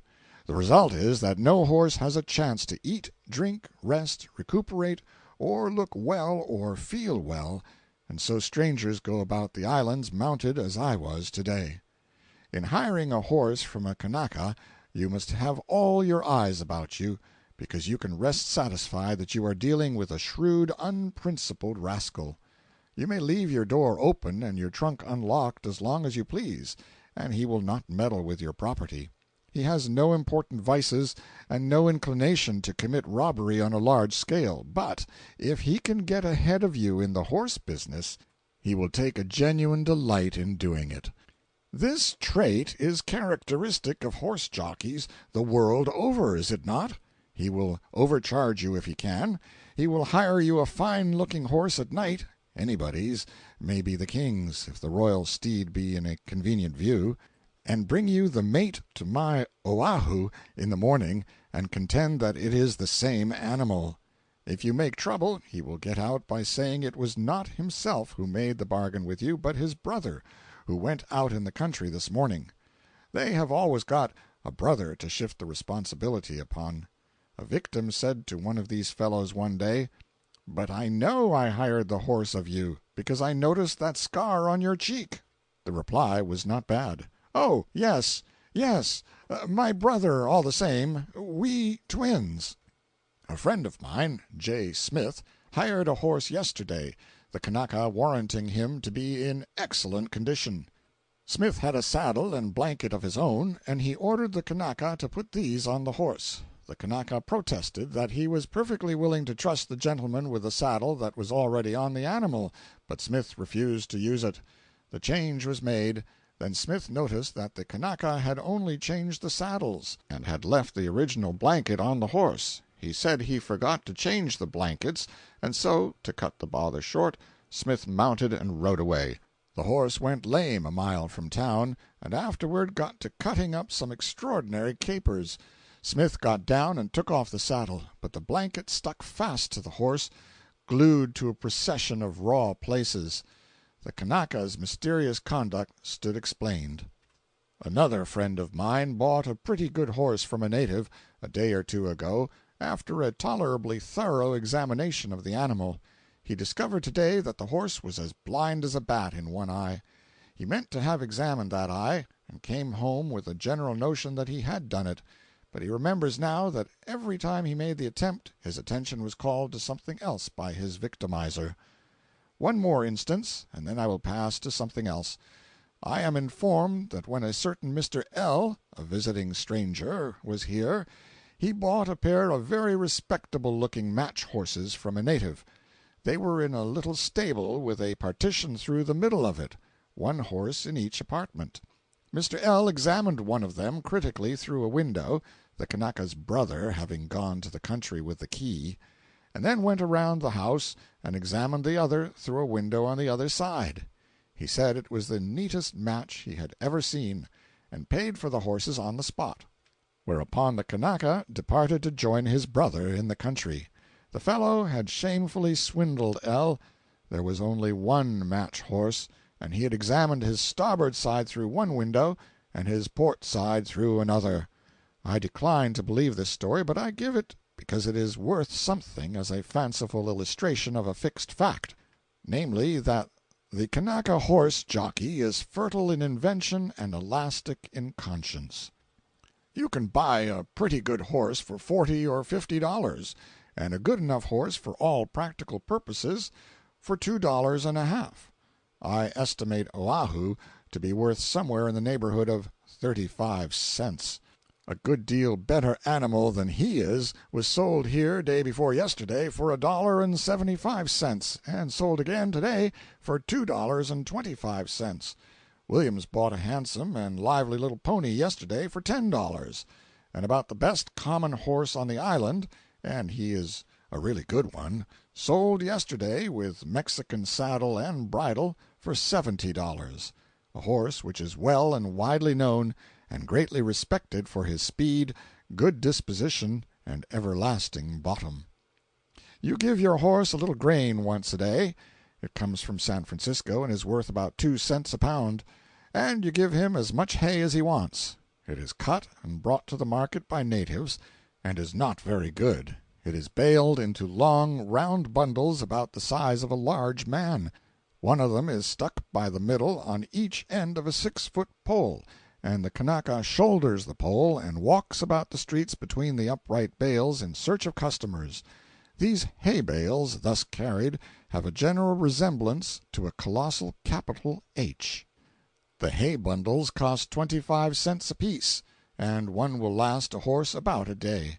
You can get a horse for a song, a week's hay for another song, and you can turn your animal loose among the luxuriant grass in your neighbor's broad front yard without a song at all. You do it at midnight, and stable the beast again before morning. You have been at no expense thus far, but when you come to buy a saddle and bridle they will cost you from $20 to $35. You can hire a horse, saddle, and bridle at from $7 to $10 a week, and the owner will take care of them at his own expense.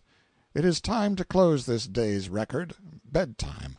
As I prepare for sleep, a rich voice rises out of the still night, and far as this ocean rock is toward the ends of the earth, I recognize a familiar home air.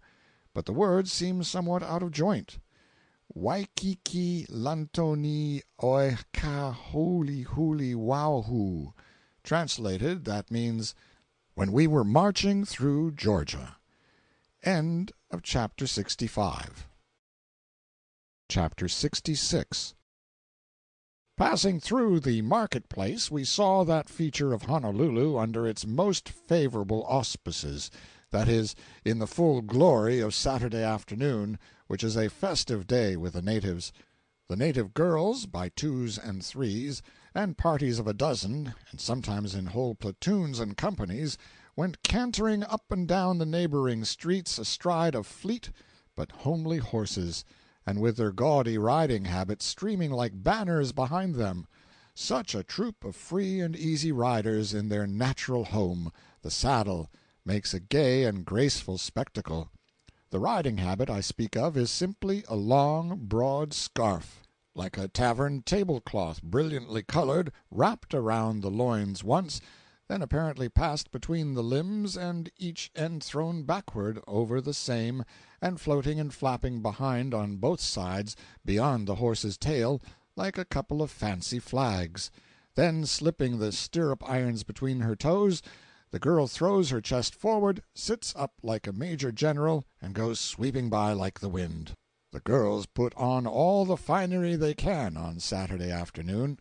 Fine black silk robes, flowing red ones that nearly put your eyes out, others as white as snow, still others that discount the rainbow, and they wear their hair in nets, and trim their jaunty hats with fresh flowers, and encircle their dusky throats with home-made necklaces of the brilliant vermilion-tinted blossom of the ohia, and they fill the markets and the adjacent street with their bright presences, and smell like a rag factory on fire with their offensive cocoanut oil.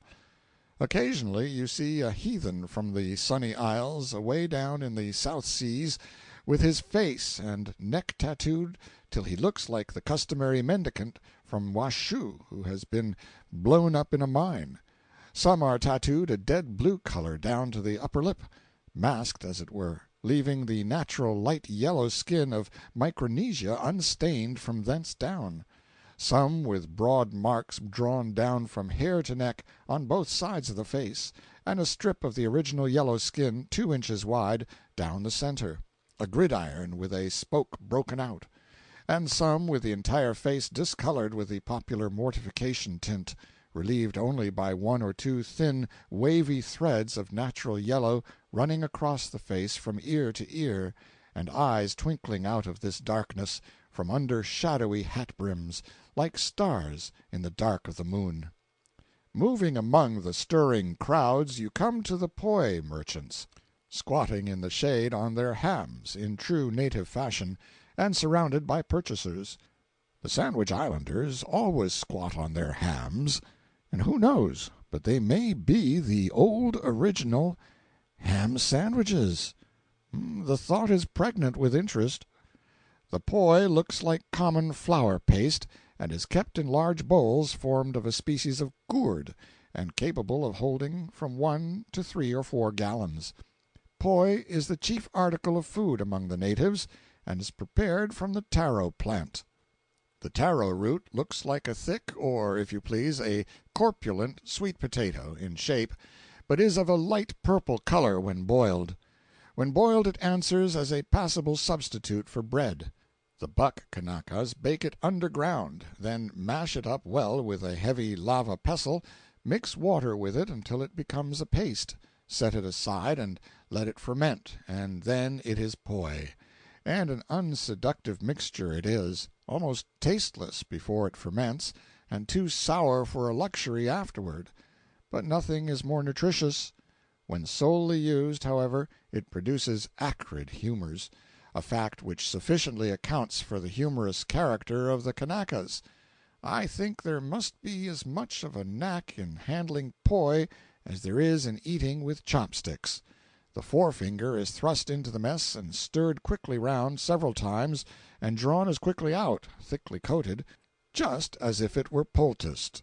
The head is thrown back, the finger inserted in the mouth, and the delicacy stripped off and swallowed, the eye closing gently meanwhile in a languid sort of ecstasy. Many a different finger goes into the same bowl, and many a different kind of dirt and shade and quality of flavor is added to the virtues of its contents. Around a small shanty was collected a crowd of natives buying the awa root. It is said that but for the use of this root the destruction of the people in former times by certain imported diseases would have been far greater than it was, and by others it is said that this is merely a fancy. All agree that poi will rejuvenate a man who is used up and his vitality almost annihilated by hard drinking, and that in some kinds of diseases it will restore health after all medicines have failed. But all are not willing to allow to the awa the virtues claimed for it. The natives manufacture an intoxicating drink from it which is fearful in its effects when persistently indulged in. It covers the body with dry, white scales, inflames the eyes, and causes premature decrepitude. Although the man before whose establishment we stopped has to pay a government license of $800 a year for the exclusive right to sell awa root, it is said that he makes a small fortune every 12 months, while saloon keepers who pay $1,000 a year for the privilege of retailing whiskey, etc., only make a bare living. We found the fish market crowded, for the native is very fond of fish, and eats the article raw and alive. Let us change the subject. In old times here Saturday was a grand gala day indeed. All the native population of the town forsook their labors, and those of the surrounding country journeyed to the city. Then the white folks had to stay indoors, for every street was so packed with charging cavaliers and cavalieresses that it was next to impossible to thread one's way through the cavalcades without getting crippled. At night they feasted, and the girls danced the lascivious hula-hula, a dance that is said to exhibit the very perfection of educated notion of limb and arm, hand, head, and body, and the exactest uniformity of movement and accuracy of time. It was performed by a circle of girls with no raiment on them to speak of, who went through an infinite variety of motions and figures without prompting, and yet so true was their time, and in such perfect concert did they move, that when they were placed in a straight line, hands, arms, bodies, limbs, and heads waved, swayed, gesticulated, bowed, stooped, whirled, squirmed, twisted, and undulated, as if they were part and parcel of a single individual, and it was difficult to believe they were not moved in a body by some exquisite piece of mechanism. Of late years, however, Saturday has lost most of its quondam gala features. This weekly stampede of the natives interfered too much with labor and the interests of the white folks, and by sticking in a law here and preaching a sermon there, and by various other means, they gradually broke it up. The demoralizing hula-hula was forbidden to be performed save at night, with closed doors, in presence of few spectators, and only by permission duly procured from the authorities and the payment of $10 for the same. There are few girls nowadays able to dance this ancient national dance in the highest perfection of the art. The missionaries have Christianized and educated all the natives. They all belong to the church, and there is not one of them above the age of 8 years but can read and write with facility in the native tongue. It is the most universally educated race of people outside of China. They have any quantity of books, printed in the Kanaka language, and all the natives are fond of reading. They are inveterate church-goers. Nothing can keep them away. All this ameliorating cultivation has at last built up in the native women a profound respect for chastity in other people. Perhaps that is enough to say on that head. The national sin will die out when the race does, but perhaps not earlier. But doubtless this purifying is not far off, when we reflect that contact with civilization and the whites has reduced the native population from 400,000 (Captain Cook's estimate) to 55,000 in something over 80 years. Society is a queer medley in this notable missionary, whaling, and governmental center. If you get into conversation with a stranger and experience that natural desire to know what sort of ground you are treading on by finding out what manner of man your stranger is, strike out boldly and address him as Captain. Watch him narrowly, and if you see by his countenance that you are on the wrong tack, ask him where he preaches. It is a safe bet that he is either a missionary or captain of a whaler. I am now personally acquainted with 72 captains and 96 missionaries. The captains and ministers form one half of the population. The third fourth is composed of common Kanakas and mercantile foreigners and their families, and the final fourth is made up of high officers of the Hawaiian government, and there are just about cats enough for 3 apiece all around. A solemn stranger met me in the suburbs the other day and said, "Good morning, your reverence. Preach in the stone church yonder, no doubt?" "No, I don't. I'm not a preacher." "Really, I beg your pardon, Captain. I trust you had a good season. How much oil?" "Oil? What do you take me for? I'm not a whaler." "Oh, I beg 1,000 pardons, your Excellency. Major General in the household troops, no doubt. Minister of the Interior, likely. Secretary of War. First Gentleman of the Bedchamber. Commissioner of the Royal—" "Stuff! I'm no official. I'm not connected in any way with the government." "Bless my life! Then who the mischief are you? What the mischief are you? And how the mischief did you get here? And where in thunder did you come from?" "I'm only a private personage, an unassuming stranger, lately arrived from America." "No? Not a missionary, not a whaler, not a member of His Majesty's government, not even Secretary of the Navy? Ah, heaven! It is too blissful to be true. Alas, I do but dream. And yet that noble, honest countenance, those oblique, ingenious eyes, that massive head, incapable of anything. Your hand, give me your hand, bright waif. Excuse these tears. For 16 weary years I have yearned for a moment like this, and—" Here his feelings were too much for him, and he swooned away. I pitied this poor creature from the bottom of my heart. I was deeply moved. I shed a few tears on him and kissed him for his mother. I then took what small change he had and shoved. End of chapter 66. Chapter 67. I still quote from my journal. I found the national legislature to consist of half a dozen white men and some 30 or 40 natives. It was a dark assemblage. The nobles and ministers, about a dozen of them altogether, occupied the extreme left of the hall, with David Kalakaua, the King's Chamberlain, and Prince William at the head. The President of the Assembly, His Royal Highness M. Kekuanaoa is not of the blood royal. He derives his princely rank from his wife, who was a daughter of Kamehameha the Great. Under other monarchies the male line takes precedence of the female in tracing genealogies, but here the opposite is the case, the female line takes precedence.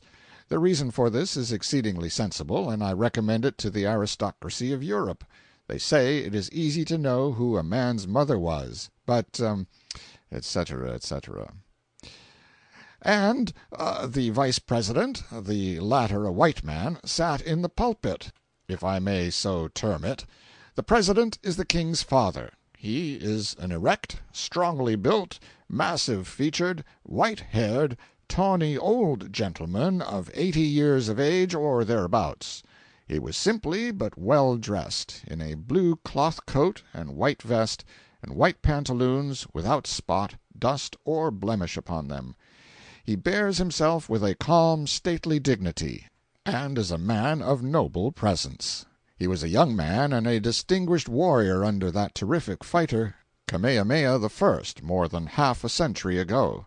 A knowledge of his career suggested some such thought as this: This man, naked as the day he was born, and war-club and spear in hand, has charged at the head of a horde of savages against other hordes of savages more than a generation and a half ago, and reveled in slaughter and carnage, has worshipped wooden images on his devout knees, has seen hundreds of his race offered up in heathen temples as sacrifices to wooden idols at a time when no missionary's foot had ever pressed this soil, and he had never heard of the white man's God, has believed his enemy could secretly pray him to death, has seen the day, in his childhood, when it was a crime punishable by death for a man to eat with his wife, or for a plebeian to let his shadow fall upon the king. And now look at him, an educated Christian, neatly and handsomely dressed, a high-minded, elegant gentleman, a traveler in some degree, and one who has been the honored guest of royalty in Europe, a man practiced in holding the reins of an enlightened government, and well versed in the politics of his country and in general practical information. Look at him, sitting there presiding over the deliberations of a legislative body among whom are white men, a grave, dignified, statesmanlike personage, and as seemingly natural and fitted to the place as if he had been born in it and had never been out of it in his lifetime. How the experiences of this old man's eventful life shame the cheap inventions of romance. The Christianizing of the natives has hardly even weakened some of their barbarian superstitions, much less destroyed them. I have just referred to one of these. It is still a popular belief that if your enemy can get hold of any article belonging to you, he can get down on his knees over it and pray you to death. Therefore, many a native gives up and dies merely because he imagines that some enemy is putting him through a course of damaging prayer. This praying an individual to death seems absurd enough at a first glance, but then when we call to mind some of the pulpit efforts of certain of our own ministers, the thing looks plausible. In former times, among the islanders, not only a plurality of wives was customary, but a plurality of husbands likewise. Some native women of noble rank had as many as 6 husbands. A woman thus supplied did not reside with all her husbands at once, but lived several months with each in turn. An understood sign hung at her door during these months. When the sign was taken down, it meant "Next." In those days, woman was rigidly taught to know her place. Her place was to do all the work, take all the cuffs, provide all the food, and content herself with what was left after her lord had finished his dinner. She was not only forbidden by ancient law and under penalty of death to eat with her husband or enter a canoe, but was debarred under the same penalty from eating bananas, pineapples, oranges, and other choice fruits at any time or in any place. She had to confine herself pretty strictly to poi and hard work. These poor ignorant heathen seem to have had a sort of groping idea of what came of woman eating fruit in the Garden of Eden, and they did not choose to take any more chances. But the missionaries broke up this satisfactory arrangement of things. They liberated woman and made her the equal of man.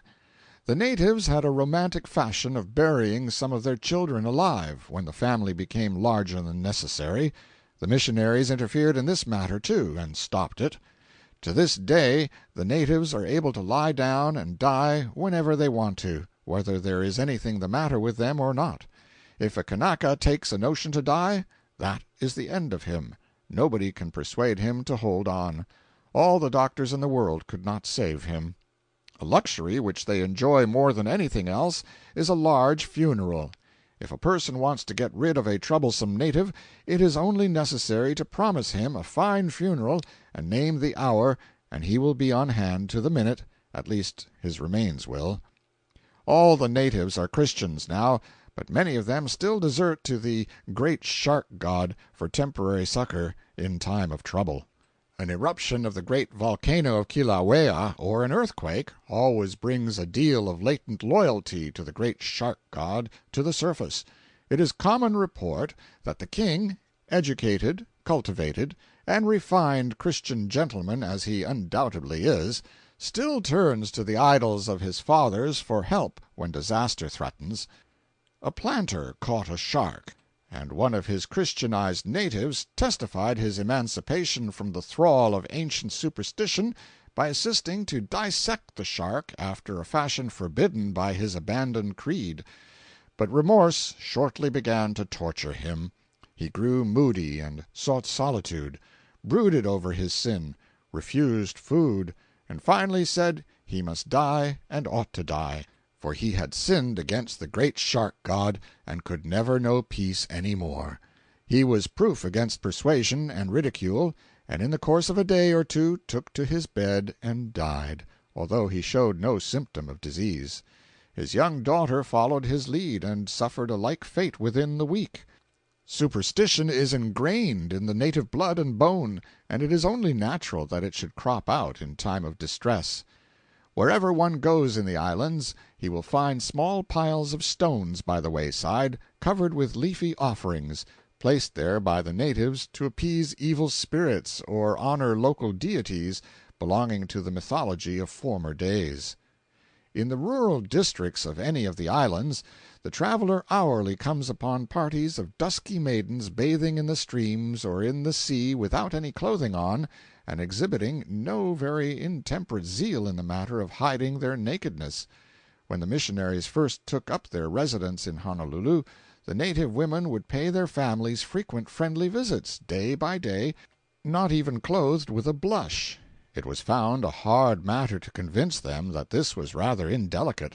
Finally, the missionaries provided them with long, loose, calico robes, and that ended the difficulty, for the women would troop through the town stark naked with their robes folded under their arms, march to the missionary houses, and then proceed to dress. The natives soon manifested a strong proclivity for clothing, but it was shortly apparent that they only wanted it for grandeur. The missionaries imported a quantity of hats, bonnets, and other male and female wearing apparel, instituted a general distribution, and begged the people not to come to church naked next Sunday as usual. And they did not, but the national spirit of unselfishness led them to divide up with neighbors who were not at the distribution, and next Sabbath the poor preachers could hardly keep countenance before their vast congregations. In the midst of the reading of a hymn a brown, stately dame would sweep up the aisle with a world of airs, with nothing in the world on but a stovepipe hat and a pair of cheap gloves. Another dame would follow, tricked out in a man's shirt, and nothing else. Another one would enter with a flourish, with simply the sleeves of a bright calico dress tied around her waist, and the rest of the garment dragging behind like a peacock's tail off duty. A stately buck Kanaka would stalk in with a woman's bonnet on, wrong side before, only this, and nothing more. After him would stride his fellow with the legs of a pair of pantaloons tied around his neck, the rest of his person untrammeled. In his rear would come another gentleman, simply gotten up in a fiery necktie and a striped vest.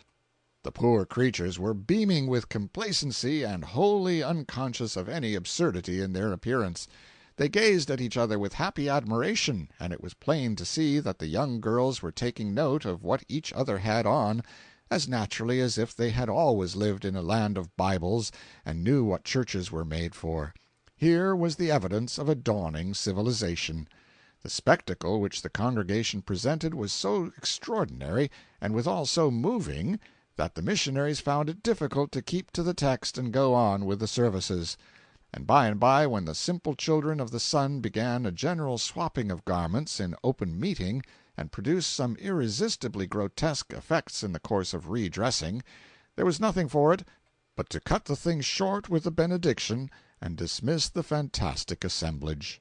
In our country children play keep house, and in the same high-sounding but miniature way the grown folk here, with the poor little material of slender territory and meager population, play empire. There is His Royal Majesty the King, with a New York detective's income of $30,000 or $35,000 a year from the Royal Civil List and the Royal Domain. He lives in a 2-story frame palace. And there is the royal family, the customary hive of royal brothers, sisters, cousins, and other noble drones and vagrants usual to monarchy, all with a spoon in the national pap dish, and all bearing such titles as His or Her Royal Highness the Prince or Princess So-and-so. Few of them can carry their royal splendors far enough to ride in carriages, however. They sport the economical Kanaka horse or hoof it with the plebeians. Then there is His Excellency the Royal Chamberlain, a sinecure, for His Majesty dresses himself with his own hands, except when he is ruralizing at Waikiki, and then he requires no dressing. Next we have His Excellency the Commander-in-Chief of the Household Troops, whose forces consist of about the number of soldiers usually placed under a corporal in other lands.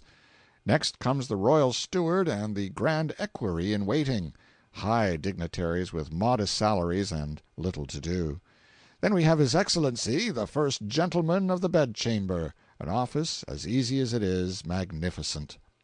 Next we come to His Excellency the Prime Minister, a renegade American from New Hampshire, all jaw, vanity, bombast, and ignorance, a lawyer of shyster caliber, a fraud by nature, a humble worshipper of the scepter above him, a reptile never tired of sneering at the land of his birth, or glorifying the 10-acre kingdom that has adopted him.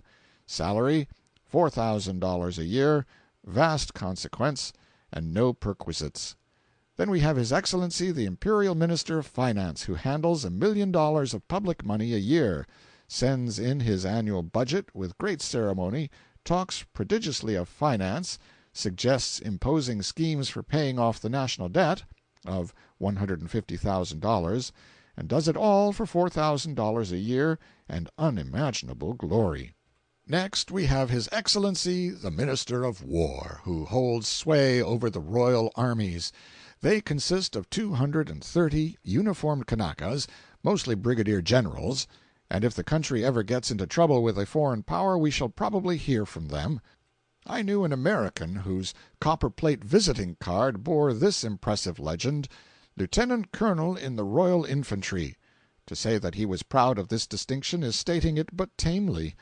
The Minister of War has also in his charge some venerable swivels on Punchbowl Hill, wherewith royal salutes are fired when foreign vessels of war enter the port. Next comes His Excellency the Minister of the Navy, a nabob who rules the Royal Fleet, a steam tug, and a 60-ton schooner.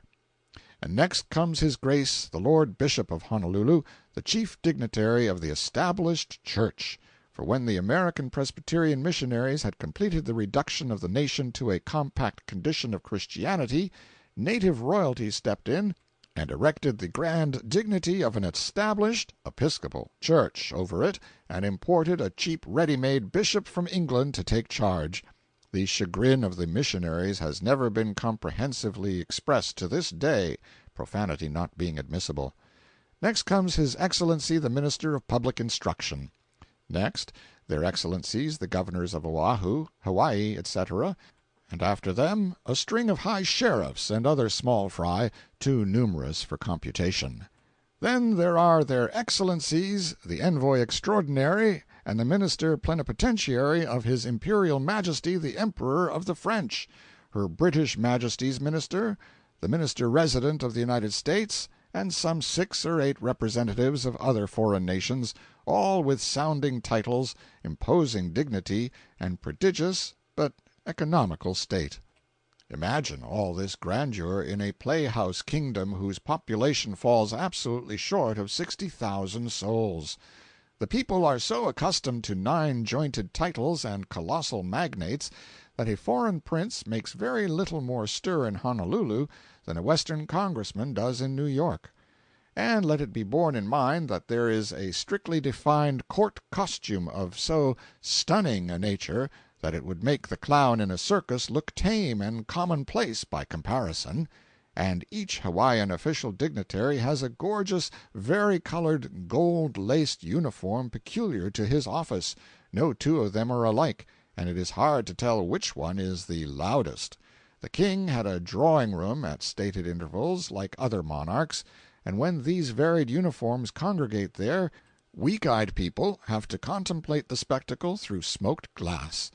Is there not a gratifying contrast between this latter-day exhibition and the one the ancestors of some of these magnates afforded the missionaries the Sunday after the old-time distribution of clothing? Behold what religion and civilization have wrought.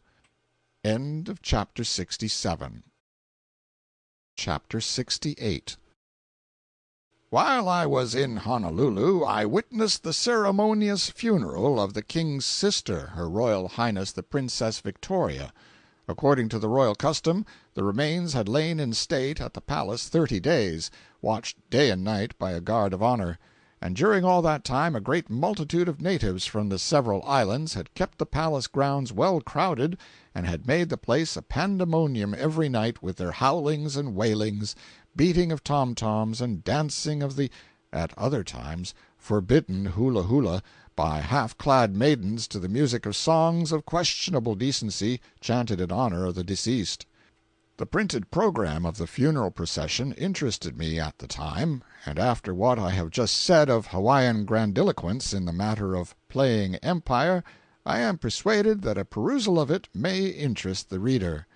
After reading the long list of dignitaries, etc., and remembering the sparseness of the population, one is almost inclined to wonder where the material for that portion of the procession devoted to Hawaiian population generally is going to be procured.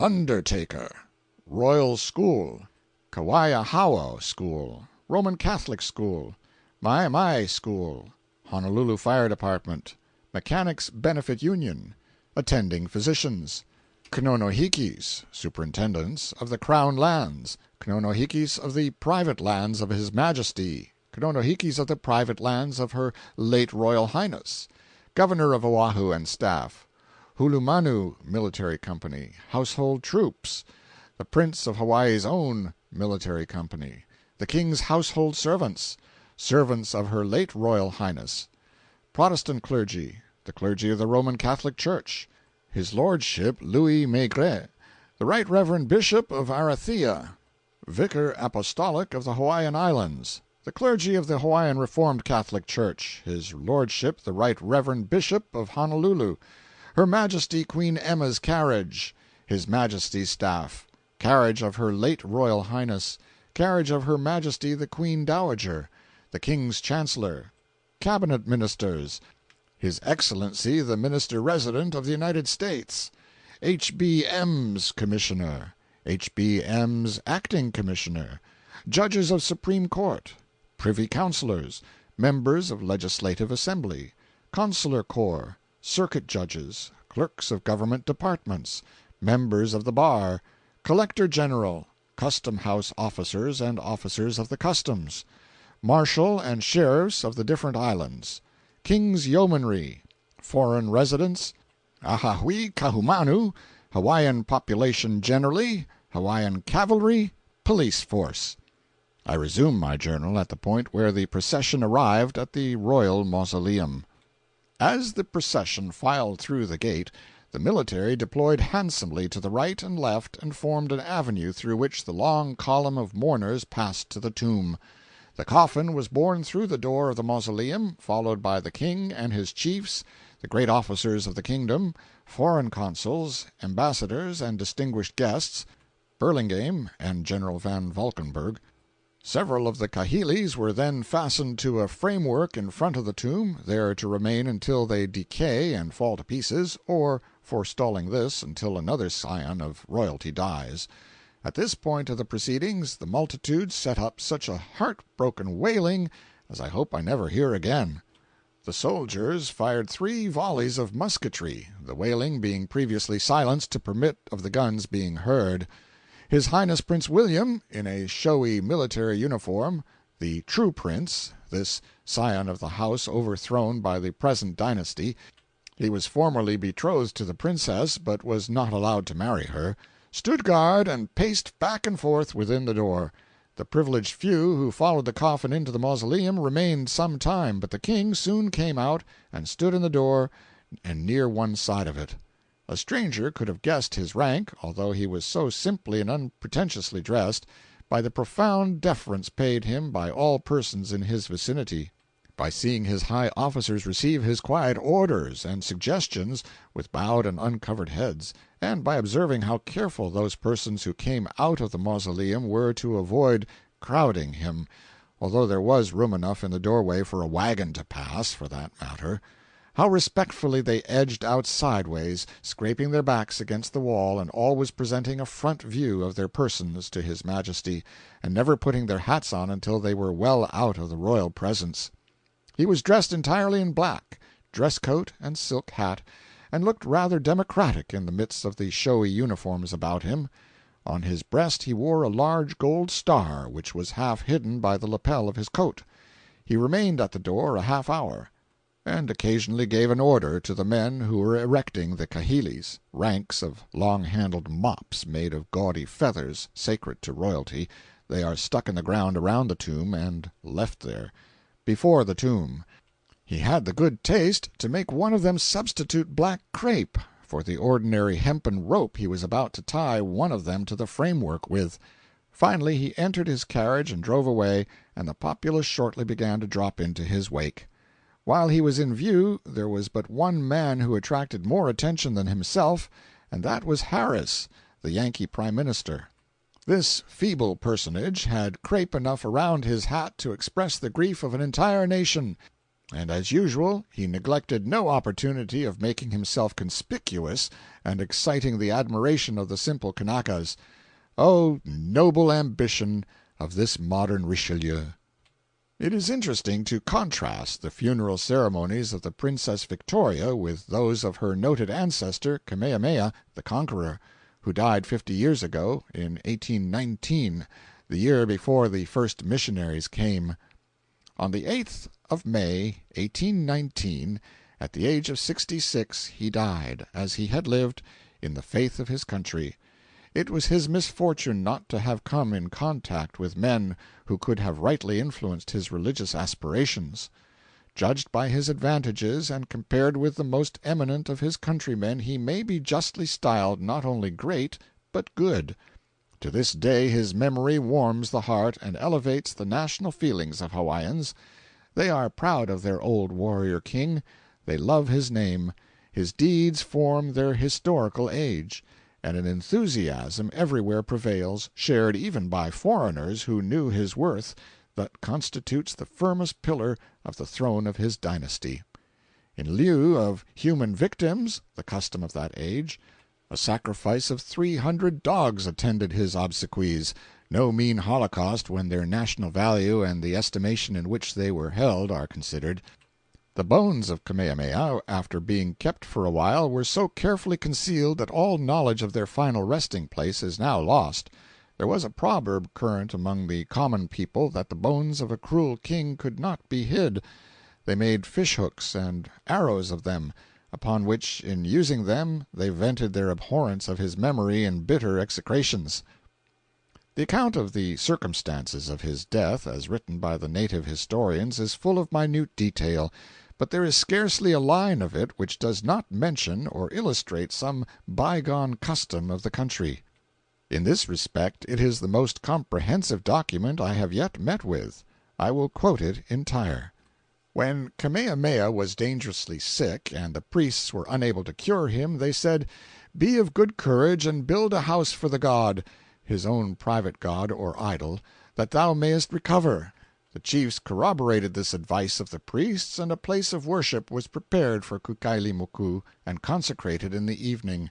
They proposed also to the king, with a view to prolong his life, that human victims should be sacrificed to his deity, upon which the greater part of the people absconded through fear of death, and concealed themselves in hiding-places till the tabu pronounced ta-boo, means prohibition, we have borrowed it, or sacred.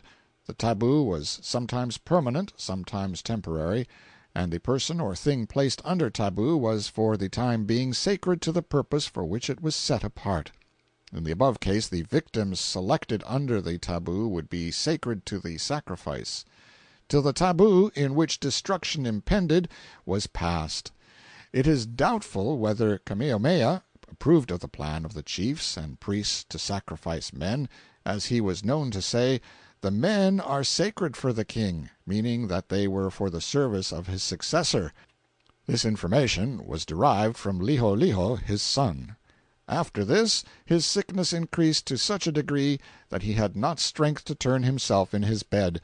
When another season, consecrated for worship at the new temple, Heau, arrived, he said to his son LIII, "Go thou, and make supplication to thy God. I am not able to go, and will offer my prayers at home."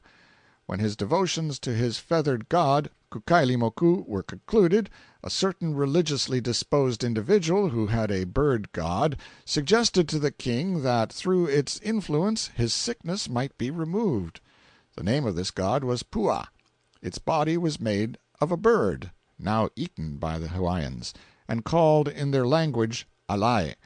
Kamehameha was willing that a trial should be made, and 2 houses were constructed to facilitate the experiment. But while dwelling in them he became so very weak as not to receive food. After lying there 3 days, his wives, children, and chiefs, perceiving that he was very low, returned him to his own house. In the evening he was carried to the eating-house, where he took a little food in his mouth, which he did not swallow, also a cup of water. The chiefs requested him to give them his counsel, but he made no reply, and was carried back to the dwelling-house. But when near midnight, 10 o'clock perhaps, he was carried again to the place to eat, but as before he merely tasted of what was presented to him. Then Kaikiowa addressed him thus: "Here we all are, your younger brethren, your son LIII, and your foreigner.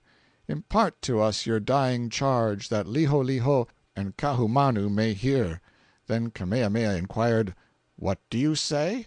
Kaikiowa repeated, "Your counsels for us." He then said, "Move on in my good way, and—" He could proceed no further. The foreigner, Mr. Young, embraced and kissed him. Haopili also embraced him, whispering something in his ear, after which he was taken back to the house. About 12 he was carried once more to the house for eating, into which his head entered, while his body was in the dwelling-house immediately adjoining. It should be remarked that this frequent carrying of a sick chief from one house to another resulted from the tabu system then in force. There were at that time 6 houses, huts, connected with an establishment. One was for worship, one for the men to eat in, an eating-house for the women, a house to sleep in, a house in which to manufacture kapa, native cloth, and one where, at certain intervals, the women might dwell in seclusion. The sick was once more taken to his house, when he expired. This was at 2 o'clock, a circumstance from which Leleiohoku derived his name. As he breathed his last, Kalaimoku came to the eating-house to order those in it to go out. There were 2 aged persons thus directed to depart. One went, the other remained on account of love to the king, by whom he had formerly been kindly sustained. The children also were sent away. Then Kalaimoku came to the house, and the chiefs had a consultation. One of them spoke thus: "This is my thought. We will eat him raw." This sounds suspicious, in view of the fact that all Sandwich Island historians, white and black, protest that cannibalism never existed in the islands. However, since they only propose to eat him raw, we won't count that. But it would certainly have been cannibalism if they had cooked him. M.T. Kahumanu, one of the dead king's widows, replied, "Perhaps his body is not at our disposal. That is more properly with his successor. Our part in him, his breath, has departed. His remains will be disposed of by LIII." After this conversation the body was taken into the consecrated house for the performance of the proper rites by the priest and the new king. The name of this ceremony is uko, and when the sacred hog was baked the priest offered it to the dead body, and it became a god, the king at the same time repeating the customary prayers. Then the priest, addressing himself to the king and chiefs, said, "I will now make known to you the rules to be observed respecting persons to be sacrificed on the burial of this body. If you obtain one man before the corpse is removed, one will be sufficient, but after it leaves this house 4 will be required. If delayed until we carry the corpse to the grave, there must be 10. But after it is deposited in the grave, there must be 15. Tomorrow morning there will be a tabu, and if the sacrifice be delayed until that time, 40 men must die." Then the high priest, Hewa Hewa, inquired of the chiefs, "Where shall be the residence of King Liholiho?" They replied, "Where indeed? You of all men ought to know." Then the priest observed, "There are 2 suitable places. One is Kau, the other is Kohala." The chiefs preferred the latter, as it was more thickly inhabited. The priest added, "These are proper places for the king's residence, but he must not remain in Kona, for it is polluted." This was agreed to. It was now break of day. As he was being carried to the place of burial, the people perceived that their king was dead, and they wailed. When the corpse was removed from the house to the tomb, a distance of 1 chain, the procession was met by a certain man who was ardently attached to the deceased. He leapt upon the chiefs who were carrying the king's body. He desired to die with him on account of his love. The chiefs drove him away. He persisted in making numerous attempts, which were unavailing. Kalaimoka also had it in his heart to die with him, but was prevented by Hukio. The morning following Kamehameha's death, Liholiho and his train departed for Kohala, according to the suggestions of the priest, to avoid the defilement occasioned by the dead. At this time, if a chief died, the land was polluted, and the heirs sought a residence in another part of the country until the corpse was dissected and the bones tied in a bundle, which being done, the season of defilement terminated. If the deceased were not a chief, the house only was defiled, which became pure again on the burial of the body. Such were the laws on this subject. On the morning on which Liholiho sailed in his canoe for Kohala, the chiefs and the people mourned after their manner on occasion of a chief's death, conducting themselves like madmen and like beasts. Their conduct was such as to forbid description. The priests also put into action the sorcery apparatus, that the person who had prayed the king to death might die, for it was not believed that Kamehameha's departure was the effect either of sickness or old age. When the sorcerers set up by their fireplaces sticks with a strip of kapa flying at the top, the chief Keeaumoku, Kaumau's brother, came in a state of intoxication and broke the flagstaff of the sorcerers, from which it was inferred that Kaahumanu and her friends had been instrumental in the king's death. On this account they were subjected to abuse. You have the contrast now, and a strange one it is. This great queen, Kaahumanu, who was subjected to abuse during the frightful orgies that followed the king's death, in accordance with ancient custom, afterward became a devout Christian, and a steadfast and powerful friend of the missionaries. Dogs were, and still are, reared and fattened for food by the natives, hence the reference to their value in one of the above paragraphs. 40 years ago it was the custom in the islands to suspend all law for a certain number of days after the death of a royal personage, and then a saturnalia ensued which one may picture to himself after a fashion, but not in the full horror of the reality. The people shaved their heads, knocked out a tooth or two, plucked out an eye sometimes, cut, bruised, mutilated, or burned their flesh, got drunk, burned each other's huts, maimed or murdered one another according to the caprice of the moment, and both sexes gave themselves up to brutal and unbridled licentiousness.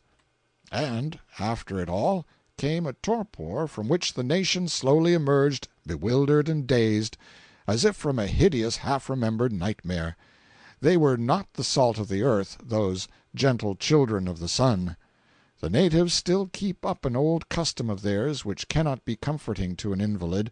When they think a sick friend is going to die, a couple of dozen neighbors surround his hut and keep up a deafening wailing night and day till he either dies or gets well.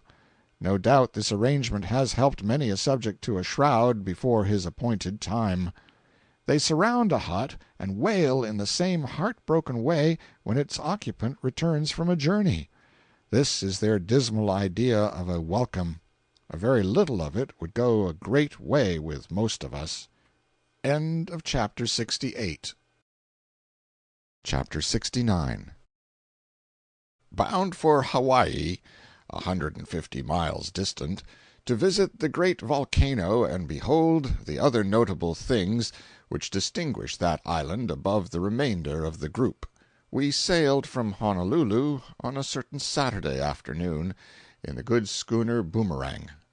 The Boomerang was about as long as 2 street-cars, and about as wide as one.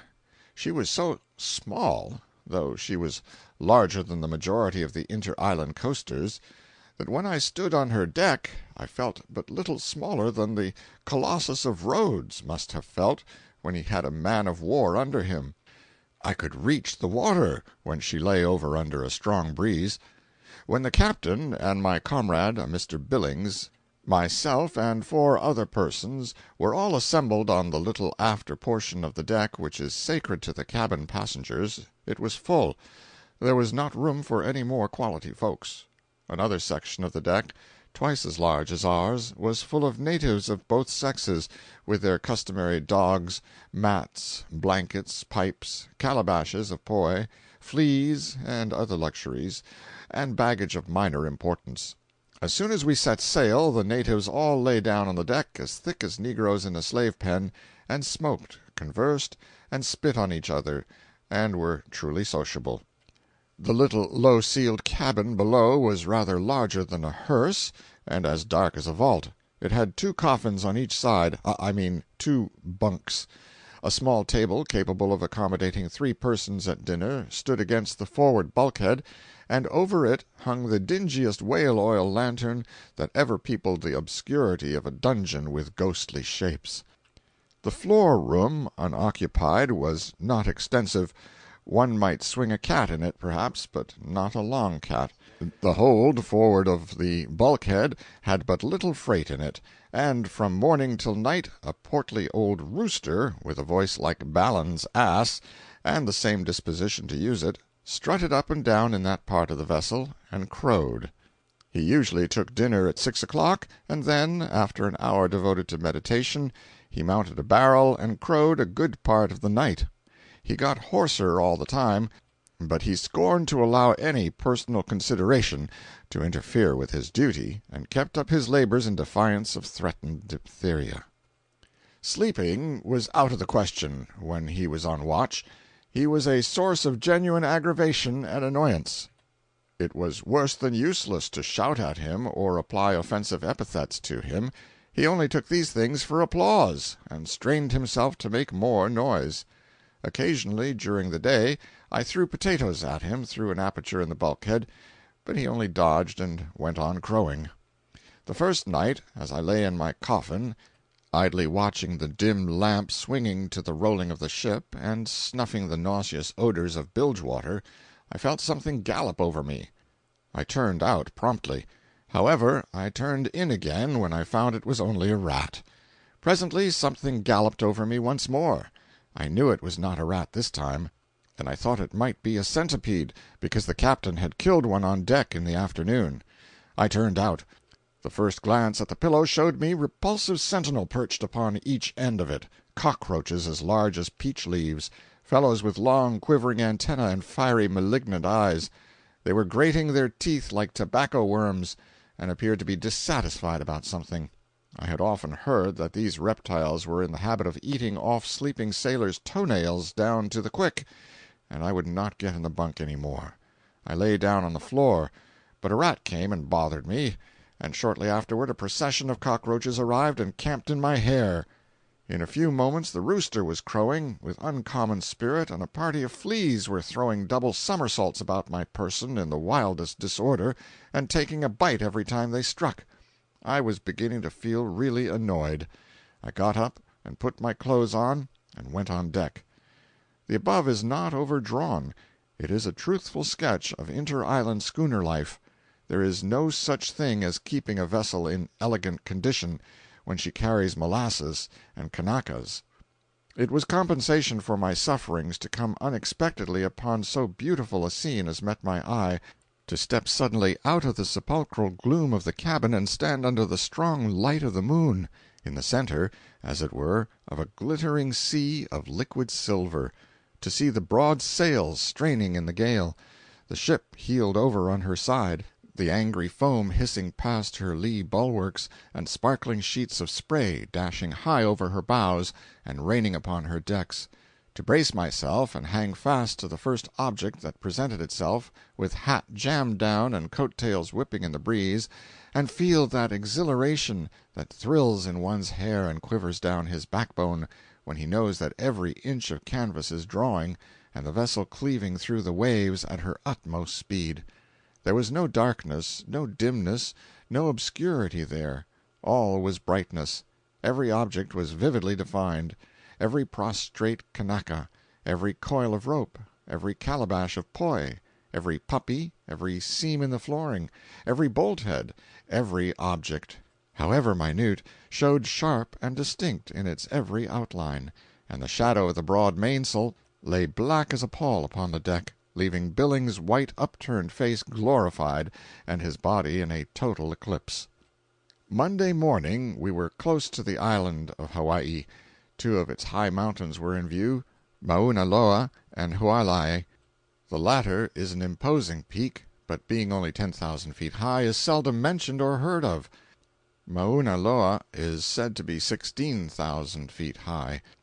The rays of glittering snow and ice that clasped its summit like a claw looked refreshing when viewed from the blistering climate we were in. One could stand on that mountain, wrapped up in blankets and furs to keep warm, and while he nibbled a snowball or an icicle to quench his thirst, he could look down the long sweep of its sides and see spots where plants are growing that grow only where the bitter cold of winter prevails. Lower down he could see sections devoted to production that thrive in the temperate zone alone, and at the bottom of the mountain he could see the home of the tufted cocoa palms and other species of vegetation that grow only in the sultry atmosphere of eternal summer. He could see all the climes of the world at a single glance of the eye, and that glance would only pass over a distance of 4 or 5 miles as the bird flies. By and by we took boat and went ashore at Kailua, designing to ride horseback through the pleasant orange and coffee region of Kona, and rejoin the vessel at a point some leagues distant. This journey is well worth taking. The trail passes along on high ground, say 1,000 feet above sea level, and usually about a mile distant from the ocean, which is always in sight, save that occasionally you find yourself buried in the forest in the midst of a rank tropical vegetation and a dense growth of trees, whose great boughs overarch the road, and shut out sun and sea and everything, and leave you in a dim, shady tunnel, haunted with invisible singing birds, and fragrant with the odor of flowers. It was pleasant to ride occasionally in the warm sun, and feast the eye upon the ever-changing panorama of the forest, beyond and below us, with its many tints, its softened lights and shadows, its billowy undulations sweeping gently down from the mountain to the sea.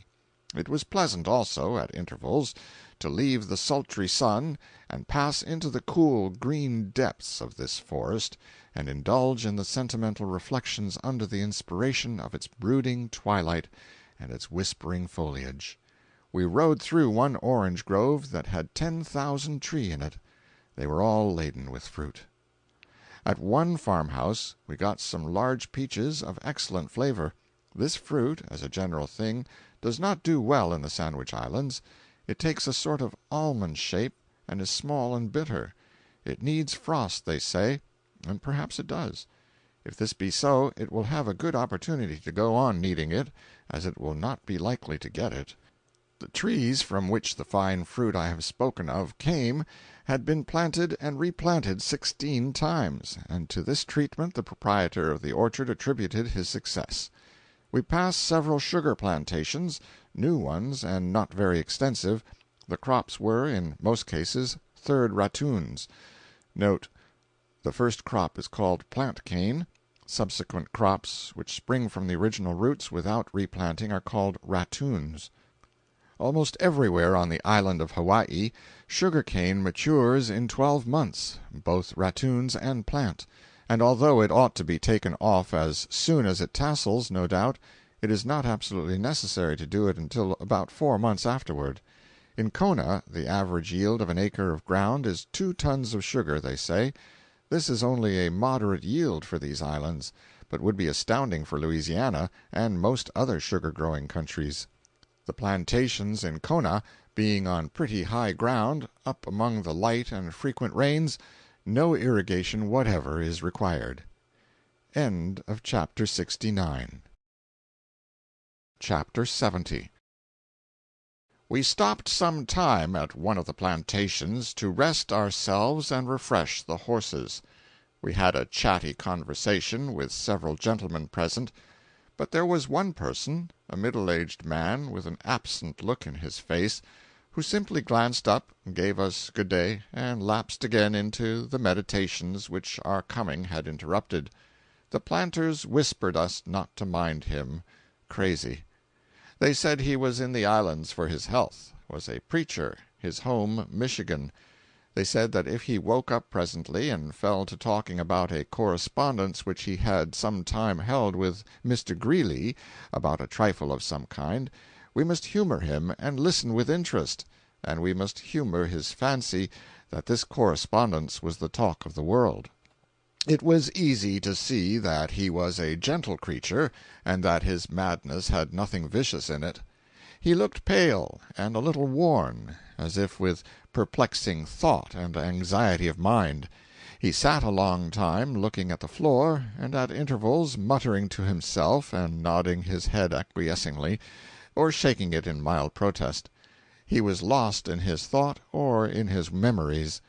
We continued our talk with the planters, branching from subject to subject, but at last the word circumstance, casually dropped in the course of conversation, attracted his attention and brought an eager look into his countenance.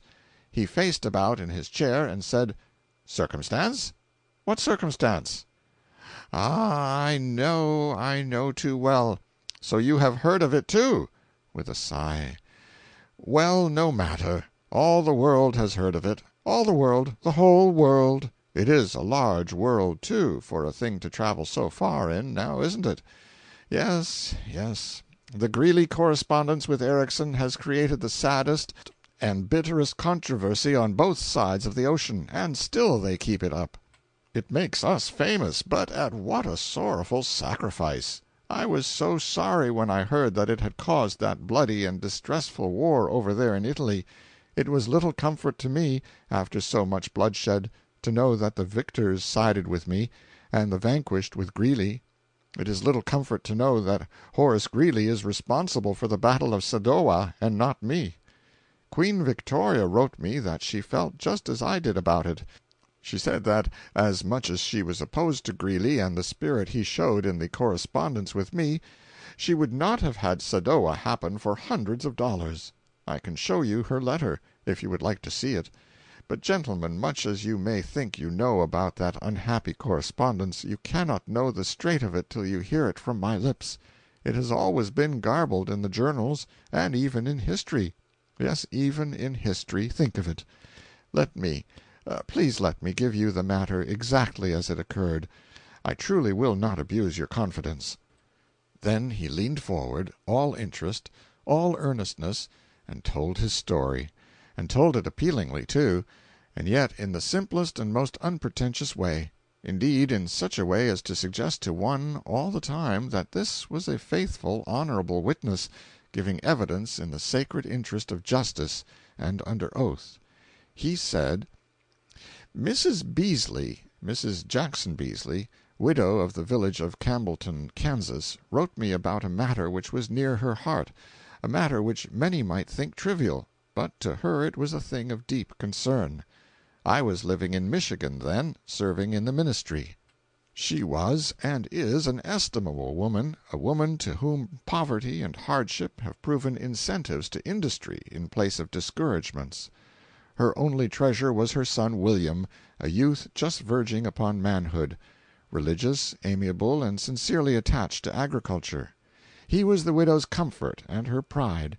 And so, moved by her love for him, she wrote me about a matter, as I have said before, which lay near her heart, because it lay near her boys. She desired me to confer with Mr. Greeley about turnips. Turnips were the dream of her child's young ambition. While other youths were frittering away in frivolous amusements the precious years of budding vigor which God had given them for useful preparation, this boy was patiently enriching his mind with information concerning turnips. The sentiment which he felt toward the turnip was akin to adoration. He could not think of the turnip without emotion. He could not speak of it calmly. He could not contemplate it without exaltation. He could not eat it without shedding tears. All the poetry in his sensitive nature was in sympathy with the gracious vegetable. With the earliest pipe of dawn he sought his patch, and when the curtaining night drove him from it he shut himself up with his books and garnered statistics till sleep overcame him. On rainy days he sat and talked hours together with his mother about turnips. When company came, he made it his loving duty to put aside everything else and converse with them all the day long of his great joy in the turnip. And yet, was this joy rounded and complete? Was there no secret alloy of unhappiness in it? Alas, there was. There was a canker gnawing at his heart. The noblest inspiration of his soul eluded his endeavor, viz., he could not make of the turnip a climbing vine. Months went by, the bloom forsook his cheek, the fire faded out of his eye. Sighings and abstraction usurped the place of smiles and cheerful converse. But a watchful eye noted these things, and in time a motherly sympathy unsealed the secret. Hence the letter to me. She pleaded for attention. She said her boy was dying by inches. I was a stranger to Mr. Greeley, but what of that? The matter was urgent. I wrote and begged him to solve the difficult problem, if possible, and save the student's life. My interest grew until it partook of the anxiety of the mother. I waited in much suspense. At last the answer came. I found that I could not read it readily, the handwriting being unfamiliar and my emotions somewhat wrought up. It seemed to refer in part to the boy's case, but chiefly to other and irrelevant matters, such as paving stones, electricity, oysters, and something which I took to be absolution or agrarianism. I could not be certain which. Still, these appeared to be simply casual mentions, nothing more. Friendly in spirit, without doubt, but lacking the connection or coherence necessary to make them useful. I judged that my understanding was affected by my feelings, and so laid the letter away till morning. In the morning I read it again, but with difficulty and uncertainty still, for I had lost some little rest, and my mental vision seemed clouded. The note was more connected now, but did not meet the emergency it was expected to meet. It was too discursive. It appeared to read as follows, though I was not certain of some of the words: Polygamy dissembles majesty. Extracts redeem polarity. Causes hitherto exist. Ovations pursue wisdom, or warts inherit and condemn.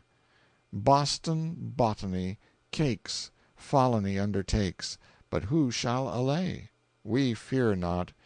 Rurally hives village. But there did not seem to be a word about turnips. There seemed to be no suggestion as to how they might be made to grow like vines.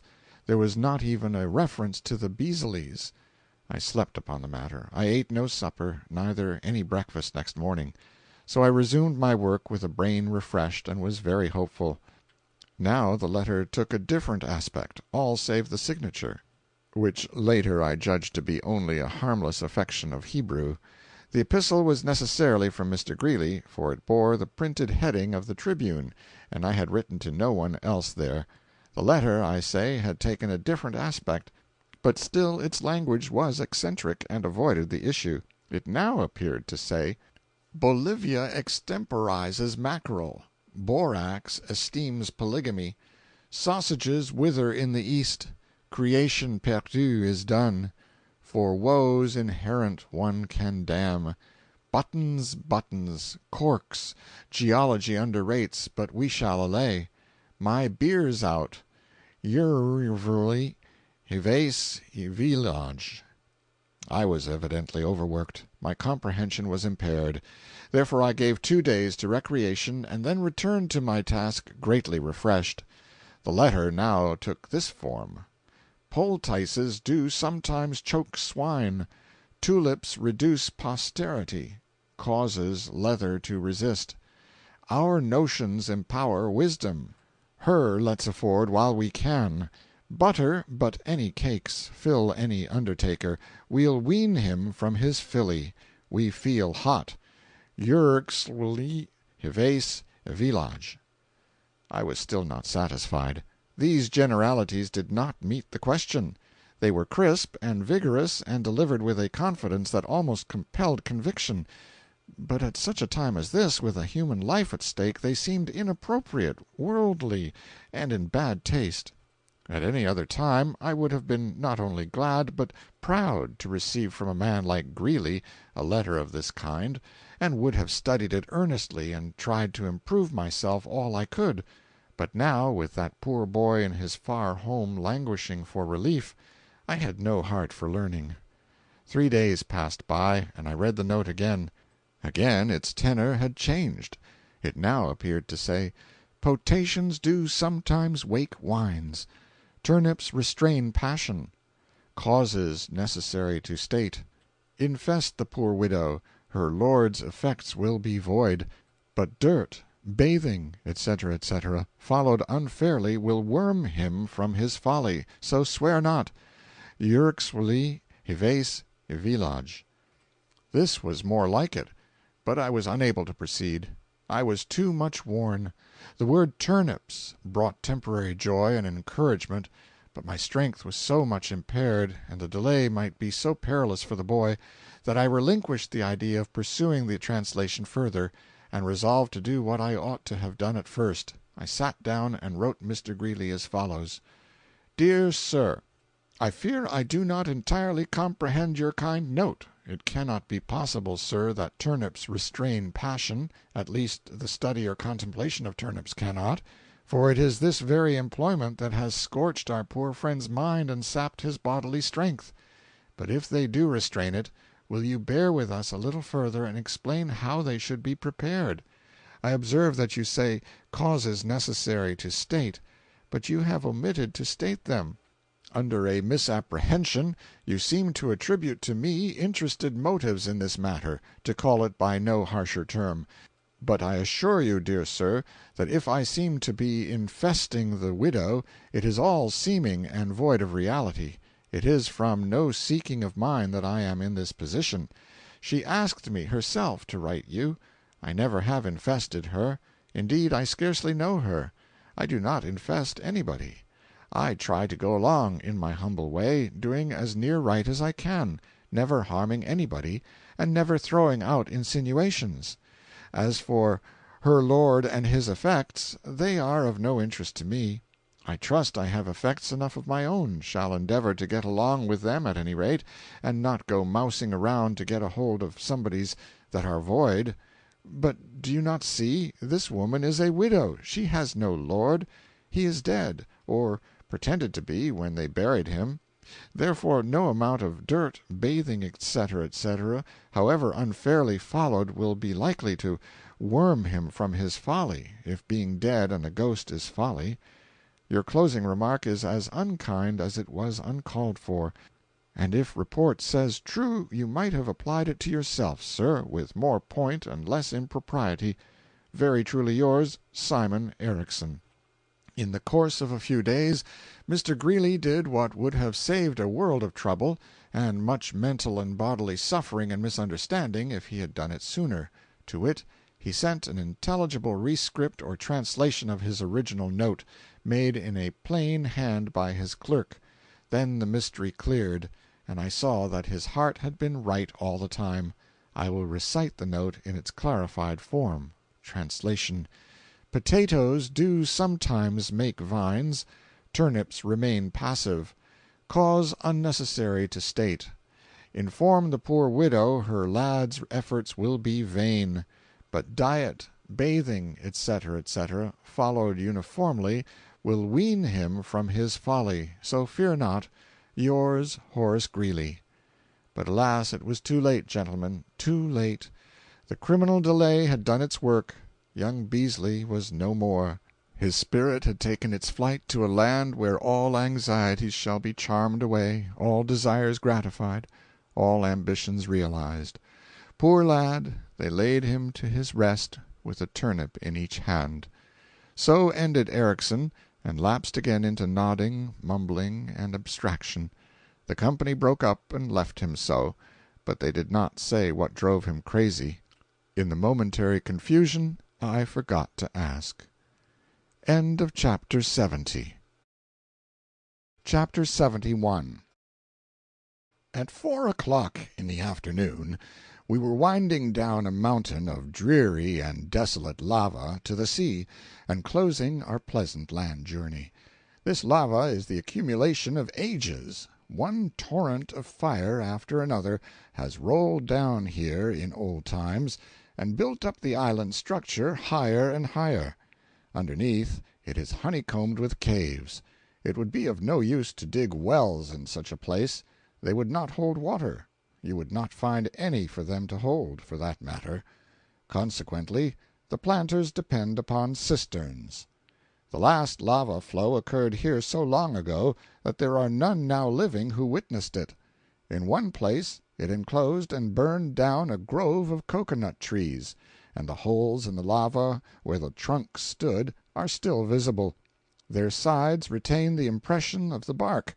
The trees fell upon the burning river, and becoming partly submerged, left in it the perfect counterpart of every knot and branch and leaf, and even nut, for curiosity seekers of a long distant day to gaze upon and wonder at. There were doubtless plenty of Kanaka sentinels on guard hereabouts at that time, but they did not leave casts of their figures in the lava as the Roman sentinels at Herculaneum and Pompeii did. It is a pity it is so, because such things are so interesting, and so it is. They probably went away. They went away early, perhaps. However, they had their merits.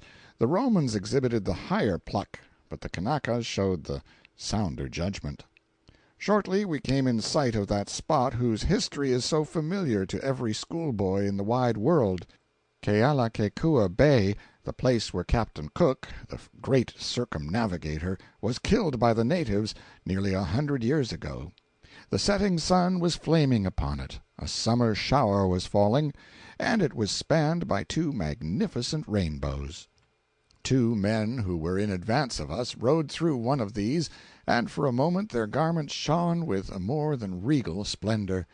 Why did not Captain Cook have taste enough to call his great discovery the Rainbow Islands? These charming spectacles are present to you at every turn. They are common in all the islands. They are visible every day, and frequently at night also. Not the silvery bow we see once in an age in the States, by moonlight, but barred with all bright and beautiful colors, like the children of the sun and rain. I saw one of them a few nights ago.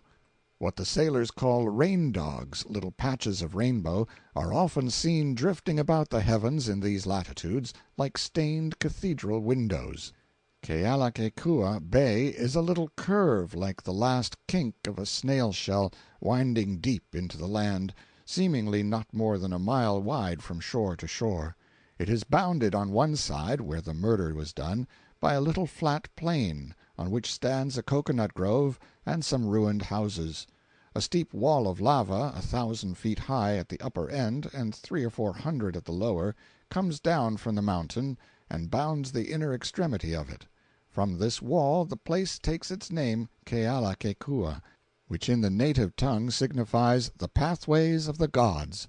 They say, and still believe in spite of their liberal education in Christianity, that the great god Lono, who used to live upon the hillside, always traveled that causeway when urgent business connected with heavenly affairs called him down to the seashore in a hurry. As the red sun looked across the placid ocean through the tall, clean stems of the cocoanut trees, like a blooming whiskey bloat through the bars of a city prison, I went and stood in the edge of the water on the flat rock pressed by Captain Cook's feet when the blow was dealt which took away his life, and tried to picture in my mind the doomed man struggling in the midst of the multitude of exasperated savages, the men in the ship crowding to the vessel's side and gazing in anxious dismay toward the shore, but I discovered that I could not do it. It was growing dark. The rain began to fall. We could see that the distant Boomerang was helplessly becalmed at sea, and so I adjourned to the cheerless little box of a warehouse, and sat down to smoke and think, and wish the ship would make the land, for we had not eaten much for 10 hours, and were viciously hungry. Plain, unvarnished history takes the romance out of Captain Cook's assassination, and renders a deliberate verdict of justifiable homicide. Wherever he went among the islands, he was cordially received and welcomed by the inhabitants, and his ships lavishly supplied with all manner of food. He returned these kindnesses with insult and ill treatment. Perceiving that the people took him for the long-vanished and lamented god Lono, he encouraged them in the delusion for the sake of the limitless power it gave him. But during the famous disturbance at this spot, and while he and his comrades were surrounded by 15,000 maddened savages, he received a hurt and betrayed his earthly origin with a groan. It was his death warrant. Instantly a shout went up, "He groans! He is not a god!" So they closed in upon him and dispatched him. His flesh was stripped from the bones and burned, except 9 pounds of it, which were sent on board the ships. The heart was hung up in a native hut, where it was found and eaten by 3 children, who mistook it for the heart of a dog. One of these children grew to be a very old man, and died in Honolulu a few years ago. Some of Cook's bones were recovered and consigned to the deep by the officers of the ships. Small blame should attach to the natives for the killing of Cook. They treated him well. In return, he abused them. He and his men inflicted bodily injury upon many of them at different times, and killed at least 3 of them before they offered any proportionate retaliation. Near the shore we found Cook's monument, only a cocoanut stump, 4 feet high and about a foot in diameter at the butt. It had lava boulders piled around its base to hold it up and keep it in its place, and it was entirely sheathed over, from top to bottom, with rough, discolored sheets of copper, such as ships' bottoms are coppered with. Each sheet had a rude inscription scratched upon it, with a nail apparently, and in every case the execution was wretched. Most of these merely recorded the visits of British naval commanders to the spot, but one of them bore this legend: "Near this spot fell Captain James Cook, the distinguished navigator, who discovered these islands A.D. 1778. After Cook's murder, his second in command on board the ship opened fire upon the swarms of natives on the beach, and one of his cannon balls cut this cocoanut tree short off, and left this monumental stump standing. It looked sad and lonely enough to us, out there in the rainy twilight. But there is no other monument to Captain Cook. True, up on the mountain-side we had passed by a large enclosure like an ample hog-pen, built of lava blocks, which marks the spot where Cook's flesh was stripped from his bones and burned. But this is not properly a monument, since it was erected by the natives themselves, and less to do honor to the circumnavigator than for the sake of convenience in roasting him. A thing like the guide-board was elevated above this pen on a tall pole, and formerly there was an inscription upon it, describing the memorable occurrence that had there taken place. But the sun and the wind have long ago so defaced it as to render it illegible. Toward midnight a fine breeze sprang up, and the schooner soon worked herself into the bay and cast anchor. The boat came ashore for us, and in a little while the clouds and the rain were all gone. The moon was beaming tranquilly down on land and sea, and we two were stretched upon the deck sleeping the refreshing sleep and dreaming the happy dreams that are only vouchsafed to the weary and the innocent. End of Chapter 71. Chapter 72. In the breezy morning we went ashore and visited the ruined temple of the last god Lono.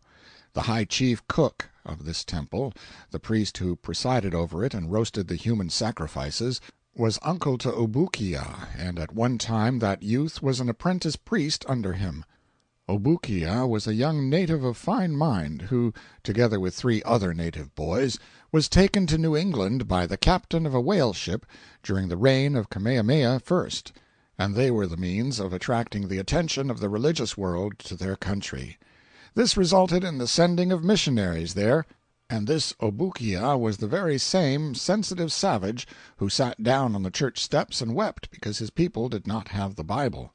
That incident has been very elaborately painted in many a charming Sunday school book, and told so plaintively and so tenderly that I have cried over it in Sunday school myself, on general principles, although at a time when I did not know much and could not understand why the people of the Sandwich Islands needed to worry so much about it as long as they did not know there was a Bible at all.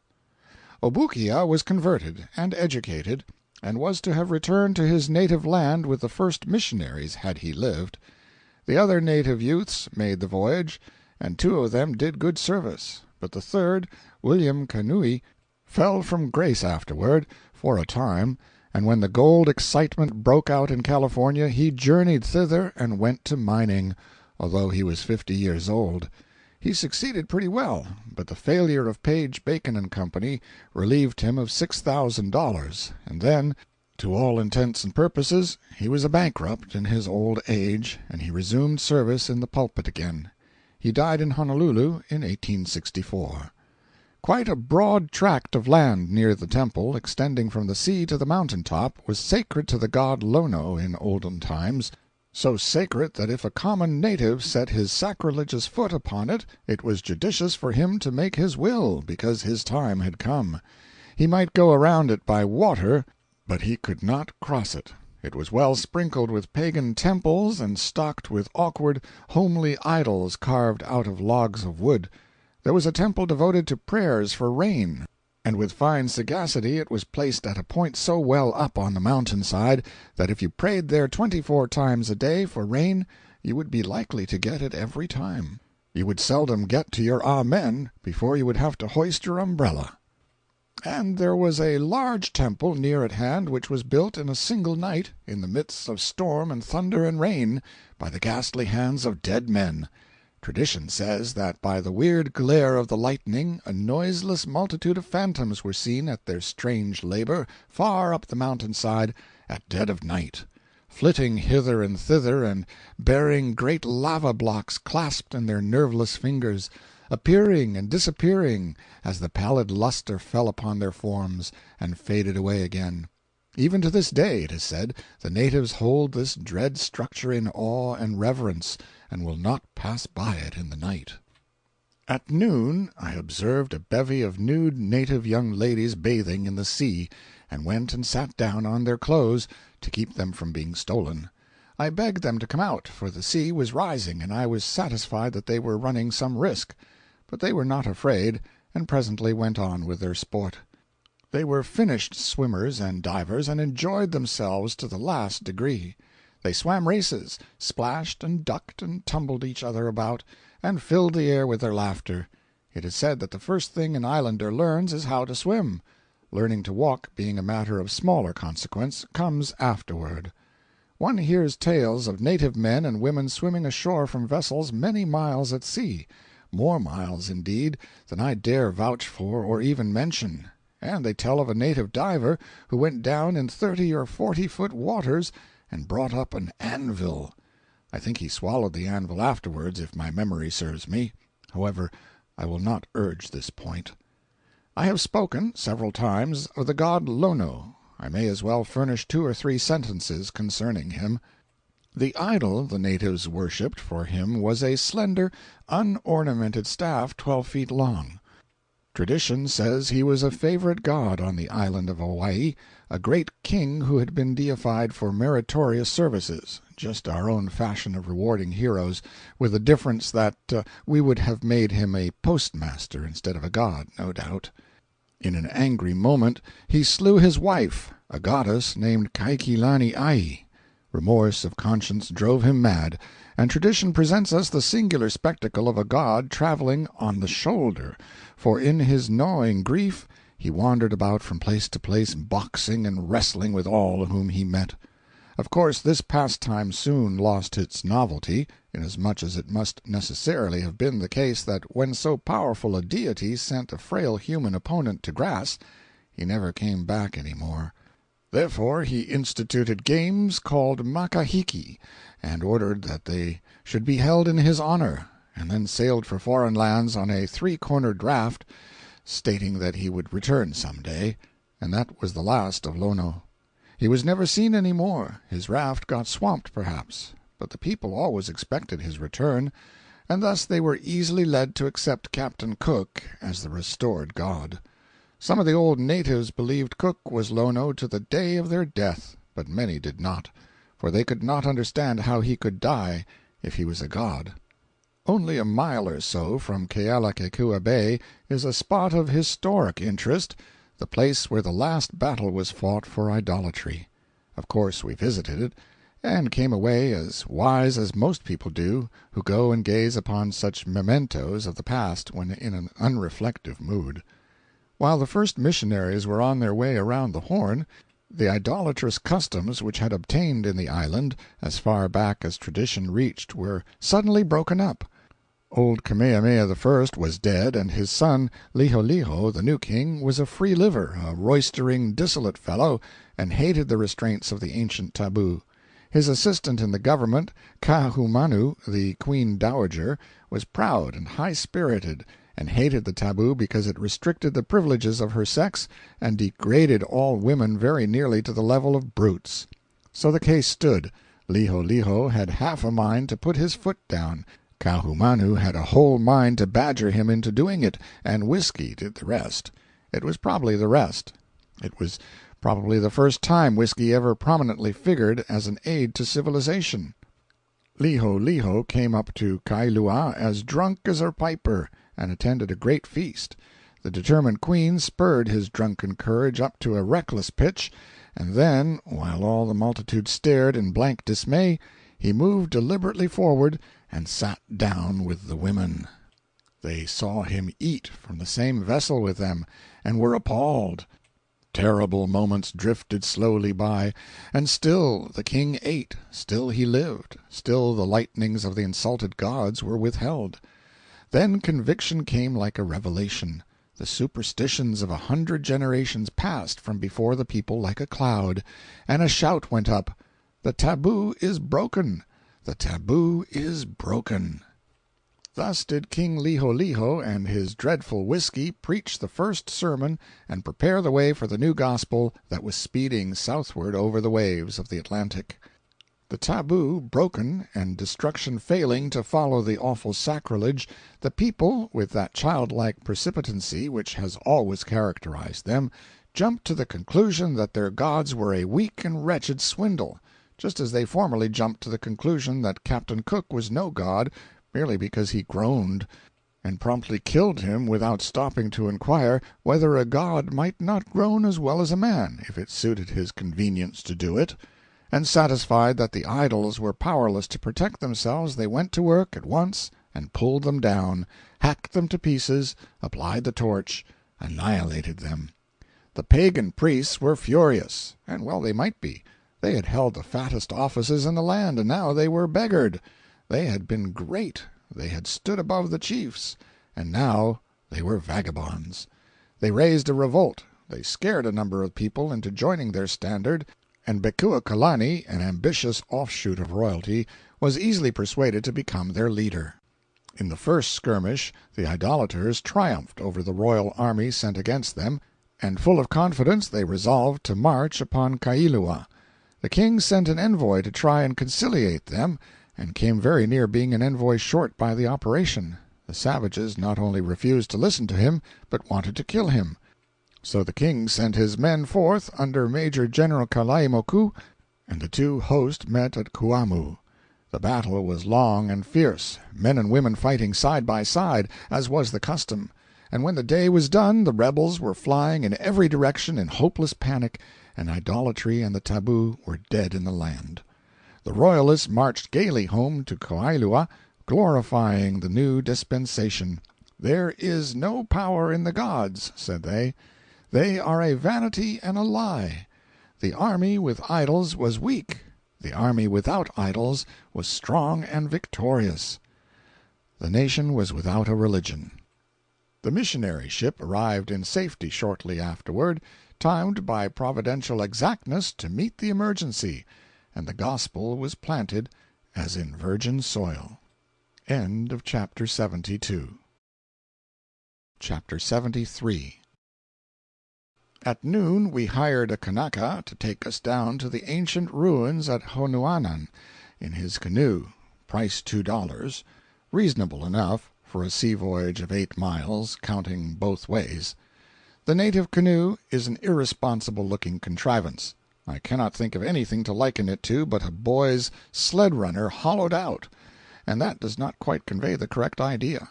It is about 15 feet long, high and pointed at both ends, is a foot and a half or 2 feet deep, and is so narrow that if you wedged a fat man into it you might not get him out again.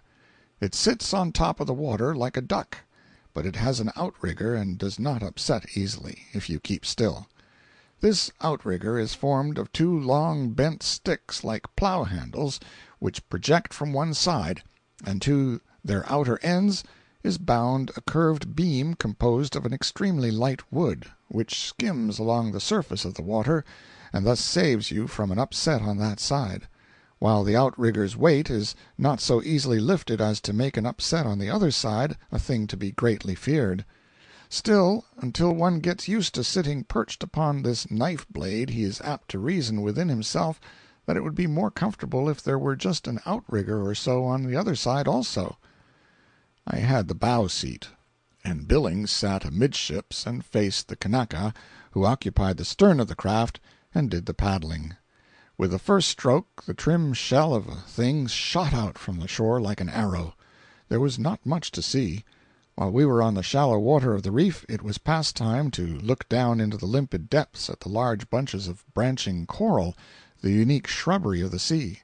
We lost that, though, when we got out into the dead blue water of the deep. But we had the picture of the surf, then, dashing angrily against the crag-bound shore and sending a foaming spray high into the air. There was interest in this beetling border, too, for it was honeycombed with quaint caves and arches and tunnels, and had a rude semblance of the dilapidated architecture of ruined keeps and castles rising out of the restless sea. When this novelty ceased to be a novelty, we turned our eyes shoreward and gazed at the long mountain, with its rich green forest stretching up into the curtaining clouds, and at the specks of houses in the rearward distance, and the diminished schooner riding sleepily at anchor. And when these grew tiresome, we dashed boldly into the midst of a school of huge beastly porpoises engaged at their eternal game of arching over a wave and disappearing, and then doing it over again and keeping it up, always circling over in that way like so many well-submerged wheels. But the porpoises wheeled themselves away, and then we were thrown upon our own resources. It did not take many minutes to discover that the sun was blazing like a bonfire, and that the weather was of a melting temperature. It had a drowsing effect, too. In one place we came upon a large company of naked natives, of both sexes and all ages, amusing themselves with the national pastime of surf-bathing. Each heathen would paddle 300 or 400 yards out to sea, taking a short board with him, then face the shore and wait for a particularly prodigious billow to come along. At the right moment he would fling his board upon its foamy crest, and himself upon the board, and here he would come whizzing by like a bombshell. It did not seem that a lightning express train could shoot along at a more hair-lifting speed. I tried surf-bathing once, subsequently, but made a failure of it. I got the board placed right, and at the right moment, too, but missed the connection myself. The board struck the shore in 3/4 of a second, without any cargo, and I struck the bottom about the same time, with a couple of barrels of water in me. None but natives ever master the art of surf-bathing thoroughly. At the end of an hour we had made the 4 miles, and landed on a level point of land upon which was a wide extent of old ruins, with many a tall cocoanut tree growing among them. Here was the ancient city of Refuge, a vast enclosure whose stone walls were 20 feet thick at the base and 15 feet high, an oblong square, 1,040 feet one way and a fraction under 700 the other. Within this enclosure, in early times, has been 3 rude temples, each 210 feet long by 100 wide and 13 high. In those days, if a man killed another anywhere on the island, the relatives were privileged to take the murderer's life, and then a chase for life and liberty began, the outlawed criminal flying through pathless forests and over mountain and plain, with his hopes fixed upon the protecting walls of the city of refuge, and the avenger of blood following hotly after him. Sometimes the race was kept up to the very gates of the temple, and the panting pair sped through long files of excited natives who watched the contest with flashing eye and dilated nostril, encouraging the hunted refugee with sharp, inspiring ejaculations, and sending up a ringing shout of exultation when the saving gates closed upon him and the cheated pursuer sank exhausted at the threshold. But sometimes the flying criminal fell under the hand of the avenger at the very door, when one more brave stride, one more brief second of time, would have brought his feet upon the sacred ground and barred him against all harm. Where did these isolated pagans get this idea of a city of refuge, this ancient Oriental custom? The old sanctuary was sacred to all, even to rebels in arms and invading armies. Once within its walls, and confession made to the priest and absolution obtained, the wretch with a price upon his head could go forth without fear and without danger. He was taboo, and to harm him was death. The routed rebels in the lost battle for idolatry fled to this place to claim sanctuary, and many were thus saved. Close to the corner of the great enclosure is a round structure of stone, some 6 or 8 feet high, with a level top about 10 or 12 feet in diameter. This was the place of execution. A high palisade of cocoanut piles shut out the cruel scenes from the vulgar multitude. Here criminals were killed, the flesh stripped from the bones and burned, and the bones secreted in holes in the body of the structure. If the man had been guilty of a high crime, the entire corpse was burned. The walls of the temple are a study. The same food for speculation that is offered the visitor to the pyramids of Egypt he will find here, the mystery of how they were constructed by the people unacquainted with science and mechanics. The natives have no invention of their own for hoisting heavy weights. They had no beasts of burden, and they had never even shown any knowledge of the properties of the lever. Yet some of the lava blocks quarried out, brought over rough, broken ground, and built into this wall, 6 or 7 feet from the ground, are of prodigious size, and would weigh tons. How did they transport and how raise them? Both the inner and outer surfaces of the walls present a smooth front and are very creditable specimens of masonry. The blocks are of all manner of shapes and sizes, but yet are fitted together with the neatest exactness. The gradual narrowing of the wall from the base upward is accurately preserved. No cement was used, but the edifice is firm and compact and is capable of resisting storm and decay for centuries. Who built this temple, and how was it built, and when, are mysteries that may never be unraveled. Outside of these ancient walls lies a sort of coffin-shaped stone 11 feet 4 inches long and 3 feet square at the small end. It would weigh a few thousand pounds, which the high chief who held sway over this district many centuries ago brought thither on his shoulder one day to use as a lounge. This circumstance is established by the most reliable traditions. He used to lie down on it, in his indolent way, and keep an eye on his subjects at work for him, and see that there was no soldiering done. And no doubt there was not any done to speak of, because he was a man of that sort of build that incites to attention to business on the part of an employee. He was 14 or 15 feet high. When he stretched himself at full length on his lounge, his legs hung down over the end, and when he snored he woke the dead. These facts are all attested by irrefragable tradition. On the other side of the temple is a monstrous 7-ton rock, 11 feet long, 7 feet wide, and 3 feet thick. It is raised a foot or a foot and a half above the ground, and rests upon half a dozen little stony pedestals. The same old 14-footer brought it down from the mountain, merely for fun. He had his own notions about fun. and propped it up as we find it now, and as others may find it a century hence, for it would take a score of horses to budge it from its position. They say that 50 or 60 years ago the proud Queen Kahumanu used to fly to this rock for safety, whenever she had been making trouble with her fierce husband, and hide under it until his wrath was appeased. But these Kanakas will lie, and this statement is one of their ablest efforts, for Kahumanu was 6 feet high, and she was bulky, she was built like an ox, and she could no more have squeezed herself under that rock than she could have passed between the cylinders of a sugar-mill. What could she gain by it, even if she succeeded? To be chased and abused by a savage husband could not be otherwise than humiliating to her high spirit, yet it could never make her feel so flat as an hour's repose under that rock would. We walked a mile over a raised macadamized road of uniform width, a road paved with flat stones, and exhibiting in its every detail a considerable degree of engineering skill. Some say that that wise old pagan, Kamehameha I, planned and built it, but others say it was built so long before his time that the knowledge of who constructed it has passed out of the traditions.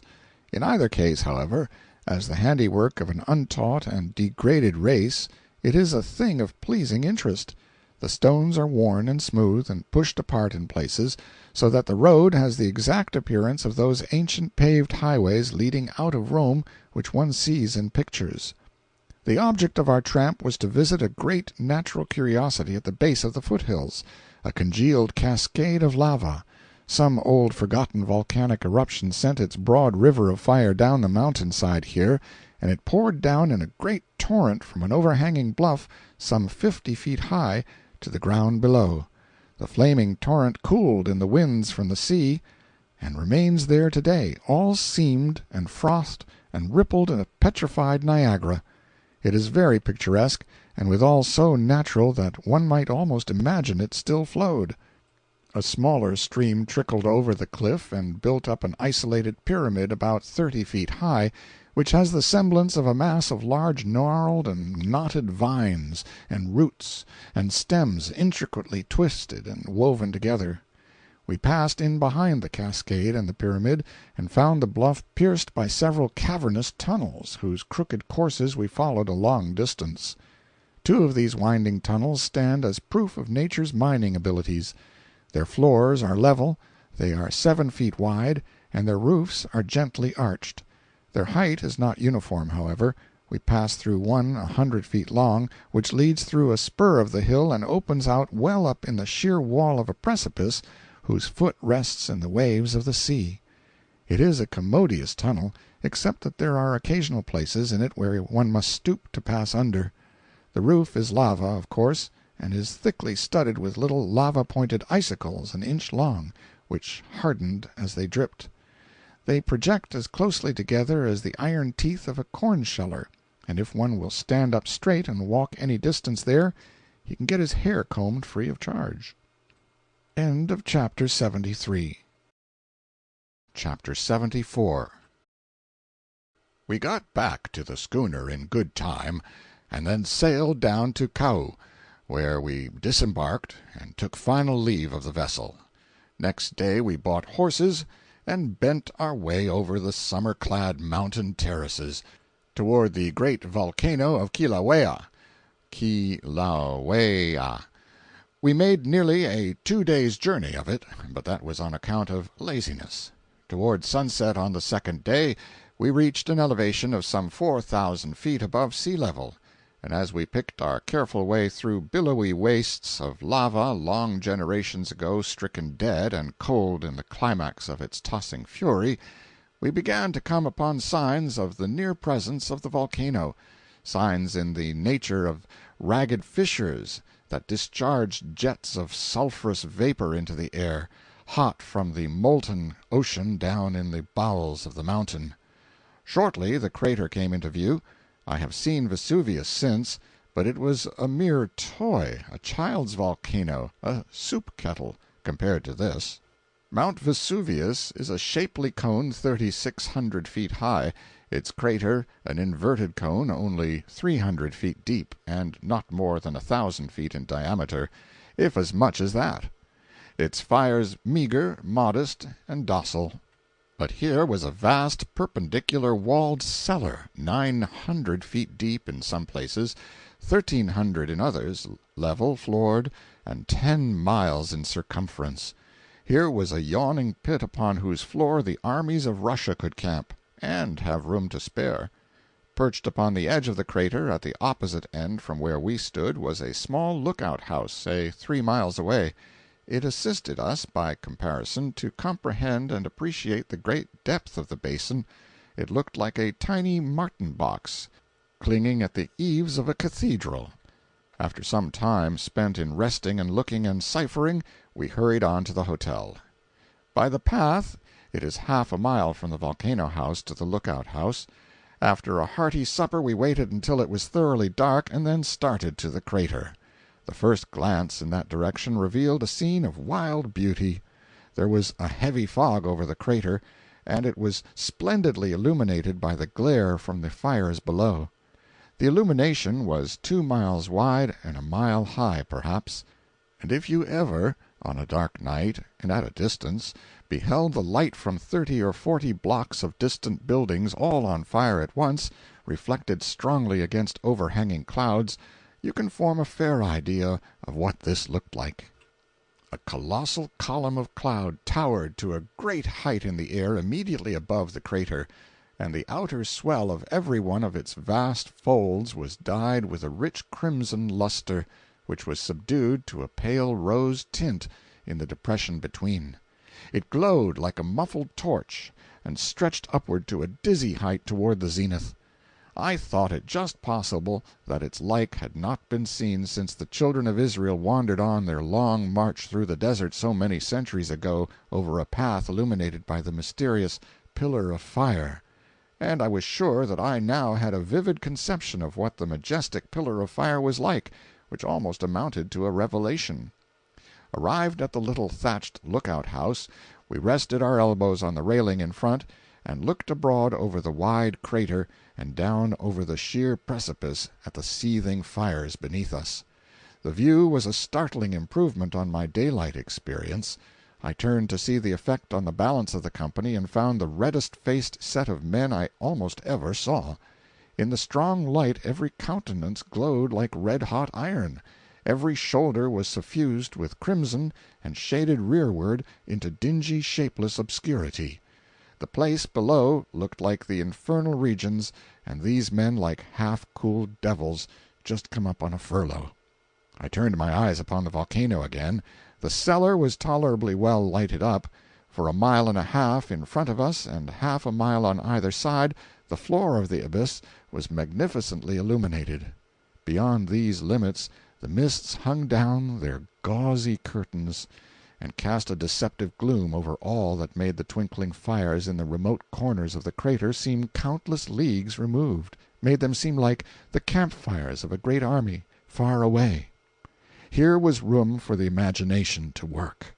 You could imagine those lights the width of a continent away, and that hidden under the intervening darkness were hills, and winding rivers, and weary wastes of plain and desert, and even then the tremendous vista stretched on and on and on, to the fires and far beyond.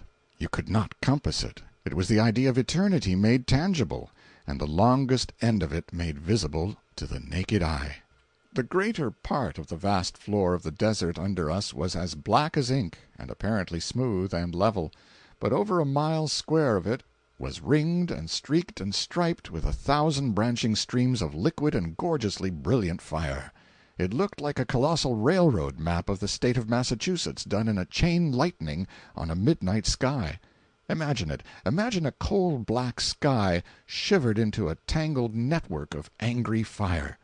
Here and there were gleaming holes 100 feet in diameter, broken in the dark crust, and in them the melted lava, the color of a dazzling white just tinged with yellow, was boiling and surging furiously, and from these holes branched numberless bright torrents in many directions, like the spokes of a wheel, and kept a tolerably straight course for a while, and then swept round in huge rainbow curves, or made a long succession of sharp worm-fence angles, which looked precisely like the fiercest jagged lightning.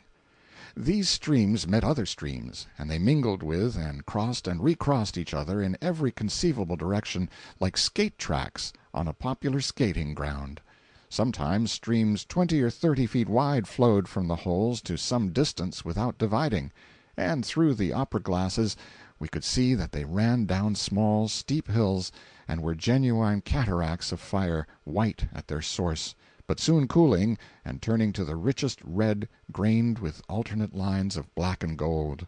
Every now and then masses of the dark crust broke away and floated slowly down these streams like rafts down a river.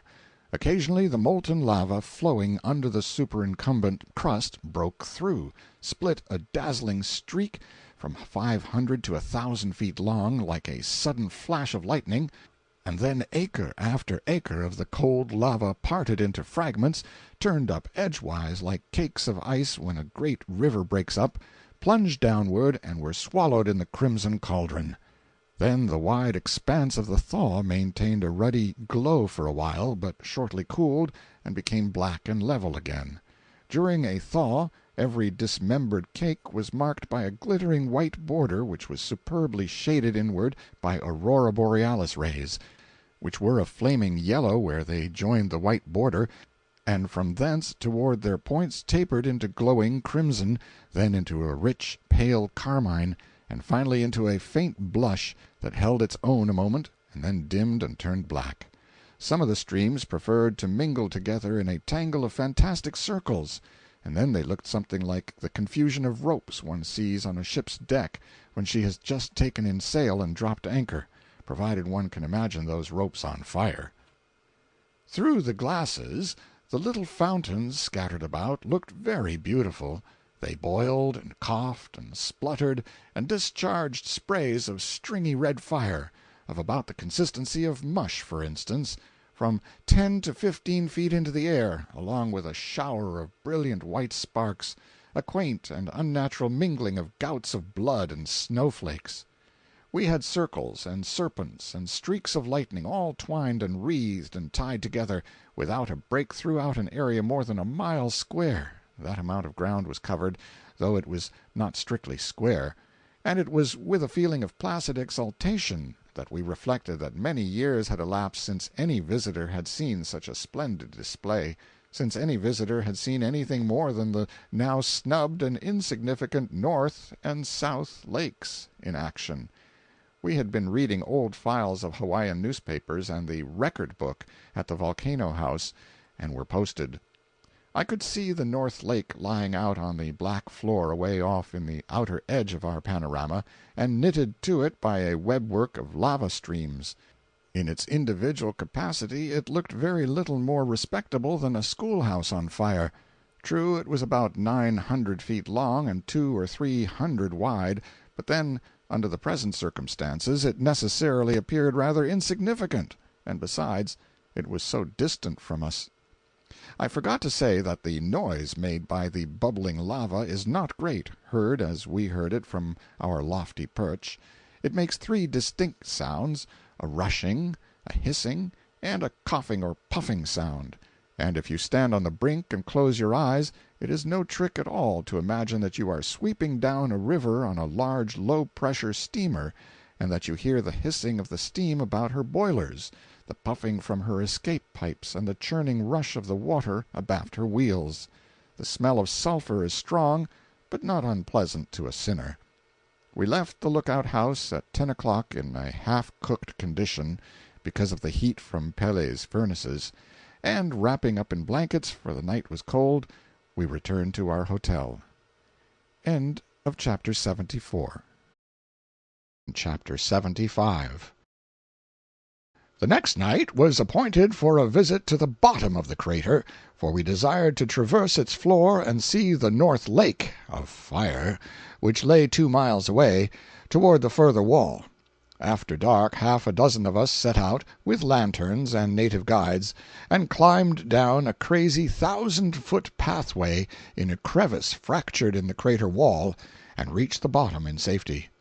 The eruption of the previous evening had spent its force, and the floor looked black and cold, but when we ran out upon it We found it hot yet to the feet, and it was likewise riven with crevices which revealed the underlying fires gleaming vindictively.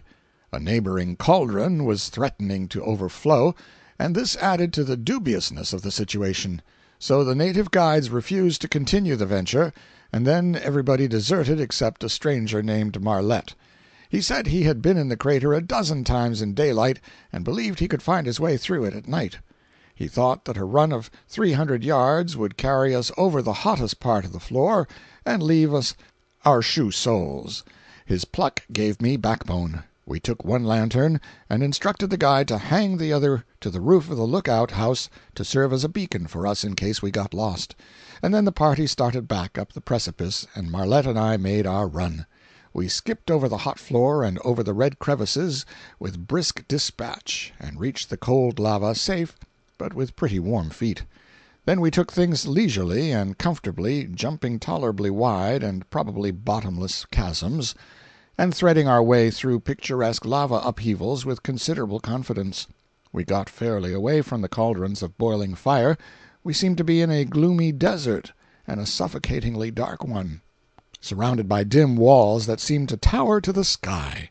The only cheerful objects were the glinting stars high overhead. By and by Marlette shouted, "Stop!"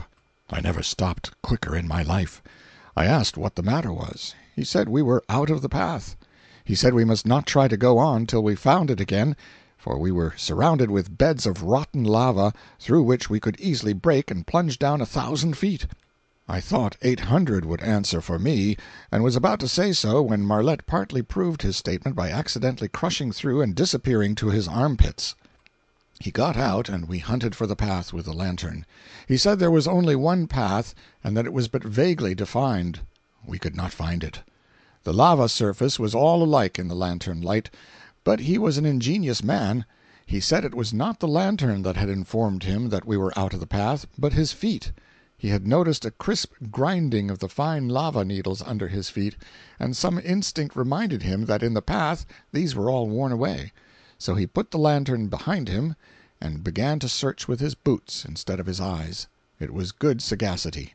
The first time his foot touched the surface that did not grind under it he announced that the trail was found again, and after that we kept up a sharp listening for the rasping sound, and it always warned us in time. It was a long tramp, but an exciting one. We reached the North Lake between 10 and 11 o'clock, and sat down on a huge overhanging lava shelf, tired but satisfied. The spectacle presented was worth coming double the distance to see.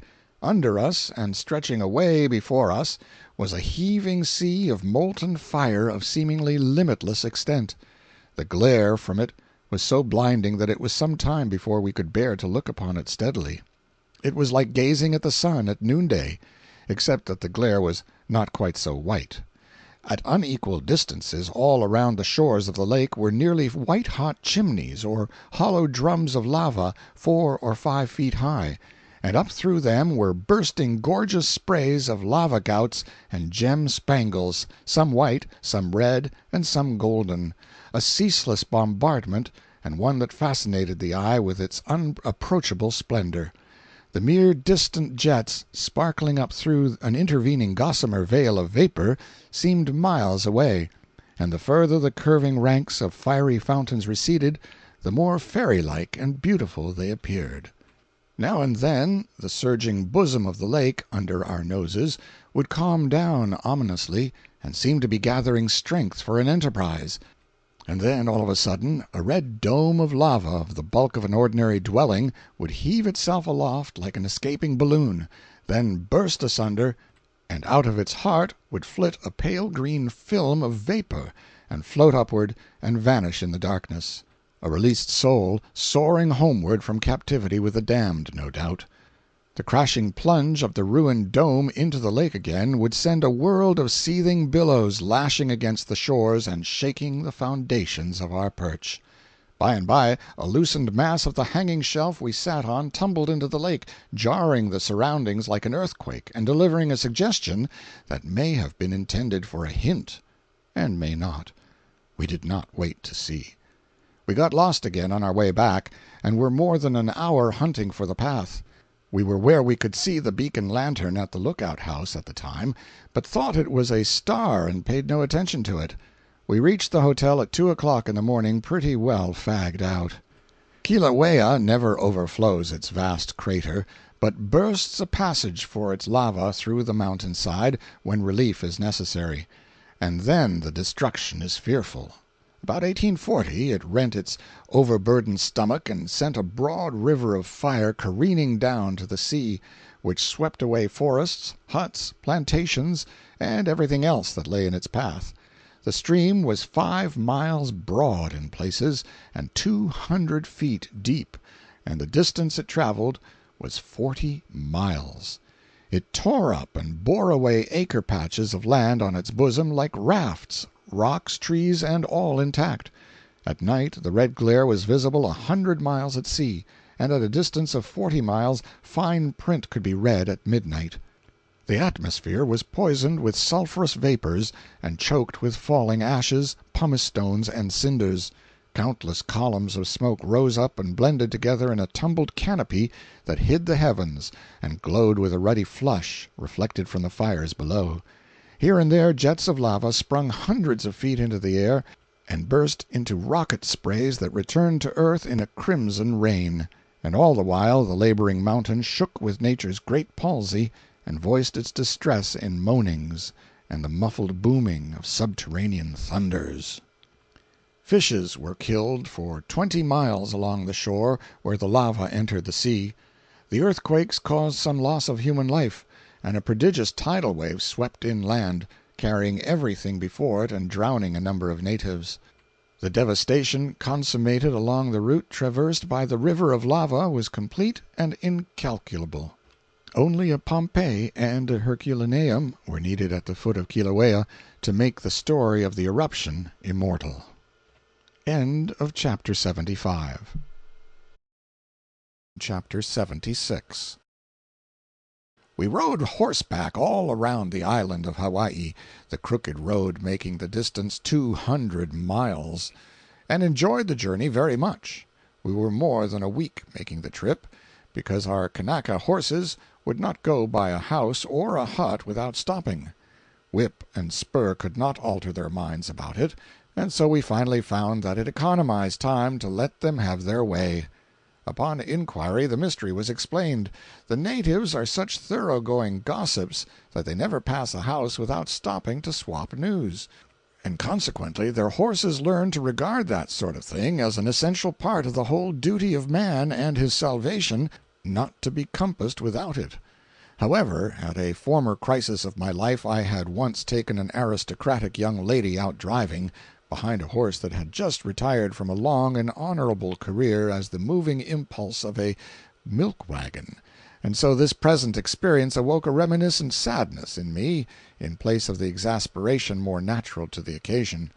I remembered how helpless I was that day, and how humiliated, how ashamed I was of having intimated to the girl that I had always owned the horse and was accustomed to grandeur, how hard I tried to appear easy and even vivacious under suffering that was consuming my vitals, how placidly and maliciously the girl smiled, and kept on smiling, while my hot blushes baked themselves into a permanent blood pudding in my face, how the horse ambled from one side of the street to the other and waited complacently before every third house 2 minutes and a quarter, while I belabored his back and reviled him in my heart, how I tried to keep him from turning corners and failed, how I moved heaven and earth to get him out of town and did not succeed, how he traversed the entire settlement and delivered imaginary milk at 162 different domiciles, and how he finally brought up at a dairy depot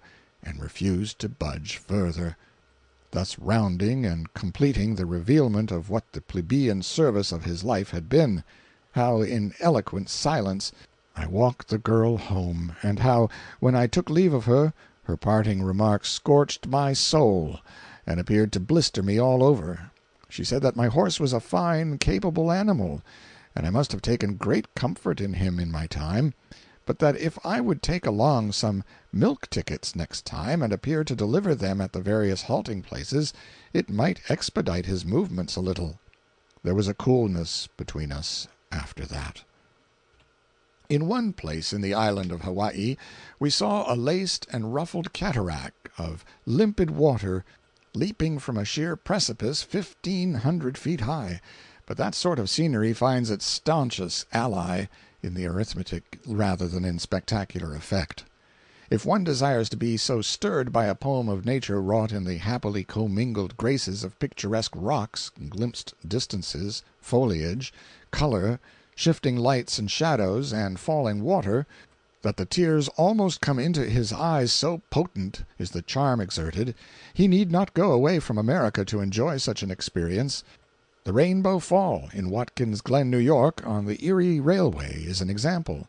It would recede into pitiable insignificance if the callous tourist drew on arithmetic on it, but left to compete for the honors simply on scenic grace and beauty, the grand, the august, and the sublime being barred the contest, it could challenge the old world and the new to produce its peer.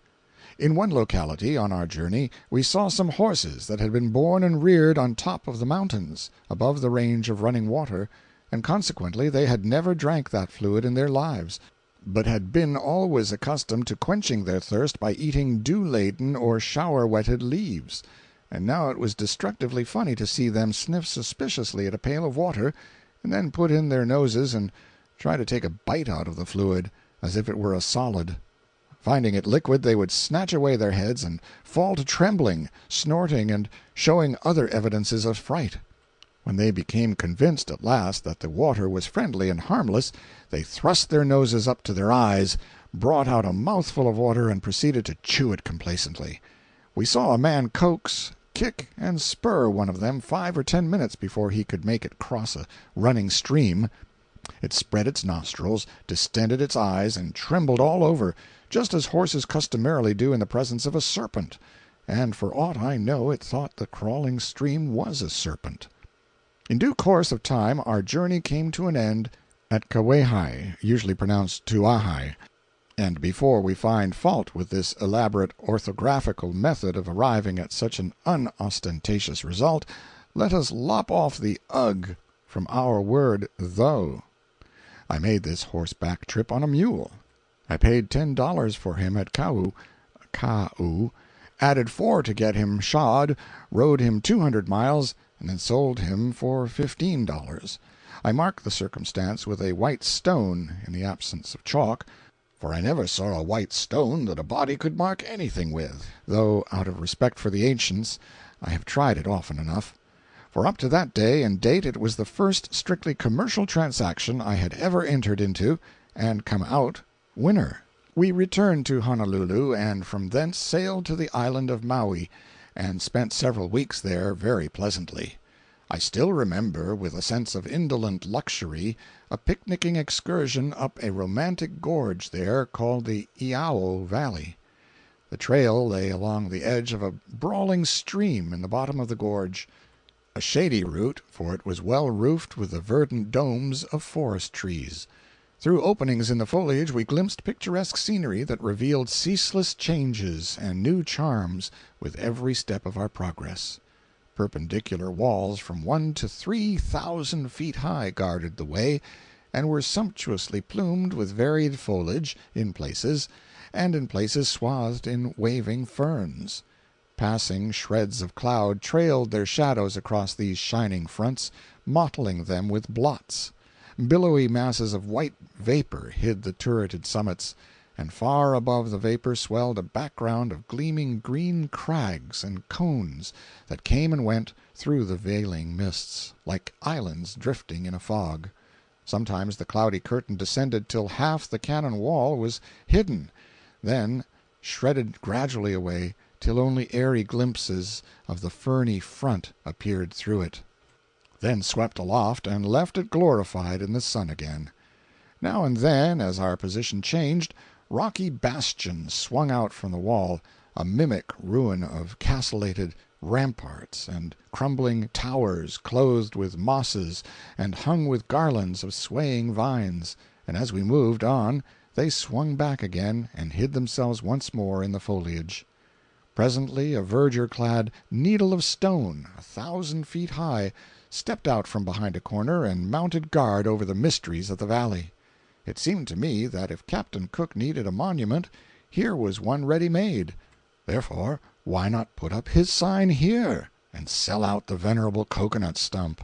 But the chief pride of Maui is her dead volcano of Haleakala, which means, translated, the House of the Sun. We climbed 1,000 feet up the side of this isolated colossus one afternoon, then camped, and next day climbed the remaining 9,000 feet, and anchored on the summit, where we built a fire and froze and roasted by turns all night. With the first pallor of dawn we got up and saw things that were new to us.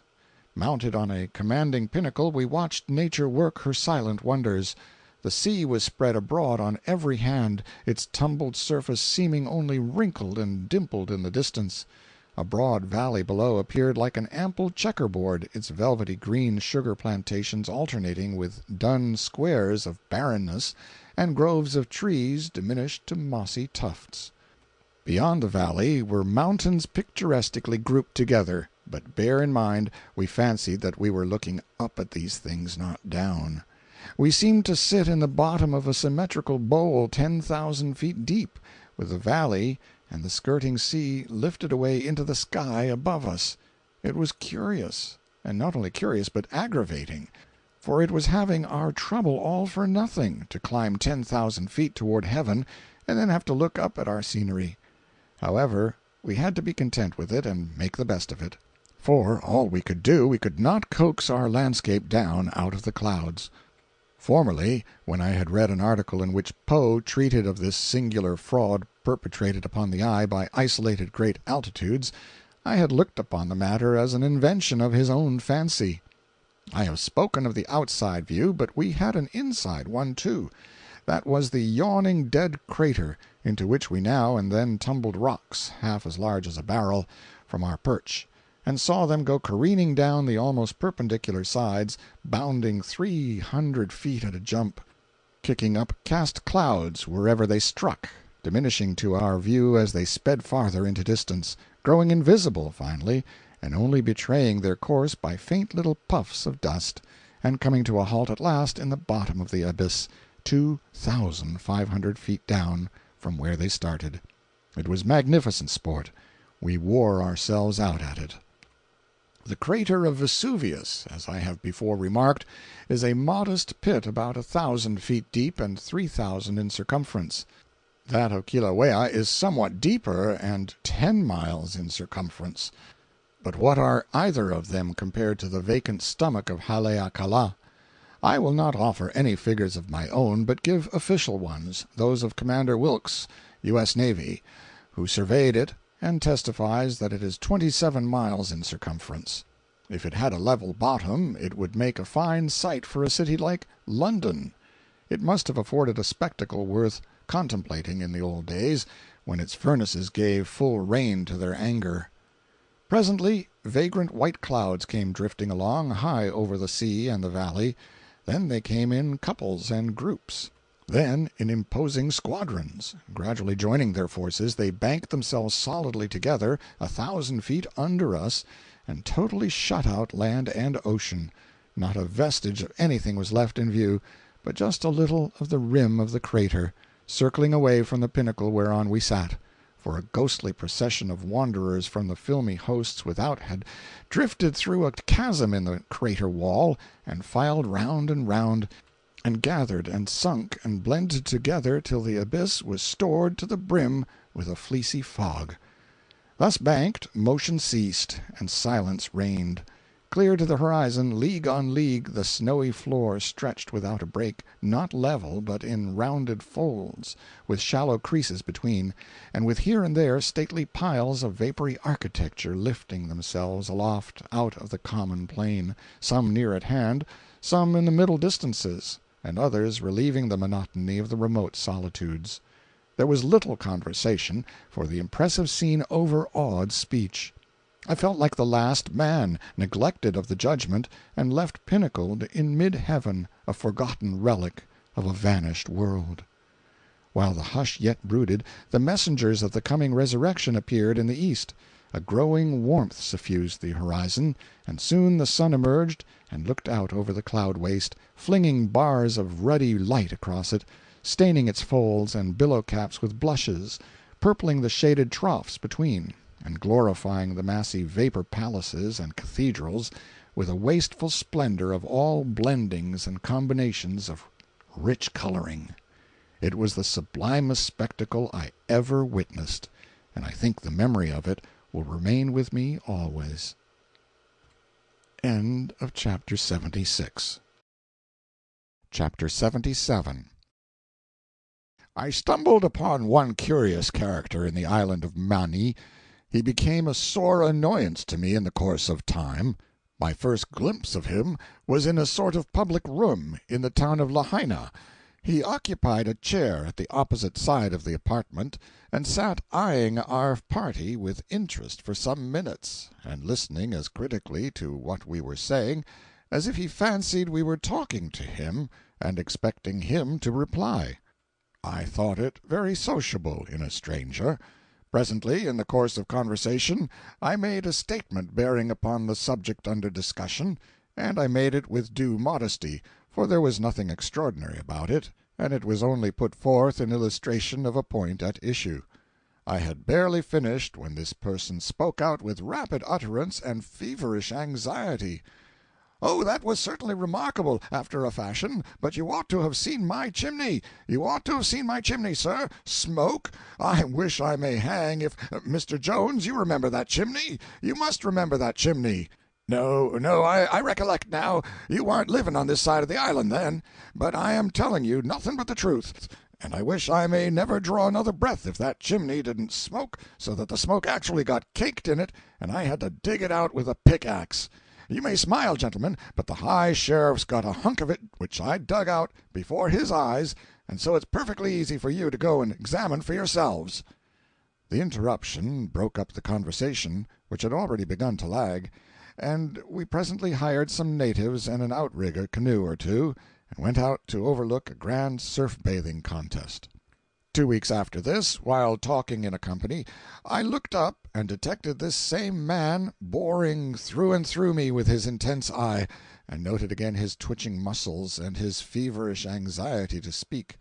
The moment I paused, he said, "Beg your pardon, sir, beg your pardon, but it can only be considered remarkable when brought into strong outline by isolation. Sir, contrasted with a circumstance which occurred in my own experience, it instantly becomes commonplace. No, not that, for I will not speak so discourteously of any experience in the career of a stranger and a gentleman, but I am obliged to say that you could not, and you would not ever again refer to this tree as a large one if you could behold, as I have, the great Yakmatak tree in the island Wanaska, Sea of Kamchatka, a tree, sir, not 1 inch less than 415 feet in solid diameter. And I wish I may die in a minute if it isn't so. Oh, you needn't look so questioning, gentlemen.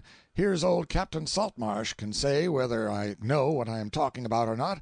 I showed him the tree." Captain Saltmarsh. "Come now, cat your anchor, lad. You're heaving too taut. You promised to show me that stunner, and I walked more than 11 mile with you through the cussedest jungle I ever see, a-hunting for it. But the tree you showed me finally warn't as big round as a beer cask, and you know that your own self, Marcus."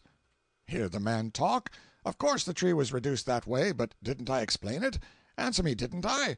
Didn't I say I wished you could have seen it when I first saw it? When you got up on your ear and called me names and said I had brought you 11 miles to look at a sapling, didn't I explain to you that all the whale ships in North Seas had been wooding off of it for more than 27 years? And didn't you suppose the tree could last forever, confound it? I don't see why you want to keep back things that way, and try to injure a person that's never done you any harm." Somehow this man's presence made me uncomfortable, and I was glad when a native arrived at that moment to say that Makawa, the most companionable and luxurious among the rude war chiefs of the islands, desired us to come over and help him enjoy a missionary whom he had found trespassing on his grounds. I think it was about 10 days afterward that, as I finished a statement I was making for the instruction of a group of friends and acquaintances, and which made no pretense of being extraordinary, A familiar voice chimed instantly in on the heels of my last word, and said, "But, my dear sir, there was nothing remarkable about that horse, or the circumstance either. Nothing in the world. I mean no sort of offence when I say it, sir, but you really do not know anything whatever about speed. Bless your heart, if you could only have seen my mare Margaretta, there was a beast. There was lightning for you. Trot. Trot is no name for it. She flew. How she could whirl a buggy along! I started her out, sir. Colonel Bilgewater, you recollect that animal perfectly well. I started her out about 30 or 35 yards ahead of the awfulest storm I ever saw in my life, and it chased us upwards of 18 miles. It did, by the everlasting hills. And I'm telling you nothing but the unvarnished truth when I say that not one single drop of rain fell on me. Not a single drop, sir, and I swear to it. But my dog was a-swimming behind the wagon all the way. For a week or two I stayed mostly within doors, for I seemed to meet this person everywhere, and he had become utterly hateful to me. But one evening I dropped in on Captain Perkins and his friends, and we had a sociable time. About 10 o'clock I chanced to be talking about a merchant friend of mine, and without really intending it, the remark slipped out that he was a little mean and parsimonious about paying his workmen. Instantly, through the steam of a hot whiskey punch, on the opposite side of the room, a remembered voice shot, and for a moment I trembled on the imminent verge of profanity. "Oh, my dear sir, really you expose yourself when you parade that as a surprising circumstance. Bless your heart and hide, you are ignorant of the very ABC of meanness. Ignorant as the unborn babe. Ignorant as unborn twins. You don't know anything about it. It is pitiable to see you, sir, a well-spoken and prepossessing stranger, making such an enormous powwow here about a subject concerning which your ignorance is perfectly humiliating. Look me in the eye, if you please. Look me in the eye. John James Godfrey was the son of poor but honest parents in the state of Mississippi, boyhood friend of mine, bosom comrade in later years. Heaven rest his noble spirit, he is gone from us now. John James Godfrey was hired by the Hayblossom Mining Company of California to do some blasting for them, the Incorporated Company of Mean Men, the boys used to call it. Well, one day he drilled a hole about 4 feet deep and put in an awful blast of powder, and was standing over it ramming it down with an iron crowbar about 9 feet long, when the cussed thing struck a spark and fired the powder, and scat! Away John Godfrey whizzed like a skyrocket, him and his crowbar.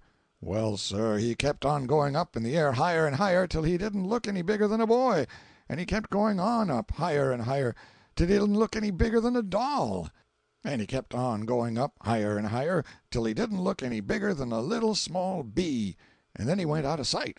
Presently he came in sight again, looking like a little small bee, and he came along down further and further till he looked as big as a doll again, and down further and further till he was as big as a boy again, and further and further till he was a full-sized man once more, and then him and his crowbar came a-whizzing down and lit right exactly in the same old tracks, and went to ramming down and ramming down and ramming down again, just the same as if nothing had happened. Now, do you know, that poor cuss warn't gone only 16 minutes, and yet that Incorporated Company of Mean Men docked him for the lost time." I said I had the headache, and so excused myself and went home. And on my diary I entered, "Another night spoiled by this offensive loafer," and a fervent curse was set down with it to keep the item company. And the very next day I packed up, out of all patience, and left the island. Almost from the very beginning I regarded that man as a liar. The line of points represents an interval of years, at the end of which time the opinion hazarded in that last sentence came to be gratifyingly and remarkably endorsed, and by wholly disinterested persons.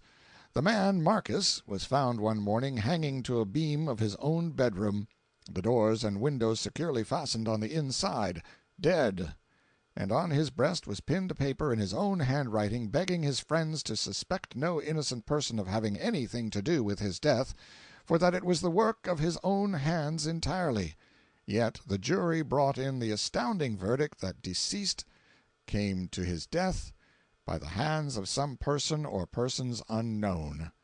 They explained that the perfectly undeviating consistency of Marcus's character for 30 years towered aloft as colossal and indestructible testimony that whatever statement he chose to make was entitled to instant and unquestioning acceptance as a lie, and they furthermore stated their belief that he was not dead, and instanced the strong circumstantial evidence of his own word that he was dead, and beseeched the coroner to delay the funeral as long as possible, which was done. And so, in the tropical climate of Lahaina, the coffin stood open for 7 days, and then even the loyal jury gave him up. But they sat on him again, and changed their verdict to suicide induced by mental aberration, because, they said, with penetration, he said he was dead, and he was dead, and would he have told the truth if he had been in his right mind? No, sir. End of chapter 77. Chapter 78. After half a year's luxurious vagrancy in the islands, I took shipping in a sailing vessel, and regretfully returned to San Francisco. A voyage in every way delightful, but without an incident, unless lying 2 long weeks in a dead calm 1,800 miles from the nearest land may rank as an incident.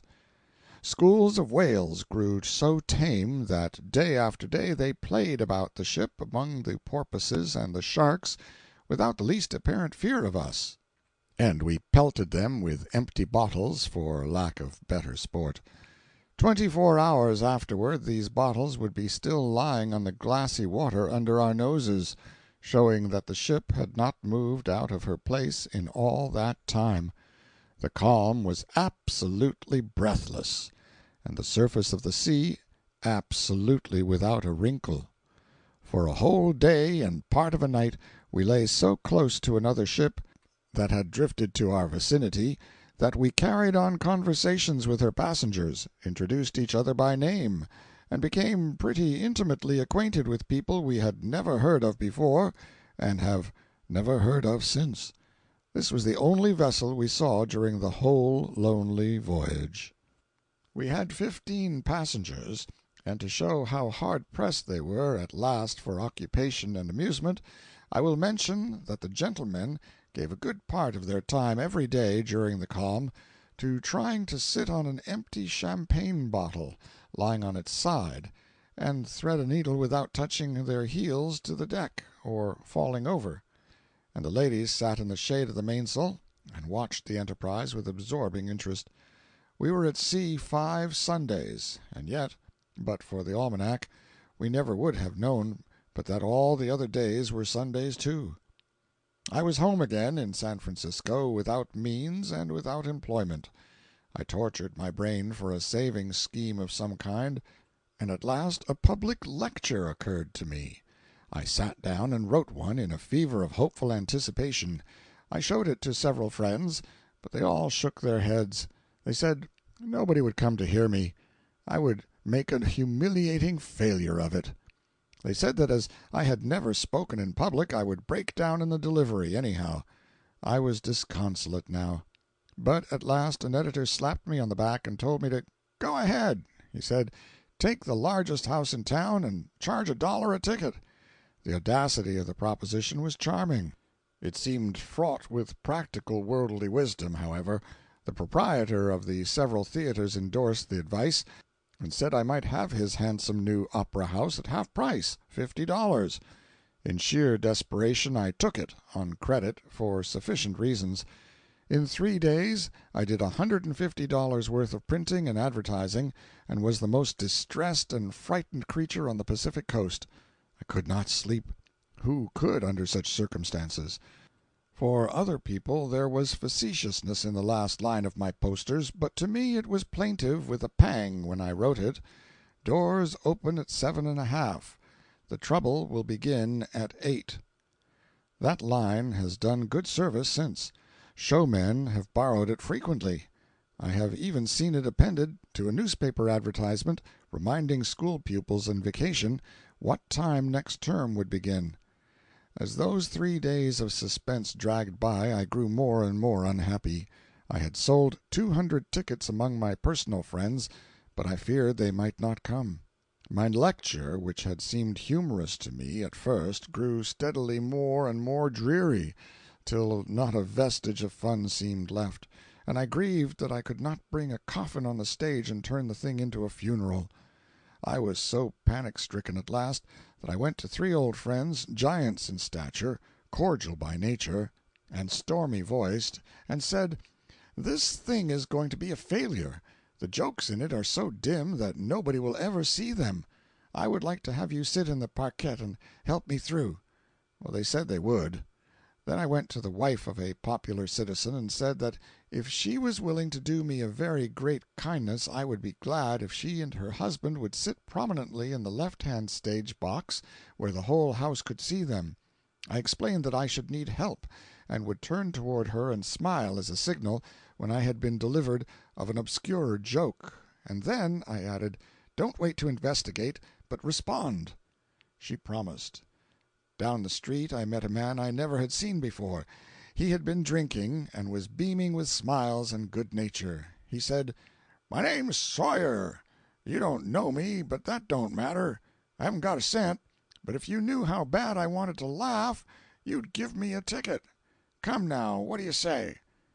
"Is your laugh hung on a hair-trigger? That is it critical, or can you get it off easy?"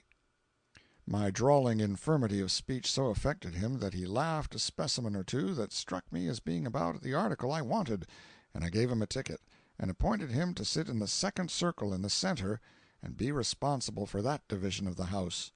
I gave him minute instructions about how to detect indistinct jokes, and then went away and left him chuckling placidly over the novelty of the idea. I ate nothing on the last of the 3 eventful days. I only suffered. I had advertised that on this 3rd day the box office would be opened for the sale of reserved seats. I crept down to the theater at 4 in the afternoon to see if any sales had been made. The ticket seller was gone. The box office was locked up. I had to swallow suddenly, or my heart would have got out. No sales, I said to myself. I might have known it. I thought of suicide, pretended illness, flight. I thought of these things in earnest, for I was very miserable and scared. But of course I had to drive them away, and prepare to meet my fate. I could not wait for 7:30. I wanted to face the horror, and end it, the feeling of many a man doomed to hang, no doubt. I went down back streets at 6 o'clock, and entered the theater by the back door. I stumbled my way in the dark among the ranks of canvas scenery, and stood on the stage. The house was gloomy and silent, and its emptiness depressing. I went into the dark among the scenes again, and for an hour and a half gave myself up to the horrors, wholly unconscious of everything else. Then I heard a murmur. It rose higher and higher, and ended in a crash, mingled with cheers. It made my hair raise, it was so close to me, and so loud. There was a pause, and then another. Presently came a third, and before I well knew what I was about, I was in the middle of the stage, staring at a sea of faces, bewildered by the fierce glare of the lights, and quaking in every limb with a terror that seemed like to take my life away. The house was full, aisles and all. The tumult in my heart and brain and legs continued a full minute before I could gain any command over myself. Then I recognized the charity and the friendliness in the faces before me, and little by little my fright melted away, and I began to talk. Within 3 or 4 minutes I was comfortable, and even content. My 3 chief allies, with 3 auxiliaries, were on hand in the parquet, all sitting together, all armed with bludgeons, and all ready to make an onslaught upon the feeblest joke that might show its head. And whenever a joke did fall, their bludgeons came down, and their faces seemed to split from ear to ear. Sawyer, whose hearty countenance was seen looming redly in the center of the second circle, took it up, and the house was carried handsomely. Inferior jokes never fared so royally before. Presently I delivered a bit of serious matter with impressive unction. It was my pet, and the audience listened with an absorbed hush that gratified me more than any applause. And as I dropped the last word of the clause, I happened to turn and catch Mrs. her intent and waiting eye. My conversation with her flashed upon me, and in spite of all I could do I smiled. She took it for the signal, and promptly delivered a mellow laugh that touched off the whole audience, and the explosion that followed was the triumph of the evening. I thought that honest man Sawyer would choke himself, and as for the bludgeons, they performed like pile-drivers. But my poor little morsel of pathos was ruined. It was taken in good faith as an intentional joke and the prize one of the entertainment, and I wisely let it go at that. All the papers were kind in the morning, my appetite returned, I had an abundance of money. All's well that ends well. End of chapter 78. Chapter 79. I launched out as a lecturer now with great boldness. I had the field all to myself, for public lectures were almost an unknown commodity in the Pacific market. They are not so rare now, I suppose. I took an old personal friend along to play agent for me, and for 2 or 3 weeks we roamed through Nevada and California and had a very cheerful time of it. 2 days before I lectured in Virginia City, 2 stage coaches were robbed within 2 miles of the town. The daring act was committed just at dawn by 6 masked men who sprang up alongside the coaches, presented revolvers at the heads of the drivers and passengers, and commanded a general dismount. Everybody climbed down, and the robbers took their watches and every cent they had. Then they took gunpowder and blew up the express specie boxes and got their contents. The leader of the robbers was a small, quick-spoken man, and the fame of his vigorous manner and his intrepidity was in everybody's mouth when we arrived. The night after instructing Virginia, I walked over the desolate divide and down to Gold Hill and lectured there. The lecture done, I stopped to talk with a friend and did not start back till 11. The divide was high, unoccupied ground between the towns, the scene of 20 midnight murders and 100 robberies. As we climbed up and stepped out on this eminence, the Gold Hill lights dropped out of sight at our backs, and the night closed down gloomy and dismal. A sharp wind swept the place, too, and chilled our perspiring bodies through. "I tell you I don't like this place at night," said Mike, the agent. "Well, don't speak so loud," I said. "You needn't remind anybody that we are here." Just then a dim figure approached me from the direction of Virginia, a man, evidently. He came straight at me, and I stepped aside to let him pass. He stepped in the way and confronted me again. Then I saw that he had a mask on and was holding something in my face. I heard a click, click, and recognized a revolver in the dim outline. I pushed the barrel aside with my hand and said, "Don't." He ejaculated sharply, "Your watch! Your money!" I said, "You can have them with pleasure, but take the pistol away from my face, please. It makes me shiver." "No remarks. Hand out your money." "Certainly. Put up your hands. Don't you go for a weapon. Put 'em up higher." I held them above my head. A pause. Then, "Are you going to hand out your money or not?" I dropped my hands to my pockets and said, "Certainly. Put up your hands. Do you want your head blown off? Higher." I put them above my head again. Another pause. "Are you going to hand out your money or not?" Again? "Put up your hands. By George, you want the head shot off you awful bad." "Well, friend, I'm trying my best to please you. You tell me to give up my money, and when I reach for it you tell me to put up my hands. If you would only— Oh, now don't, all 6 of you at me. That other man will get away while— Now, please, take some of those revolvers out of my face. Do, if you please. Every time one of them clicks my liver comes up into my throat. If you have a mother, any of you, or if any of you have ever had a mother, or a grandmother, or a— "Cheese it! Will you give up your money, or have we got to— There, none of that. Put up your hands." "Gentlemen, I know you are gentlemen by your—" "Silence! If you want to be facetious, young man, there are times and places more fitting. This is serious business." "You prick the marrow of my opinion. The funerals I have attended in my time were comedies compared to it. Now I think—" "Curse your palaver! Your money! Your money! Your money! Hold! Put up your hands!" "Gentlemen, listen to reason. You see how I am situated. Now don't put those pistols so close. I smell the powder. You see how I am situated. If I had 4 hands, so that I could hold up 2 and— Throttle him! Gag him! Kill him! Gentlemen, don't! Nobody's watching the other fellow. Why don't some of you— Ouch! Take it away, please! Gentlemen, you see that I've got to hold up my hands, and so I can't take out my money. But if you'll be so kind as to take it out for me, I will do as much for you some— Search him, Beauregard, and stop his jaw with a bullet quick if he wags it again. Help, Beauregard! Stonewall! Then 3 of them, with a small, spry leader, adjourned to Mike and fell to searching him.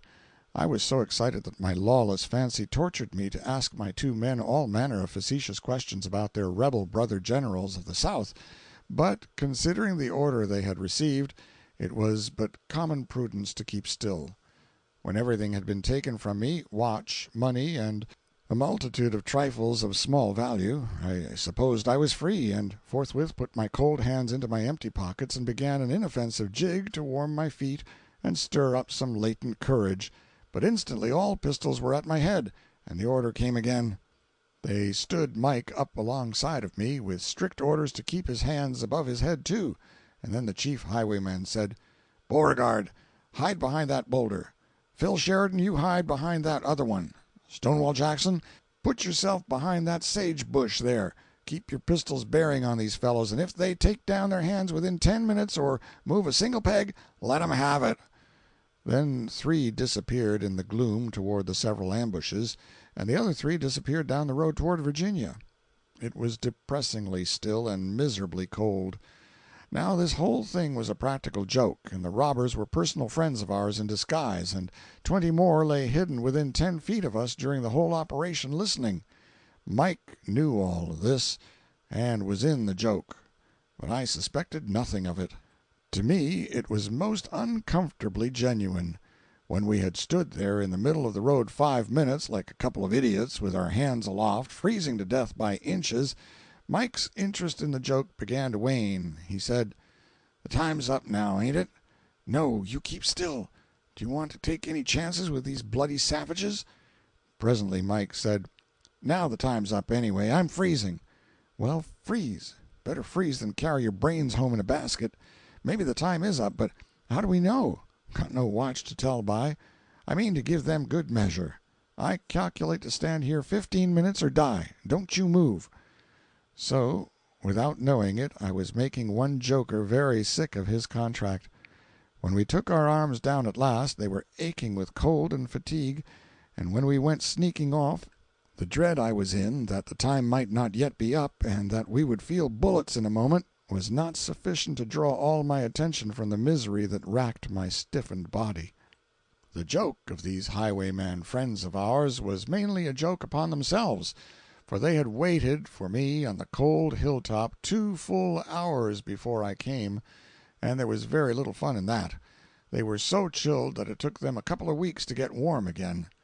Moreover, I never had a thought that they would kill me to get money which it was so perfectly easy to get without any such folly, and so they did not really frighten me bad enough to make their enjoyment worth the trouble they had taken. I was only afraid that their weapons would go off accidentally. Their very numbers inspired me with confidence that no blood would be intentionally spilled. They were not smart. They ought to have sent only 1 highwayman with a double-barreled shotgun if they desired to see the author of this volume climb a tree. However, I suppose that in the long run I got the largest share of the joke at last, and in a shape not foreseen by the highwaymen, for the chilly exposure on the divide, while I was in a perspiration, gave me a cold which developed itself into a troublesome disease and kept my hands idle some 3 months, besides costing me quite a sum in doctor's bills. Since then I play no practical jokes on people, and generally lose my temper when one is played upon me. When I returned to San Francisco, I projected a pleasure journey to Japan and thence westward around the world, but a desire to see home again changed my mind, and I took a berth in the steamship, bade good-bye to the friendliest and the livest, heartiest community on our continent, and came by the way of the Isthmus to New York, a trip that was not much of a picnic excursion, for the cholera broke out among us on the passage, and we buried 2 or 3 bodies at sea every day. I found home a dreary place after my long absence, for half the children I had known were now wearing whiskers or waterfalls, and few of the grown people I had been acquainted with remained at their hearthstones prosperous and happy. Some of them had wandered to other scenes, some were in jail, and the rest had been hanged. These changes touched me deeply, and I went away and joined the famous Quaker City European excursion, and carried my tears to foreign lands. Thus, after 7 years of vicissitudes, ended a pleasure trip to the silver mines of Nevada, which had originally been intended to occupy only 3 months. However, I usually miss my calculations further than that.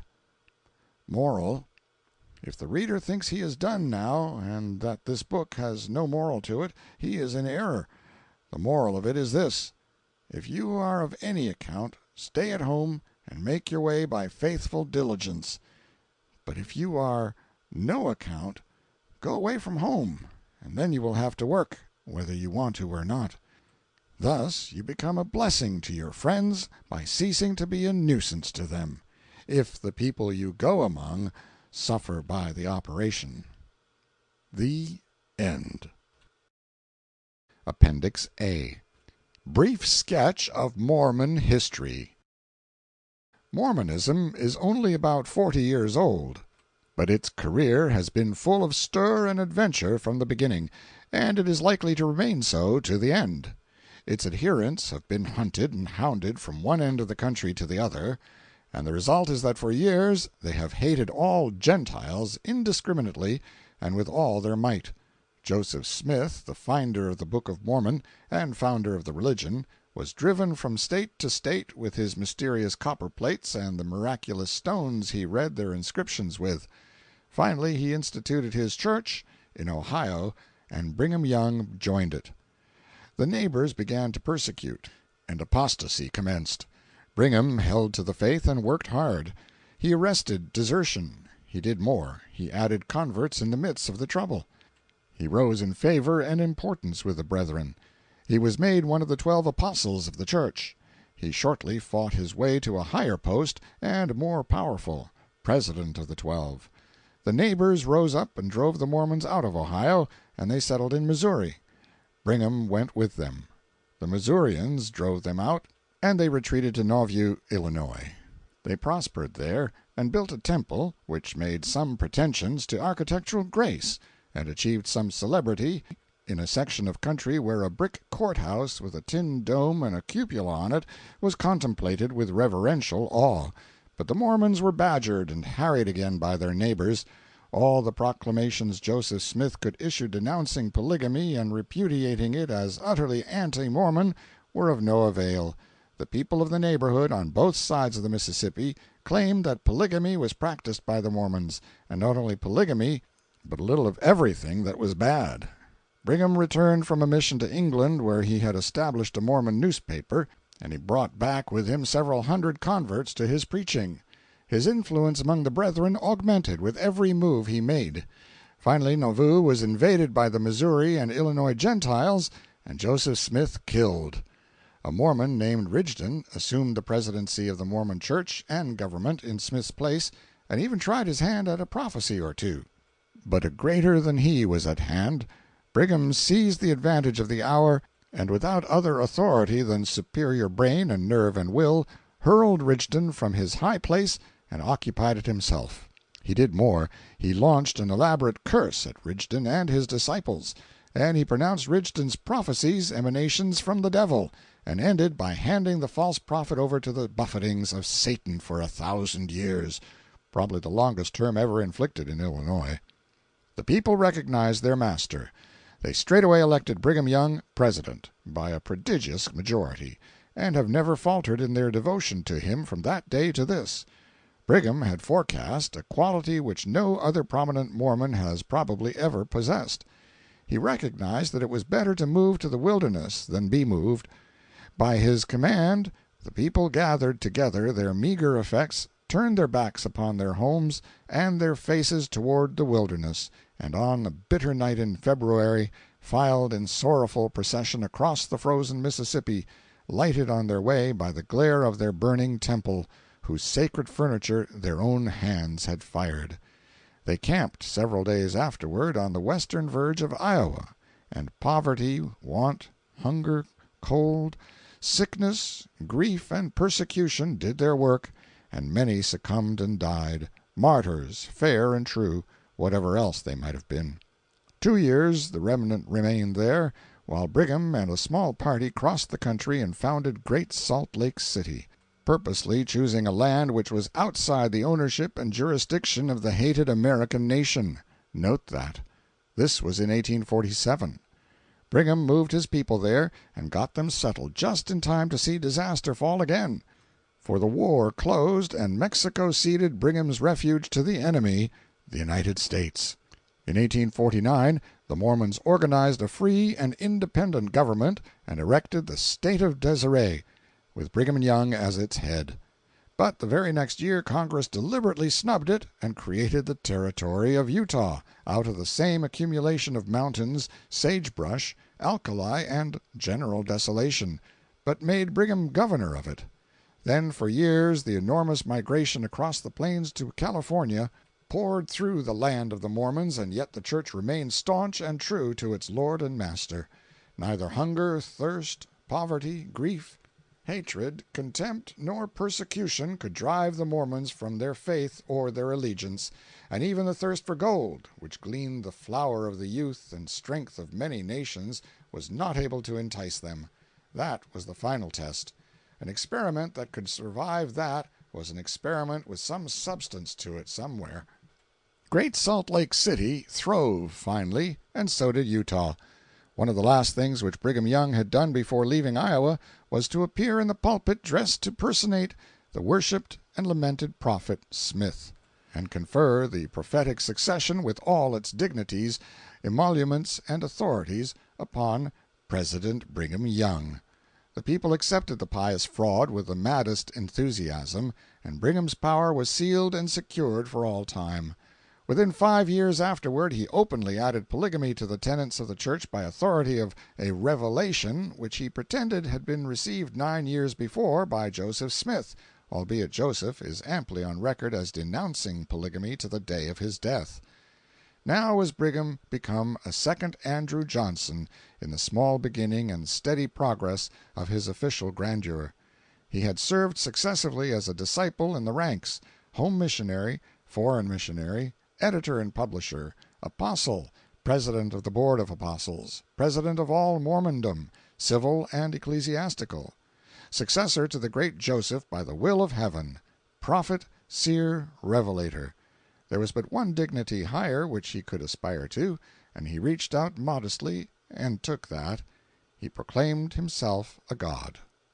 He claims that he is to have a heaven of his own hereafter, and that he will be its god, and his wives and children its goddesses, princes and princesses. Into it all faithful Mormons will be admitted, with their families, and will take rank and consequence according to the number of their wives and children.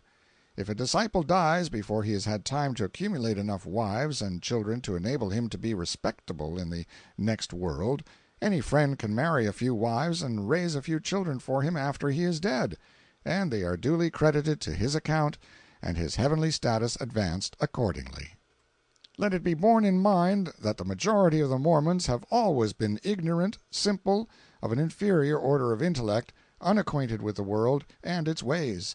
And let it be borne in mind that the wives of these Mormons are necessarily after the same pattern, and their children likely to be fit representatives of such a conjunction. And then let it be remembered that for 40 years these creatures have been driven relentlessly, and mobbed, beaten, and shot down, cursed, despised, expatriated, banished to a remote desert, whither they journeyed gaunt with famine and disease, disturbing the ancient solitudes with their lamentations and marking the long way with graves of their dead, and all because they were simply trying to live and worship God in the way which they believed with all their hearts and souls to be the true one. Let all these things be borne in mind, and then it will not be hard to account for the deathless hatred which the Mormons bear our people and our government. That hatred has fed fat its ancient grudge, ever since Mormon Utah developed into a self-supporting realm and the Church waxed rich and strong. Brigham, as territorial governor, made it plain that Mormondom was for the Mormons. The United States tried to rectify all that by appointing territorial officers from New England and other anti-Mormon localities. But Brigham prepared to make their entrance into his dominions difficult. 3,000 United States troops had to go across the plains and put these gentlemen in office, and after they were in office they were as helpless as so many stone images. They made laws which nobody minded and which could not be executed. The federal judges opened court in land filled with crime and violence, and sat as holiday spectacles for insolent crowds to gape at, for there was nothing to try, nothing to do, nothing on the dockets. And if a Gentile brought a suit, the Mormon jury would do just as it pleased about bringing in a verdict, and when the judgment of the court was rendered no Mormon cared for it, and no officer could execute it. Our presidents shipped one cargo of officials after another to Utah, but the result was always the same. They sat in a blight for a while, they fairly feasted on scowls and insults day by day, they saw every attempt to do their official duties find its reward in darker and darker looks, and in secret threats and warnings of a more and more dismal nature, and at last they either succumbed and became despised tools and toys of the Mormons, or got scared and discomforted beyond all endurance and left the territory. If a brave officer kept on courageously till his pluck was proven, some pliant Buchanan or Pierce would remove him and appoint a stick in his place.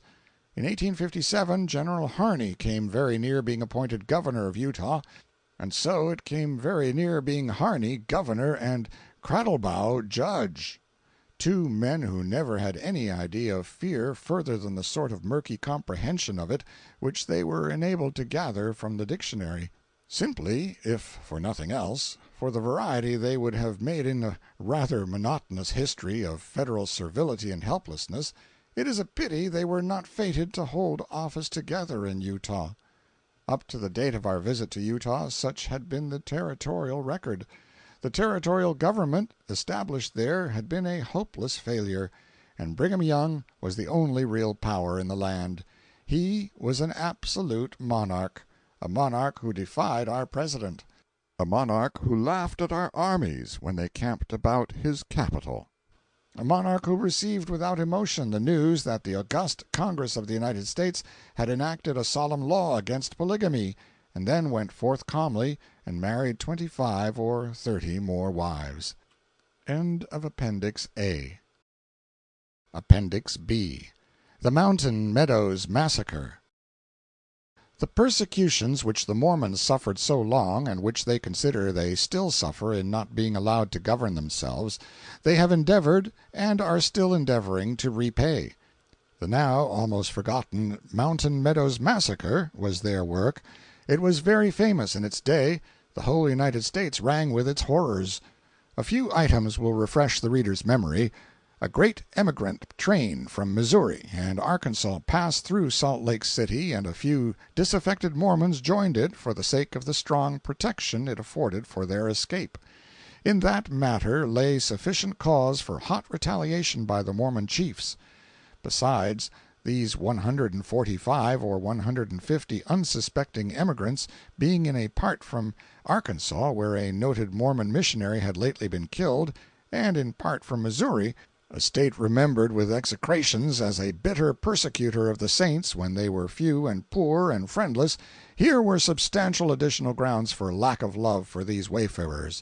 And finally this train was rich, very rich, in cattle, horses, mules, and other property. And how could the Mormons consistently keep up their coveted resemblance to the Israelitish tribes and not seize the spoil of an enemy when the Lord had so manifestly delivered it into their hand?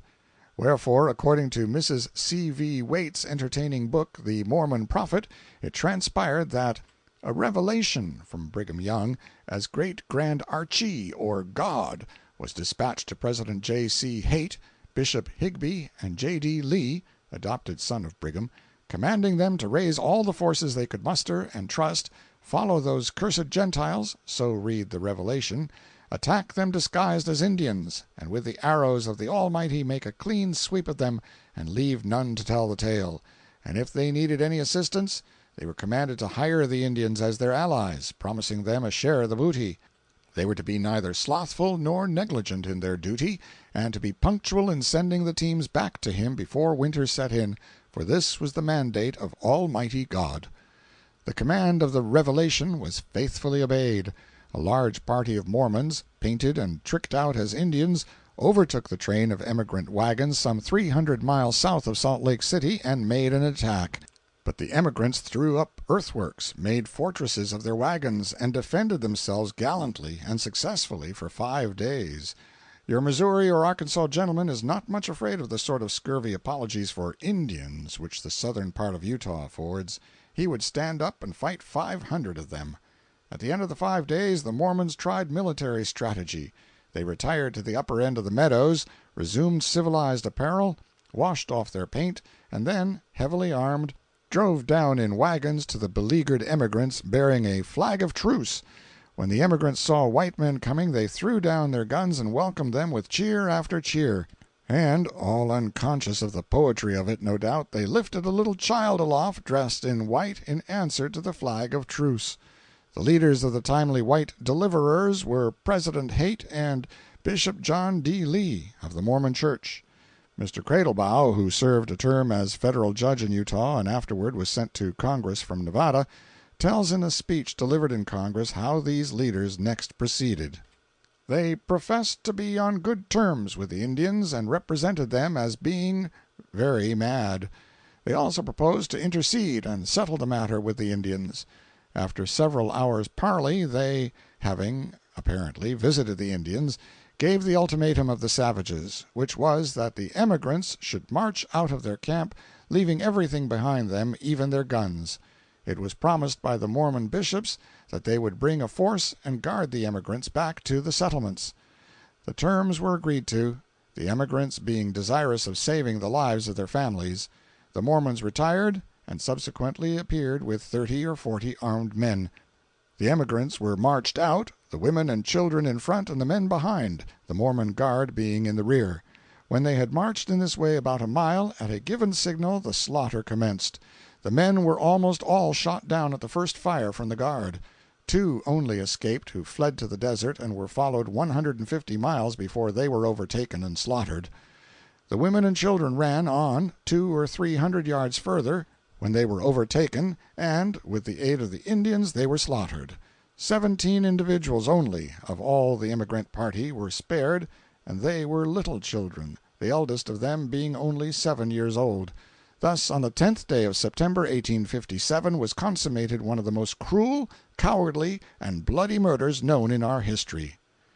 The number of persons butchered by the Mormons on this occasion was 120. With unheard-of temerity, Judge Cradlebaugh opened his court and proceeded to make Mormondom answer for the massacre.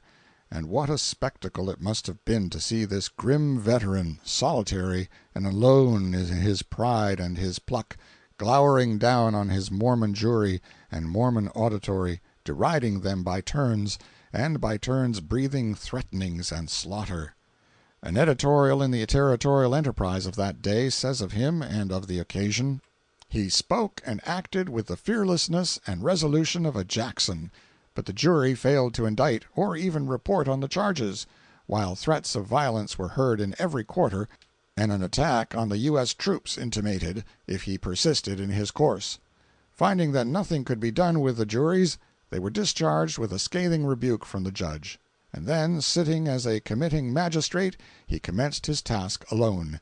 He examined witnesses, made arrests in every quarter, and created a consternation in the camps of the saints greater than any they had ever witnessed before, since Mormondom was born.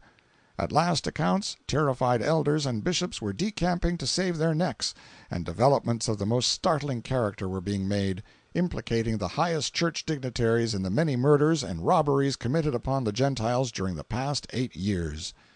Had Harney been governor, Cradlebaugh would have been supported in his work, and the absolute proofs adduced by him of Mormon guilt in this massacre and in a number of previous murders would have conferred gratuitous coffins upon certain citizens, together with occasion to use them. But Cumming was the federal governor, and he, under a curious pretense of impartiality, sought to screen the Mormons from the demands of justice. On one occasion he even went so far as to publish his protest against the use of the U.S. troops in aid of Cradlebaugh's proceedings. Mrs. C. V. Waite closes her interesting detail of the great massacre with the following remark, an accompanying summary of the testimony, and the summary is concise, accurate, and reliable. For the benefit of those who may still be disposed to doubt the guilt of Young and his Mormons in this transaction, the testimony is here collated and circumstances given which go not merely to implicate but to fasten conviction upon them by confirmation strong as proofs of Holy Writ. 1. The evidence of Mormons themselves engaged in the affair as shown by the statements of Judge Cradlebaugh and Deputy U.S. Marshal Rogers. 2. The failure of Brigham Young to embody any account of it in his report as Superintendent of Indian Affairs. Also his failure to make any allusion to it whatever from the pulpit until several years after the occurrence. 3. The flight to the mountains of men high in authority in the Mormon Church and State when this affair was brought to the ordeal of a judicial investigation. 4. The failure of the Deseret News, the church organ, and the only paper then published in the Territory, to notice the massacre until several months afterward, and then only to deny that Mormons were engaged in it. 5. The testimony of the children saved from the massacre. 6. The children and the property of the emigrants found in the possession of the Mormons, and that possession traced back to the very day after the massacre. 7.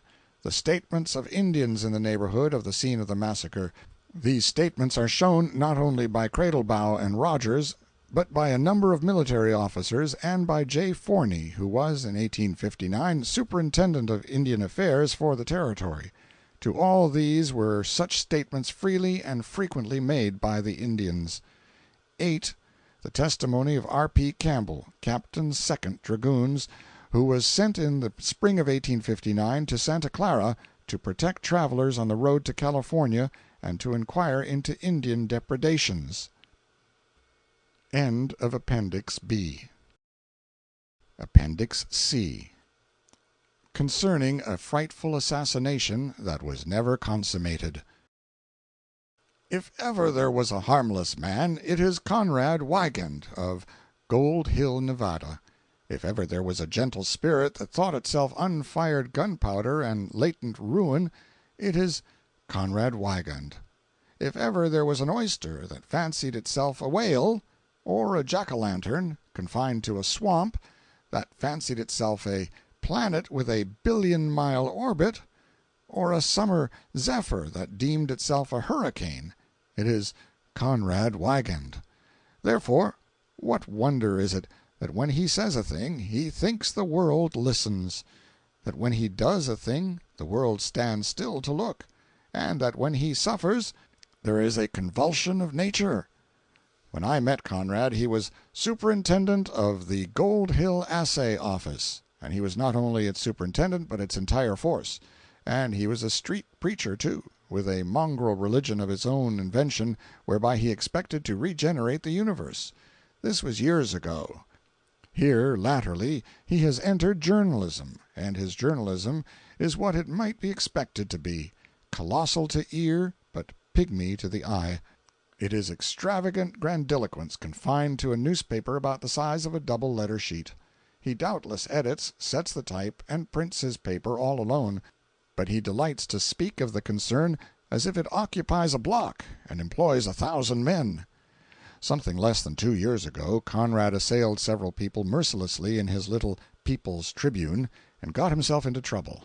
Straightway he airs the affair in the Territorial Enterprise, in a communication over his own signature, and I propose to reproduce it here in all its native simplicity and more than human candor. Long as it is well worth reading, for it is the richest specimen of journalistic literature the history of America can furnish, perhaps. From the Territorial Enterprise, January 20, 1870. Seeming plot for assassination miscarried. To the editor of the Enterprise: Months ago When Mr. Sutro incidentally exposed mining management on the Comstock, and among others roused me to protest against its continuance, in great kindness you warned me that any attempt by publications, by public meetings, and by legislative action aimed at the correction of chronic mining evils in Storey County must entail upon me a. business ruin, b. the burden of all its costs, c. personal violence, and if my purpose were persisted in, then d. assassination, and after all nothing would be effected. Your prophecy fulfilling. In large part, at least, your prophecies have been fulfilled, for a. assaying, which was well attended to in the Gold Hill Assay Office, of which I am superintendent, in consequence of my publication, has been taken elsewhere, so the president of one of the companies assures me. With no reason assigned, other work has been taken away. With but one or two important exceptions, our assay business now consists simply of the gleanings of the vicinity. b. Though my own personal donations to the People's Tribune Association have already exceeded $1,500, outside of our own numbers we have received, in money, less than $300 as contributions and subscriptions for the Journal. c.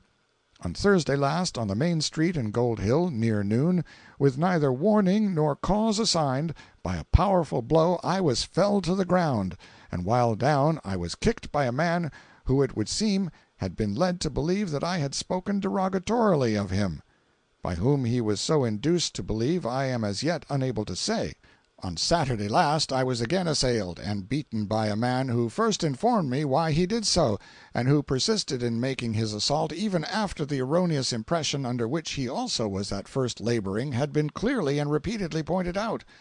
This same man, after failing through intimidation to elicit from me the names of our editorial contributors, against giving which he knew me to be pledged, beat himself weary upon me with a raw hide, I not resisting, and then paintingly threatened me with permanent disfiguring mayhem if ever again I should introduce his name into print, and who but a few minutes before his attack upon me assured me that the only reason I was permitted to reach home alive on Wednesday evening last, at which time the People's Tribune was issued, was that he deems me only half-witted, and be it remembered the very next morning I was knocked down and kicked by a man who seemed to be prepared for flight.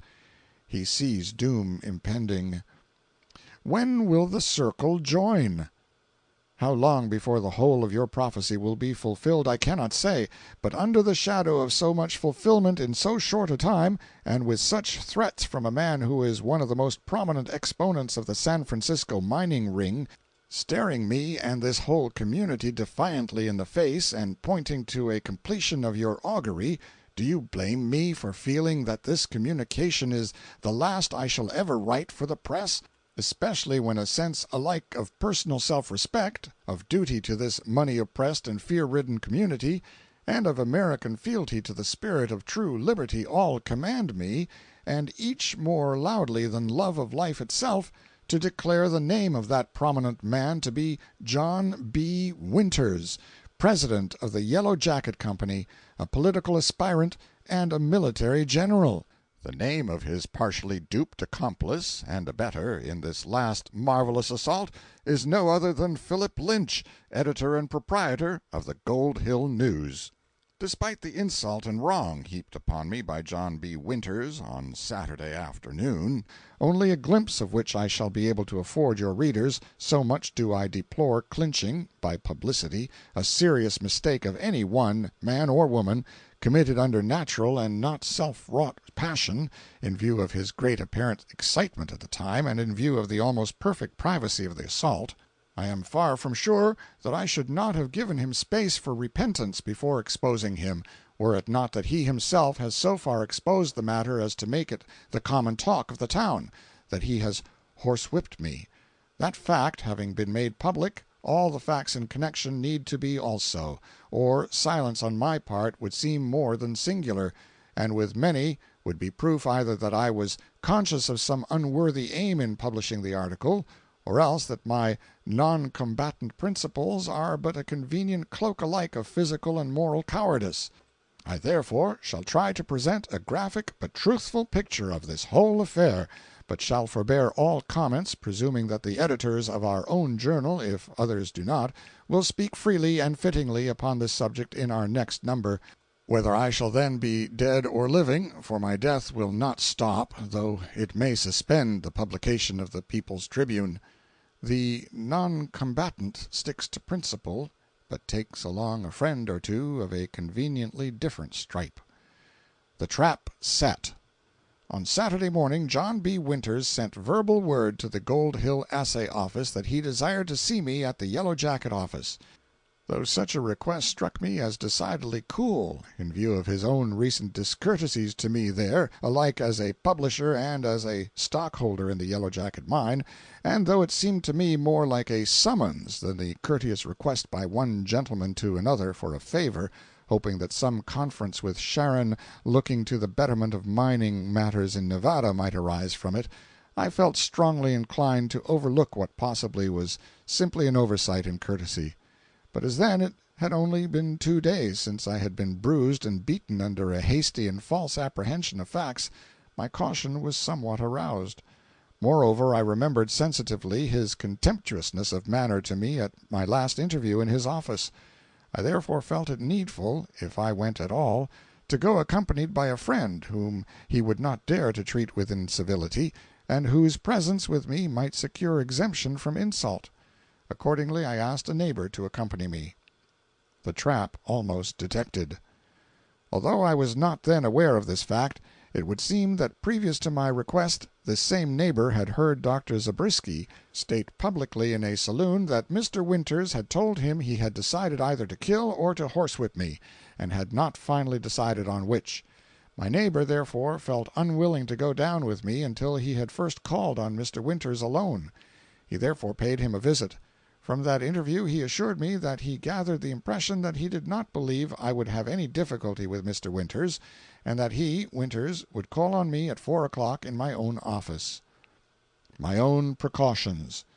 As Sheriff Cummings was in Gold Hill that afternoon, and as I desired to converse with him about the previous assault, I invited him to my office, and he came.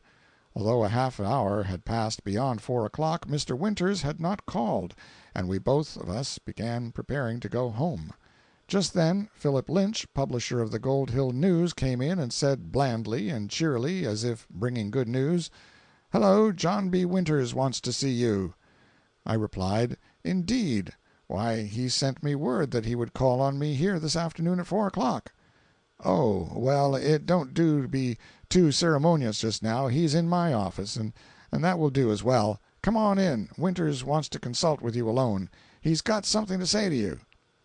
Though slightly uneasy at this change of program, yet believing that in an editor's house I ought to be safe, and anyhow that I would be within hail of the street, I hurriedly and but partially whispered my dim apprehensions to Mr. Cummings, and asked him if he would not keep near enough to hear my voice in case I should call. He consented to do so while waiting for some other parties, and to come in if he heard my voice or thought I had need of protection. On reaching the editorial part of the News office, which viewed from the street is dark, I did not see Mr. Winters, and again my misgivings arose. Had I paused long enough to consider the case, I should have invited Sheriff Cummings in, but as Lynch went downstairs he said, "This way, Wygand, it's best to be private," or some such remark. I do not desire to strain the reader's fancy hurtfully, and yet it would be a favor to me if he would try to fancy this lamb in battle, or the dueling ground, or at the head of a vigilance committee. M.T. I followed, and without Mr. Cummings, and without arms, which I never do or will carry, unless as a soldier in war, or unless I should yet come to feel I must fight a duel, or to join and aid in the ranks of a necessary vigilance committee. But by following I made a fatal mistake. Following was entering a trap, and whatever animal suffers itself to be caught should expect the common fate of a caged rat, as I fear events to come will prove. Traps commonly are not set for benevolence. His bodyguard is shut out. The trap inside. I followed Lynch downstairs. At their foot a door to the left opened into a small room. From that room another door opened into yet another room, and once entered, I found myself inveigled into what many will ever henceforth regard as a private, subterranean, Gold Hill den, admirably adapted in proper hands to the purposes of murder, raw or disguised, for from it, with both or even one door closed, when too late, I saw that I could not be heard by Sheriff Cummings, and from it, by violence and by force, I was prevented from making a peaceable exit, when I thought I saw the studious object of this consultation was no other than to compass my killing in the presence of Philip Lynch as a witness, as soon as by insult a proverbially excitable man should be exasperated to the point of assailing Mr. Winters, so that Mr. Lynch, by his conscience and by his well-known tenderness of heart toward the rich and potent, would be compelled to testify that he saw General John B. Winters kill Conrad Wygand in self-defense. But I am going too fast. Our host. Mr. Lynch was present during the most of the time, say a little short of an hour, but 3 times he left the room. His testimony, therefore, would be available only as to the bulk of what transpired. On entering this carpeted den, I was invited to a seat near one corner of the room. Mr. Lynch took a seat near the window. J. B. Winters sat, at first, near the door, and began his remarks essentially as follows. I have come here to exact of you a retraction, in black and white, of those damnably false charges which you have preferred against me in that infamous lying sheet of yours, and you must declare yourself their author, that you published them knowing them to be false, and that your motives were malicious. Hold, Mr. Winters, your language is insulting, and your demand an enormity. I trust I was not invited here either to be insulted or coerced. I supposed myself here by invitation of Mr. Lynch at your request. Nor did I come here to insult you. I have already told you that I am here for a very different purpose. Yet your language has been offensive, and even now shows strong excitement. If insult is repeated, I shall either leave the room or call in Sheriff Cummings, whom I just left standing and waiting for me outside the door. No, you won't, sir. You may just as well understand it at once as not. Here you are my man, and I'll tell you why. Months ago you put your property out of your hands, boasting that you did so to escape losing it on prosecution for libel. It is true that I did convert all my immovable property into personal property, such as I could trust safely to others, and chiefly to escape ruin through possible libel suits. Very good, sir. Having placed yourself beyond the pale of the law, may God help your soul if you don't, make precisely such a retraction as I have demanded. I've got you now, and before you can get out of this room, you've got to both write and sign precisely the retraction I have demanded, and before you go, anyhow, you low-lived, lying, I'll teach you what personal responsibility is outside of the law, and by Sheriff Cummings and all the friends you've got in the world besides can't save you, etc.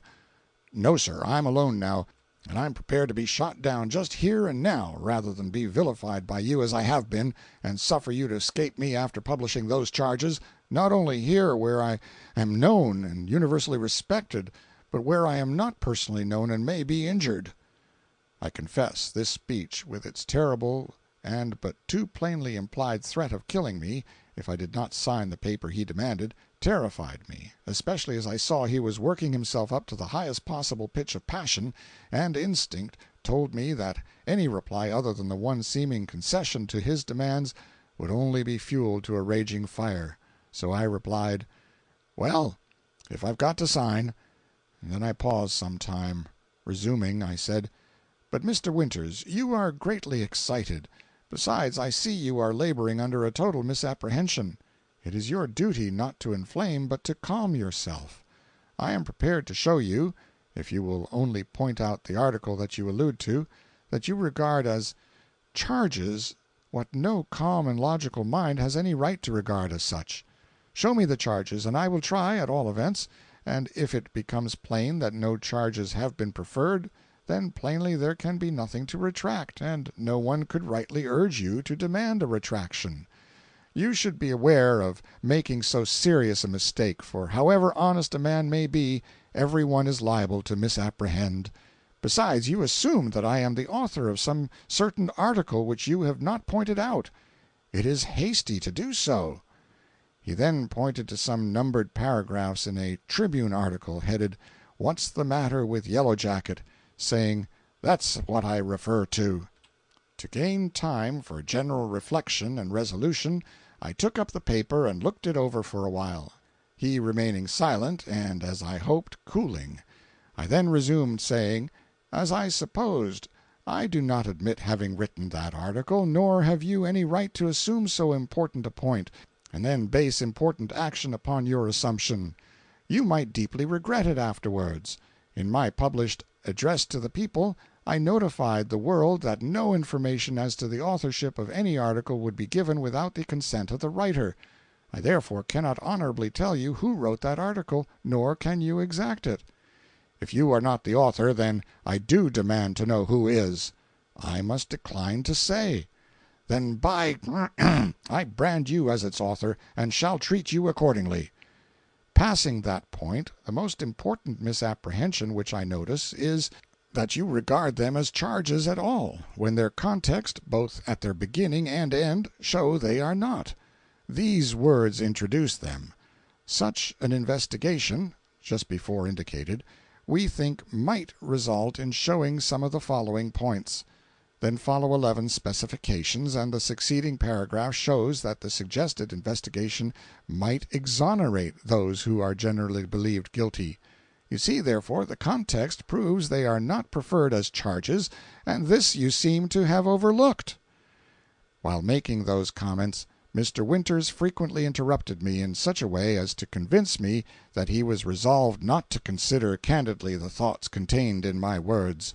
He insisted upon it that they were charges, and by he would make me take them back as charges, and he referred the question to Philip Lynch, to whom I then appealed as a literary man, as a logician, and as an editor, calling his attention especially to the introductory paragraph just before quoted. He replied, "If they are not charges, they certainly are insinuations," whereupon Mr. Winters renewed his demands for retraction precisely such as he had before named, except that he would allow me to state who did write the article if I did not myself, and this time shaking his fist in my face with more cursings and epithets. When he threatened me with his clenched fist, instinctively I tried to rise from my chair, but Winters then forcibly thrust me down, as he did every other time, at least 7 or 8, when under similar imminent danger of bruising by his fist, or, for aught I could know, worse than that, after the first stunning blow, which he could easily and safely to himself have dealt me so long as he kept me down and stood over me. This fact it was which more than anything else convinced me that by plan and plot I was purposely made powerless in Mr. Winters' hand, and that he did not mean to allow me that advantage of being afoot which he possessed. Moreover, I then became convinced that Philip Lynch, and for what reason I wondered, would do absolutely nothing to protect me in his own house. I realized then the situation thoroughly. I had found it equally vain to protest or argue, and I would make no unmanly appeal for pity, still less apologize. Yet my life had been by the plainest possible implication threatened. I was a weak man. I was unarmed. I was helplessly down, and Winters was afoot and probably armed. Lynch was the only witness. The statements demanded, if given and not explained, would utterly sink me in my own self-respect, in my family's eyes, and in the eyes of the community. On the other hand, should I give the author's name, how could I ever expect that confidence of the people which I should no longer deserve, and how much dearer to me and to my family was my life than the life of the real author to his friends?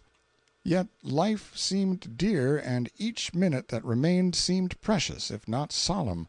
I sincerely trust that neither you nor any of your readers, and especially none with families, may ever be placed in such seeming direct proximity to death while obliged to decide the one question I was compelled to, viz., what should I do? I, a man of family, and not, as Mr. Winters is, alone. The reader is requested not to skip the following. M.T.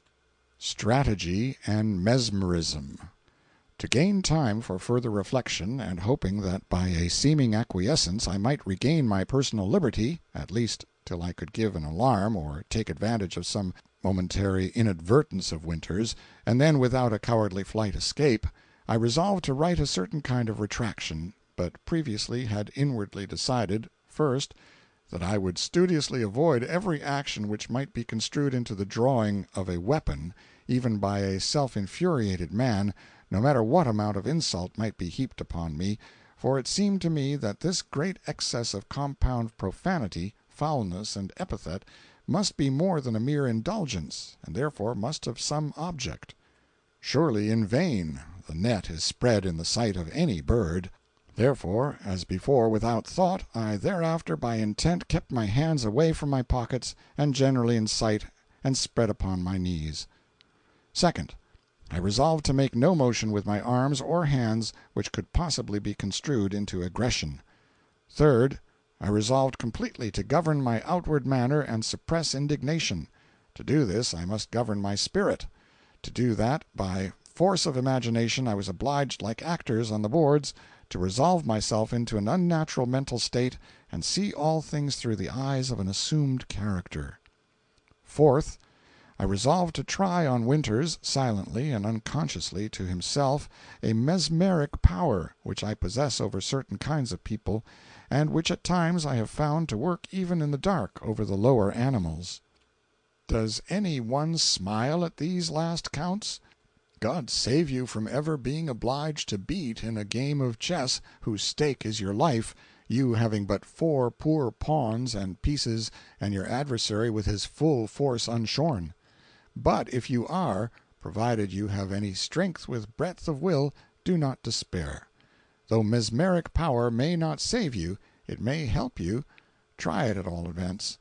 In this instance I was conscious of power coming into me, and by a law of nature I know Winters was correspondingly weakened.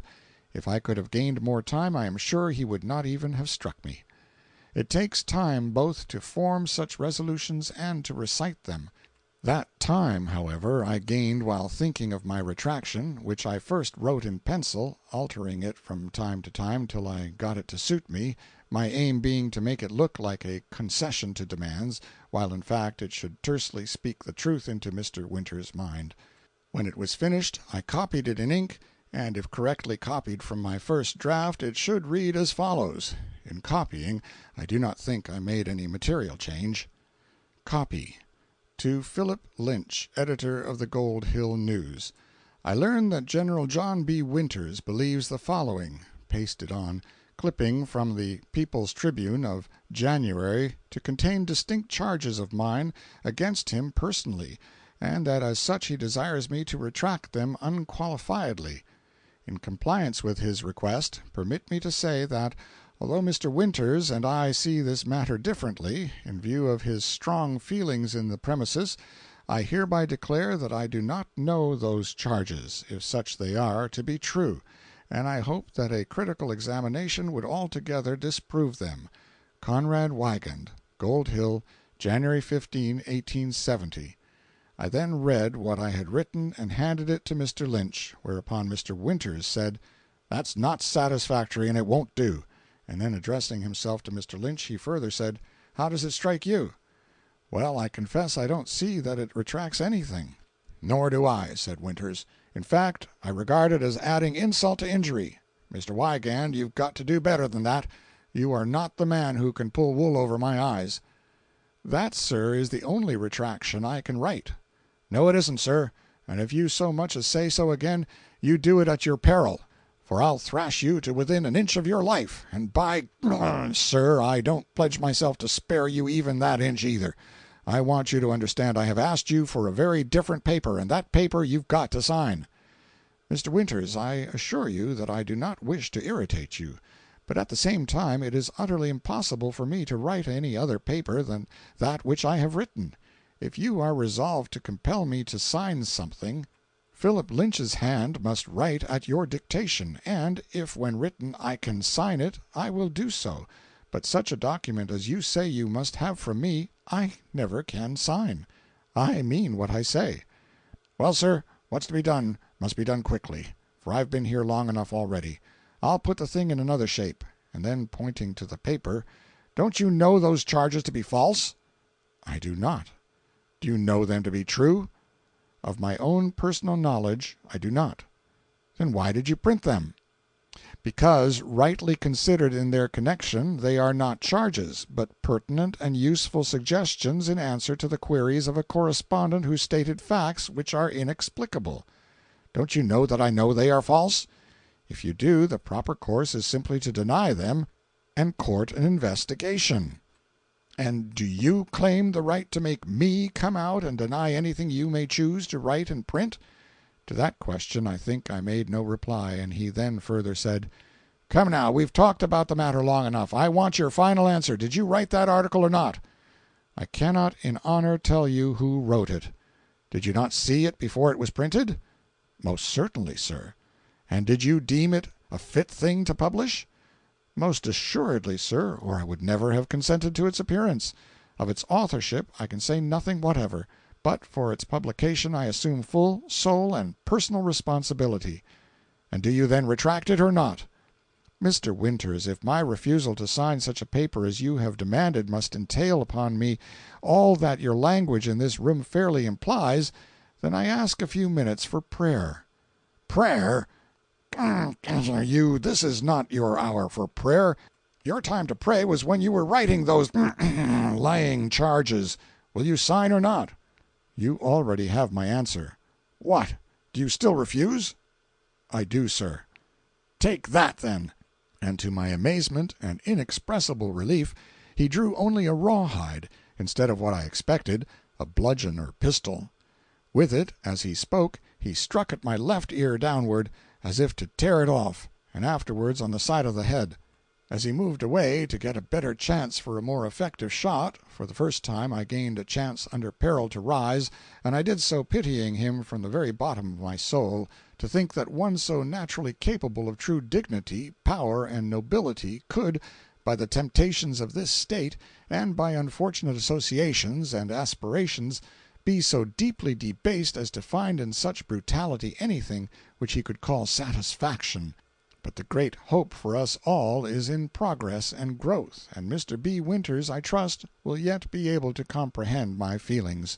He continued to beat me with all his great force until absolutely weary, exhausted, and panting for breath. I still adhered to my purpose of non-aggressive defense, and made no other use of my arms than to defend my head and face from further disfigurement. The mere pain arising from the blows he inflicted upon my person was of course transient, and my clothing to some extent deadened its severity, as it now hides all remaining traces.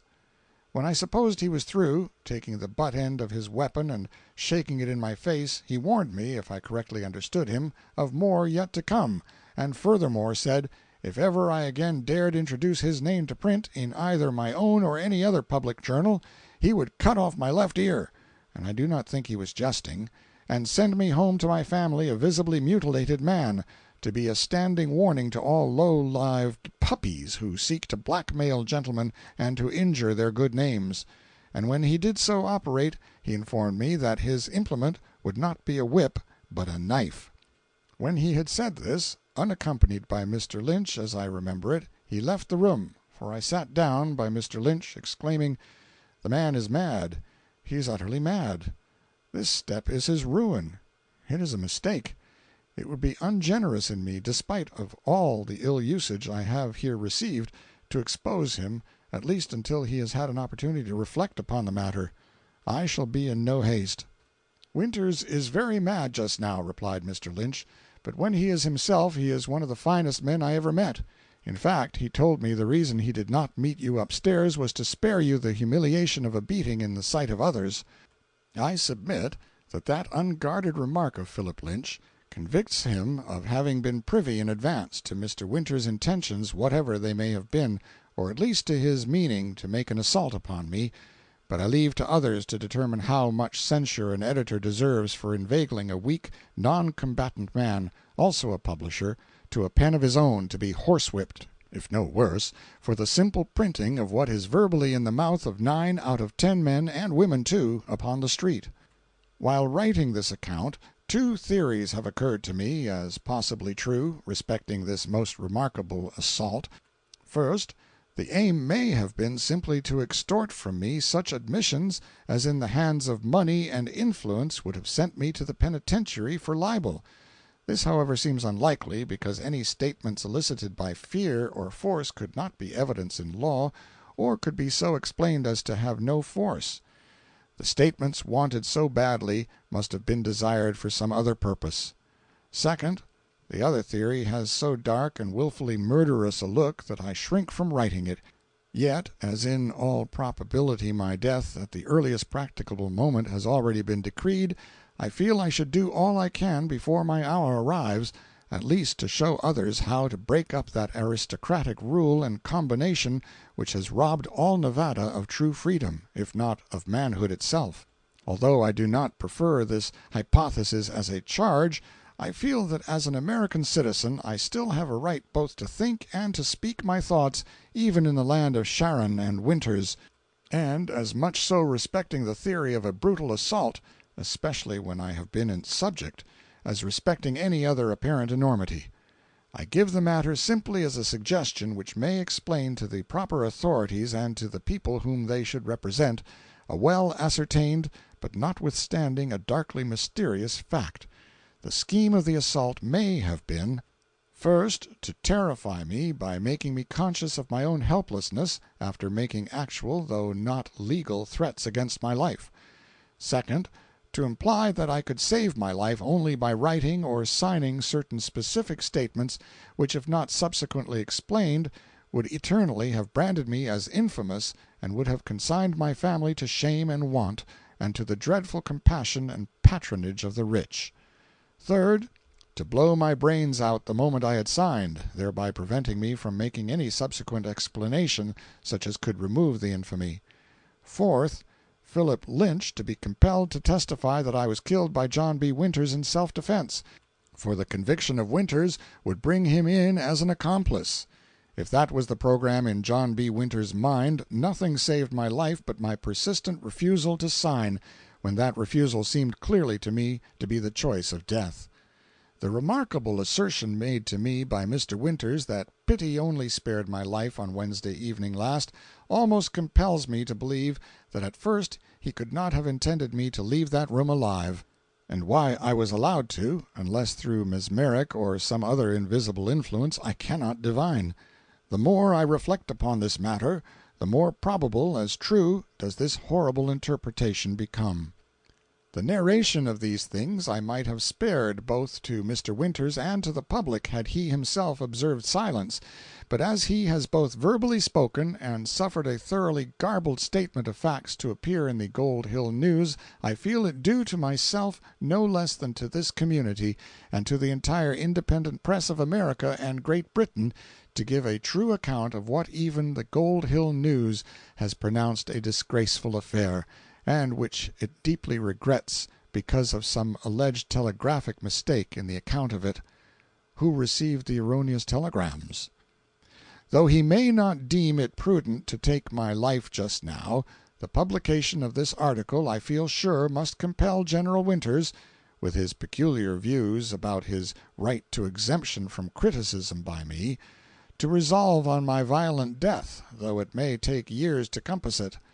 Notwithstanding, I bear him no ill will, and if W. C. Ralston and William Sharon and other members of the San Francisco mining and milling ring feel that he above all other men in this State and California is the most fitting man to supervise and control Yellow Jacket matters, until I am able to vote more than half their stock, I presume he will be retained to grace his present post.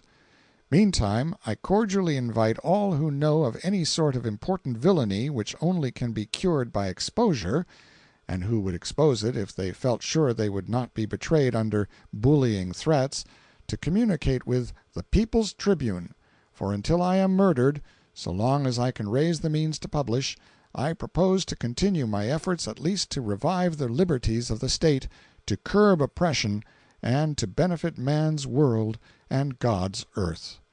Conrad Weigand. It does seem a pity that the sheriff was shut out, since the good sense of a general of militia and of a prominent editor failed to teach them that the merited castigation of this weak, half-witted child was a thing that ought to have been done in the street, where the poor thing could have a chance to run. When a journalist maligns a citizen, or attacks his good name on hearsay evidence, he deserves to be thrashed for it, even if he is a non-combatant weakling.